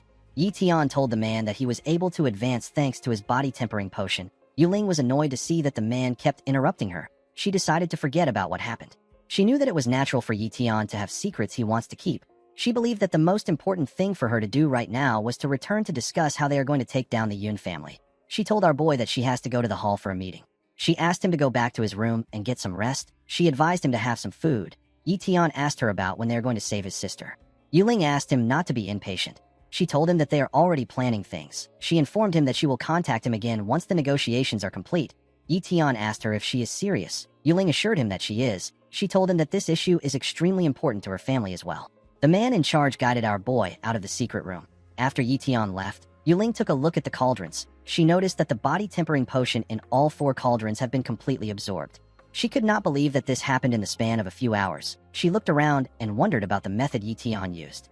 The scene shifts, and we are taken to the Yu family's dining hall. We see Yi eating steak. He was surprised to see how tasty the food was. While he was eating, someone threw a box at him from behind. Our boy used telekinesis to stop the box in midair. Yuling did not expect Yi to have already familiarized himself with the psychic energy belonging to the Grandmaster realm. Yi opened the box to see what was inside. He saw a talisman inside the box. He stood up and asked Yuling if they can save Yu now. Our girl told him that they can do it now. Yi asked her about where the talisman will teleport him to. Yuling asked him not to worry about this. She informed him that they have already prepared the route for the destination of the talisman. She said that the Yun family want to make an easy trap for them to fall into. She told our boy that they are going to do the same to them. The scene shifts, and we are taken to the Yun family manor. We see a man holding a spear tell his comrade that it is time to switch shifts. The guard took a look at his watch. He realized that the man was right. The man asked him if he heard about the rumors saying that there is someone out to take down their family. He said that he does not know if it is true. The guard asked him to stop spouting nonsense. He reminded him that this is the territory of King Yun He, a monarch-rank martial artist. The man said that anyone who dares to stir up trouble here is only looking for death. The moment he said this, some energy moved past him at a crazy speed. The man with the spear laughed and told him that he is right. He said that the only person that can challenge their family is another monarch-rank martial artist. He said that anyone else would just be causing trouble for themselves. The guard informed him that a new club just opened up in the west area. He said that the atmosphere and the alcohol there is really good. He told his comrade that they can go drink there tomorrow. The men did not sense the energy that moved past them. It turns out that it was Yi that moved past them. Our boy quickly climbed up a building to get a better view of the compound. When he got to the top, he saw how large the Yun family's compound was. While he was on the roof, he activated his spatial talent and released his spatial sensing. He spread his energy across the compound. He searched every corner. He quickly found where they were keeping his sister. He jumped down from the roof and began to run. Yi found the Grandmaster realm to be amazing. He could not believe that he could now sense 10 times more than before. While our boy was running to his sister, we see King Yun He meditating in his room. Yun He opened his eyes and said that the mouse has finally walked into the trap. As Yi ran towards the entrance of the prison, he activated his spatial talent and used teleportation to get inside. Immediately he got inside. Someone attacked him. It was the huge masked man. Yi was able to dodge his attack. He was surprised to see that his spatial sensing was unable to detect this guy. He wondered if the man was using some kind of mystic technique to hide his presence. The moment he thought of this, the man attacked our boy with his knee. Yi used his elbow to block the attack. He released his energy and used a skill known as bind to attack the man. The attack destroyed the huge man's mask and pushed his head back. The man was shocked to see this. He knew that this was the psychic energy of those at the Grandmaster realm. He couldn't believe that Yi was no longer at the great martial warrior realm. Before he could do anything, our boy snapped his neck with his energy. He dropped the man on the ground. Our boy cleaned the blood on his face and glared at the man. He found it odd that the Yun family only left one great martial warrior to watch his sister. Before he could think more about it, Yi called out to him. Yi was happy to hear her voice. He destroyed the entrance of the cell. Yi quickly ran to hug her brother. She was relieved to see that he finally came to save her. With tears in her eyes, Yi told our boy that she thought she will never see him again. Yi pat his sister on her head and asked her not to be scared. He told her that it is his fault for putting her through all of this. He grabbed her hand and told her that they need to leave. He destroyed the door and carried his sister on his back. He quickly began to run. Yi looked at her brother while he was running. She couldn't believe that he has reached this immense level of strength without her knowing. She realized that her brother must have suffered a lot to reach this realm. While our boy was running, someone threw a spear at him. Yi was able to stop before the spear could touch him. When he looked up, he saw someone in the air. The person used their energy to pull their spear back. She told Yi that this is their first official meeting. Yunfeng asked our boy to hand over the Vitality Stone core. Yi put his sister down and asked her to find a place to hide. Yi told her brother that Yunfeng was the one who kidnapped her and hurt little Jean. Our boy told her that he knows. He said that Yunfeng is a little more troublesome than he expected her to be. Yunfeng had also broken through to the Grandmaster realm. She landed on the ground and charged at Yi. Our boy quickly took out his sword and used it to block her attack. He noticed that she was quite fast. Seeing that our boy was able to block her attack, Yunfeng realized that he has also entered the Grandmaster realm. She told Yitian that the Yu family has given him a lot of benefits. Our boy pushed her back and knocked her spear out of her hand. He told her that she talks too much. Yunfeng was able to quickly reach her spear. She took a stance and began to exchange blows with Yitian at a crazy speed. They were able to block each other's attacks. They moved to the air and made their attacks faster. Yu called out to her brother. She told him that he can do it. While staring at him, the girl sensed something dangerous. She began to shake. Unfortunately for her, Yunhe was behind her. The monarch rank warrior released his energy. Yu quickly fell to her knees. Yi Tian was shocked to see what happened to his sister. When he looked behind her, he saw Yunhe. The bastard smiled at Yi Tian. The moment he did this, Yunfeng used the opportunity to land an attack on our boy. She landed a cut on his face. Yi Tian was annoyed to see what was happening. Yunfeng asked him to not get distracted. She asked him to focus on what is in front of him. Our boy raised his hand and activated his strength talent. He used it to attack Yunfeng. He broke her spear in one strike. The girl was shocked to see this. She did not understand how Yi Tian's strength suddenly increased. Our boy ignored the girl. He ran to his sister. Yi was getting crushed by Yunhe's pressure. She spat out some blood and called out to her brother. Yi Tian asked Yunhe to stop it. He activated his spatial talent and used teleportation to grab his sister and carry her in his arms. Yunhe did not expect our boy to use a spatial talent. Yi Tian quickly took out a potion and poured it in his sister's mouth. Yu coughed out the potion. Our boy realized that his sister's internal organs have been crushed. He realized that he could not do anything even with the blood of the beasts. Unfortunately for him, he didn't bring any healing items, and he cannot give his regeneration talent to others. Yi Tian began to tremble. He called Yunhe a bastard. He could not believe that a monarch rank expert like him would use his psychic energy on a weaker martial artist.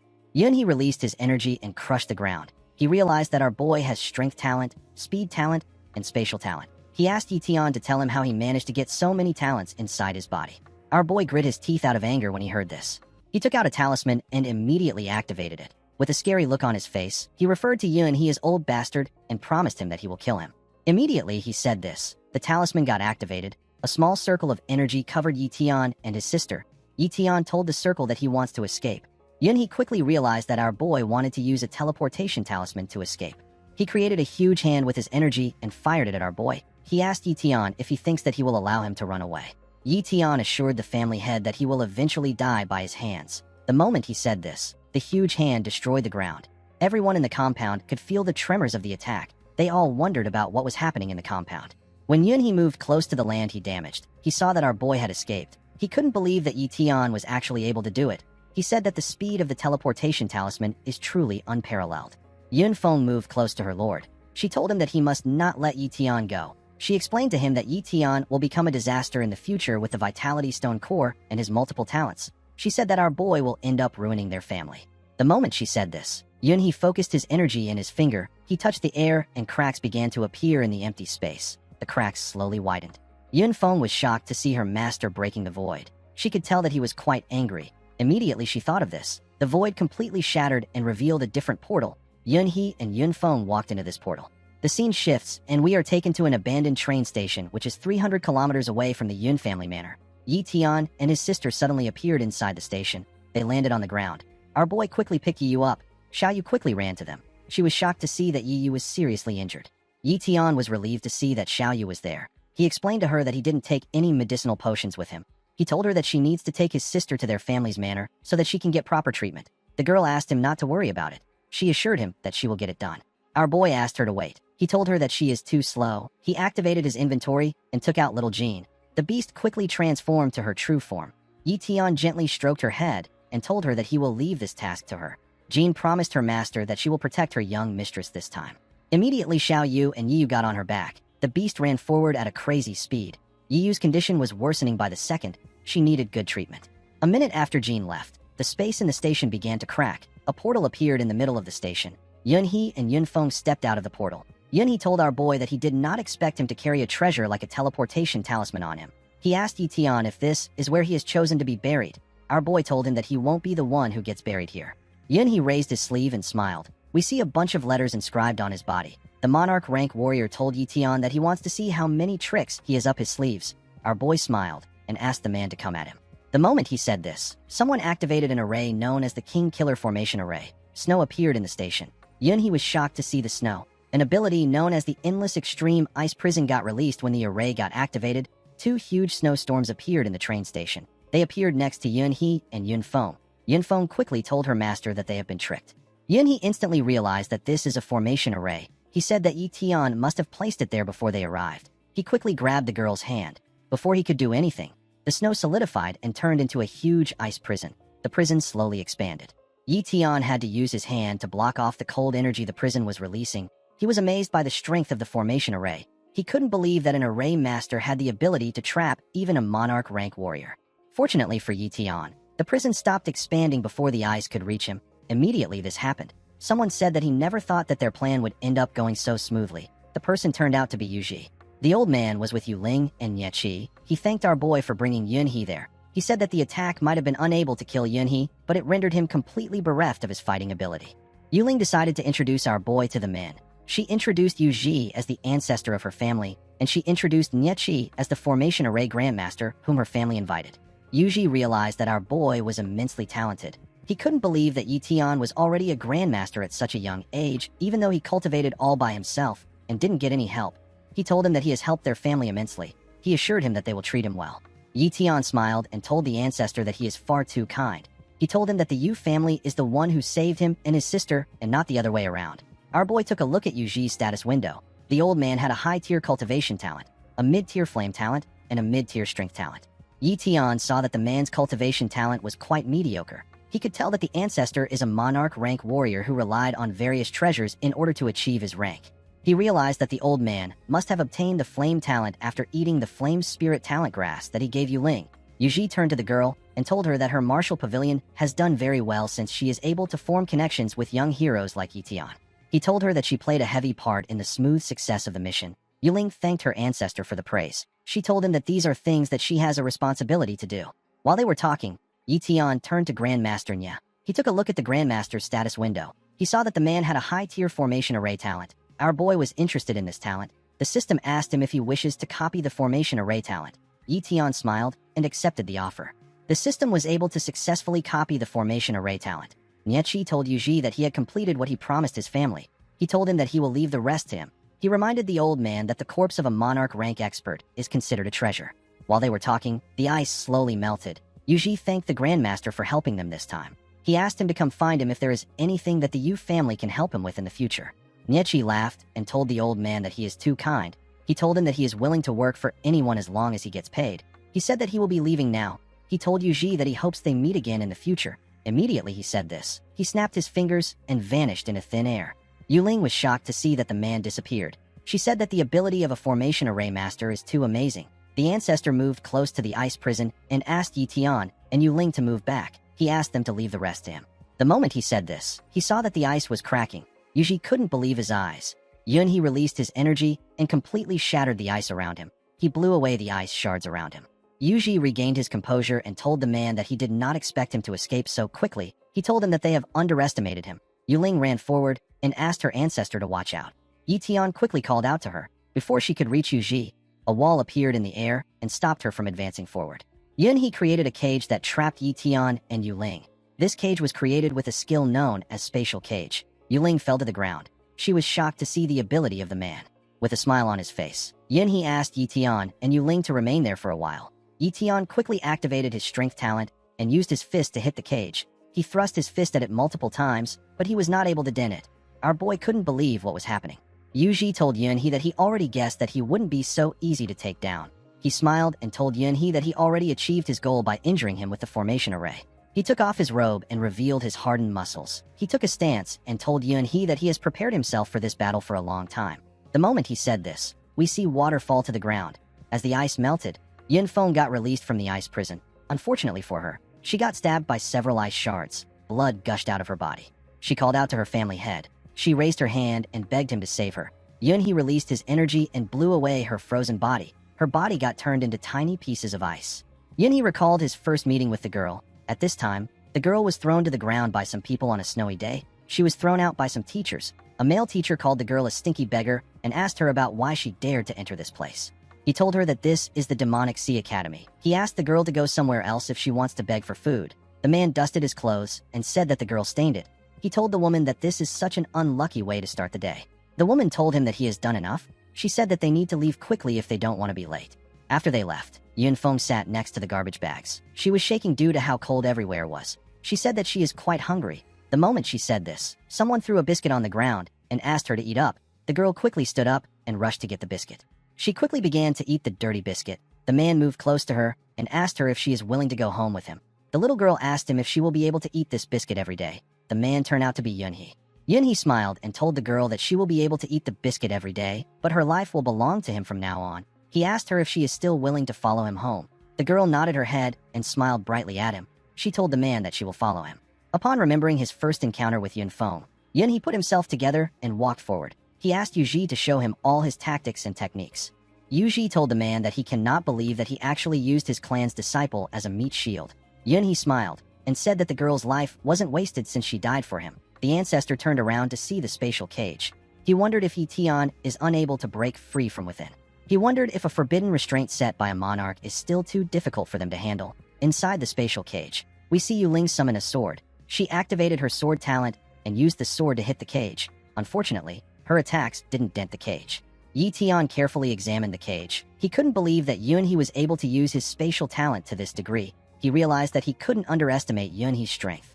After hitting the cage for a while, Yuling fell to the ground. She was frustrated. She couldn't believe that their attacks weren't going through at all. Yi Tian grit his teeth out of anger. He knew that the elder will be in danger if they are unable to escape this trap. Outside the spatial cage, we see Yunhee activate his spatial talent and unleash a technique known as collapsing domain.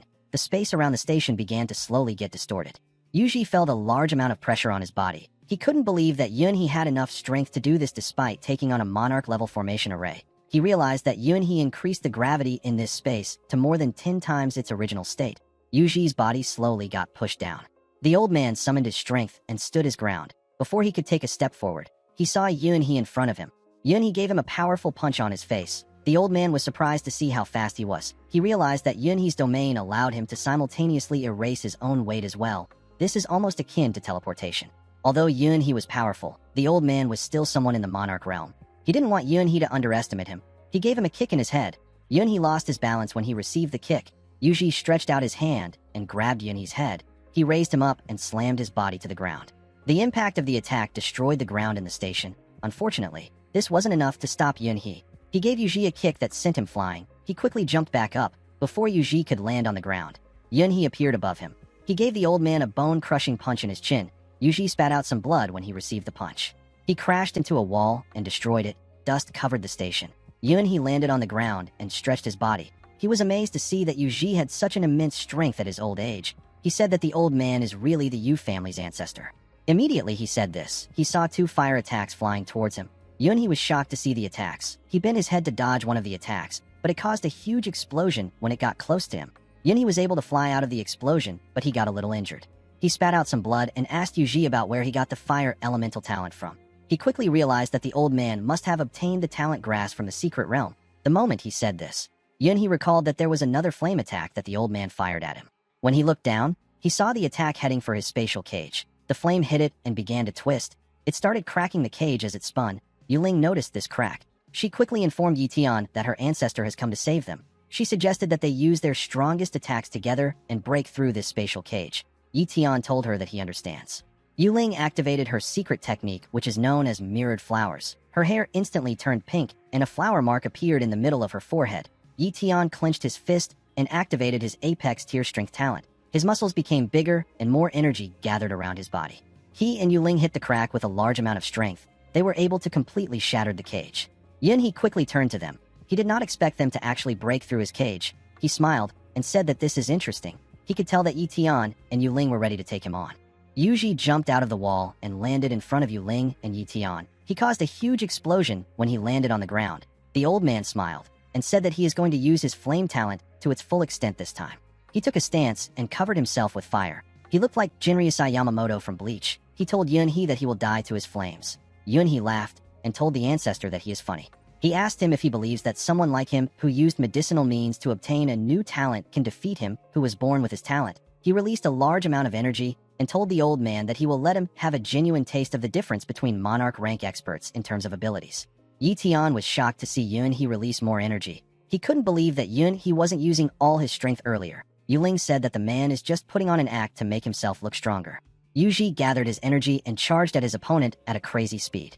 He gathered his energy into his fist and clenched it. He activated a technique known as Flame Culling Heavy Fist before he could touch him. Yunhee activated a technique known as Devouring Void. He released massive waves of energy. The waves took away Yuji's flames. The old man was shocked to see this. Yuling couldn't believe her eyes. She did not understand how Yuji's flames disappeared. The situation didn't make sense to her. Yi Tian was also shocked to see what happened. Yunhee smiled and activated another technique known as Void Reversal. He used his energy to release Yuji's powerful flames on him. The old man screamed out in pain. He lost his strength and fell to the ground. Yuling was shocked to see what happened to her ancestor. While struggling to push his injured body up, Yuji said that something is wrong. It didn't make sense to him that a monarch-level spatial talent could have such immense power. Yuling moved close to him and asked him if he is alright. The ancestor raised his head up and asked his opponent if he has surpassed the monarch rank. Yunhee raised his hands and asked the old man if he has finally noticed. He explained to Yuji that he didn't actually surpass the monarch rank, but he managed to gain a more advanced level of understanding of the monarch realm. Yuji said that this is impossible. He said that humans have no way of exceeding the monarch rank limit. Yi Tian was surprised to hear that Yunhee had gone past the limits of the monarch rank. Yuji stood up and asked Yunhee to tell him how he did it. Yunhee decided to share his secret with him since he planned on killing everyone there. He revealed to the old man that he improved thanks to the Vitality Stone core. He explained to him that the core is a tiny treasure that is born only after 100 Vitality Stone mines are made. Yunhee said that he was able to obtain a small fragment of the core a few years ago. This helped him take half a step out of the monarch realm. He said that this is why Yi Tian is his prey now.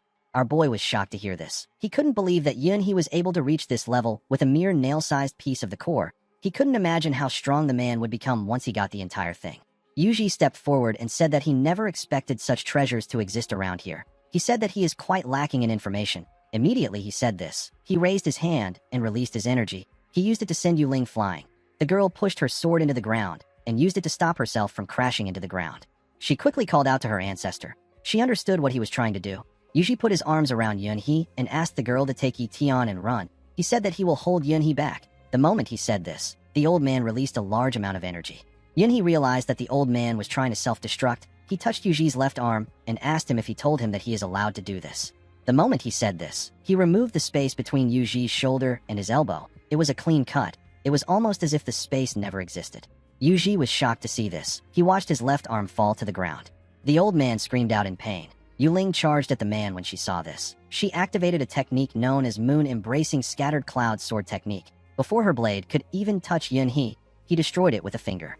Yuling spat out some blood and slammed her back on the ground. Yunhee fired a huge energy blast at her while she was on the ground. Yuling was horrified to see the attack coming towards her. She knew that she was done for. Fortunately for her, Yi Tian appeared in front of her and used his body to tear through the attack. Yunhee smiled and asked him if he is trying to get in his way. Our boy glared at the bastard. Guys, we have come to the end of our video. If you guys want part 23 of this recap, let me know in the comments section. Don't forget to like and smash that subscribe button for more recaps. See you guys later.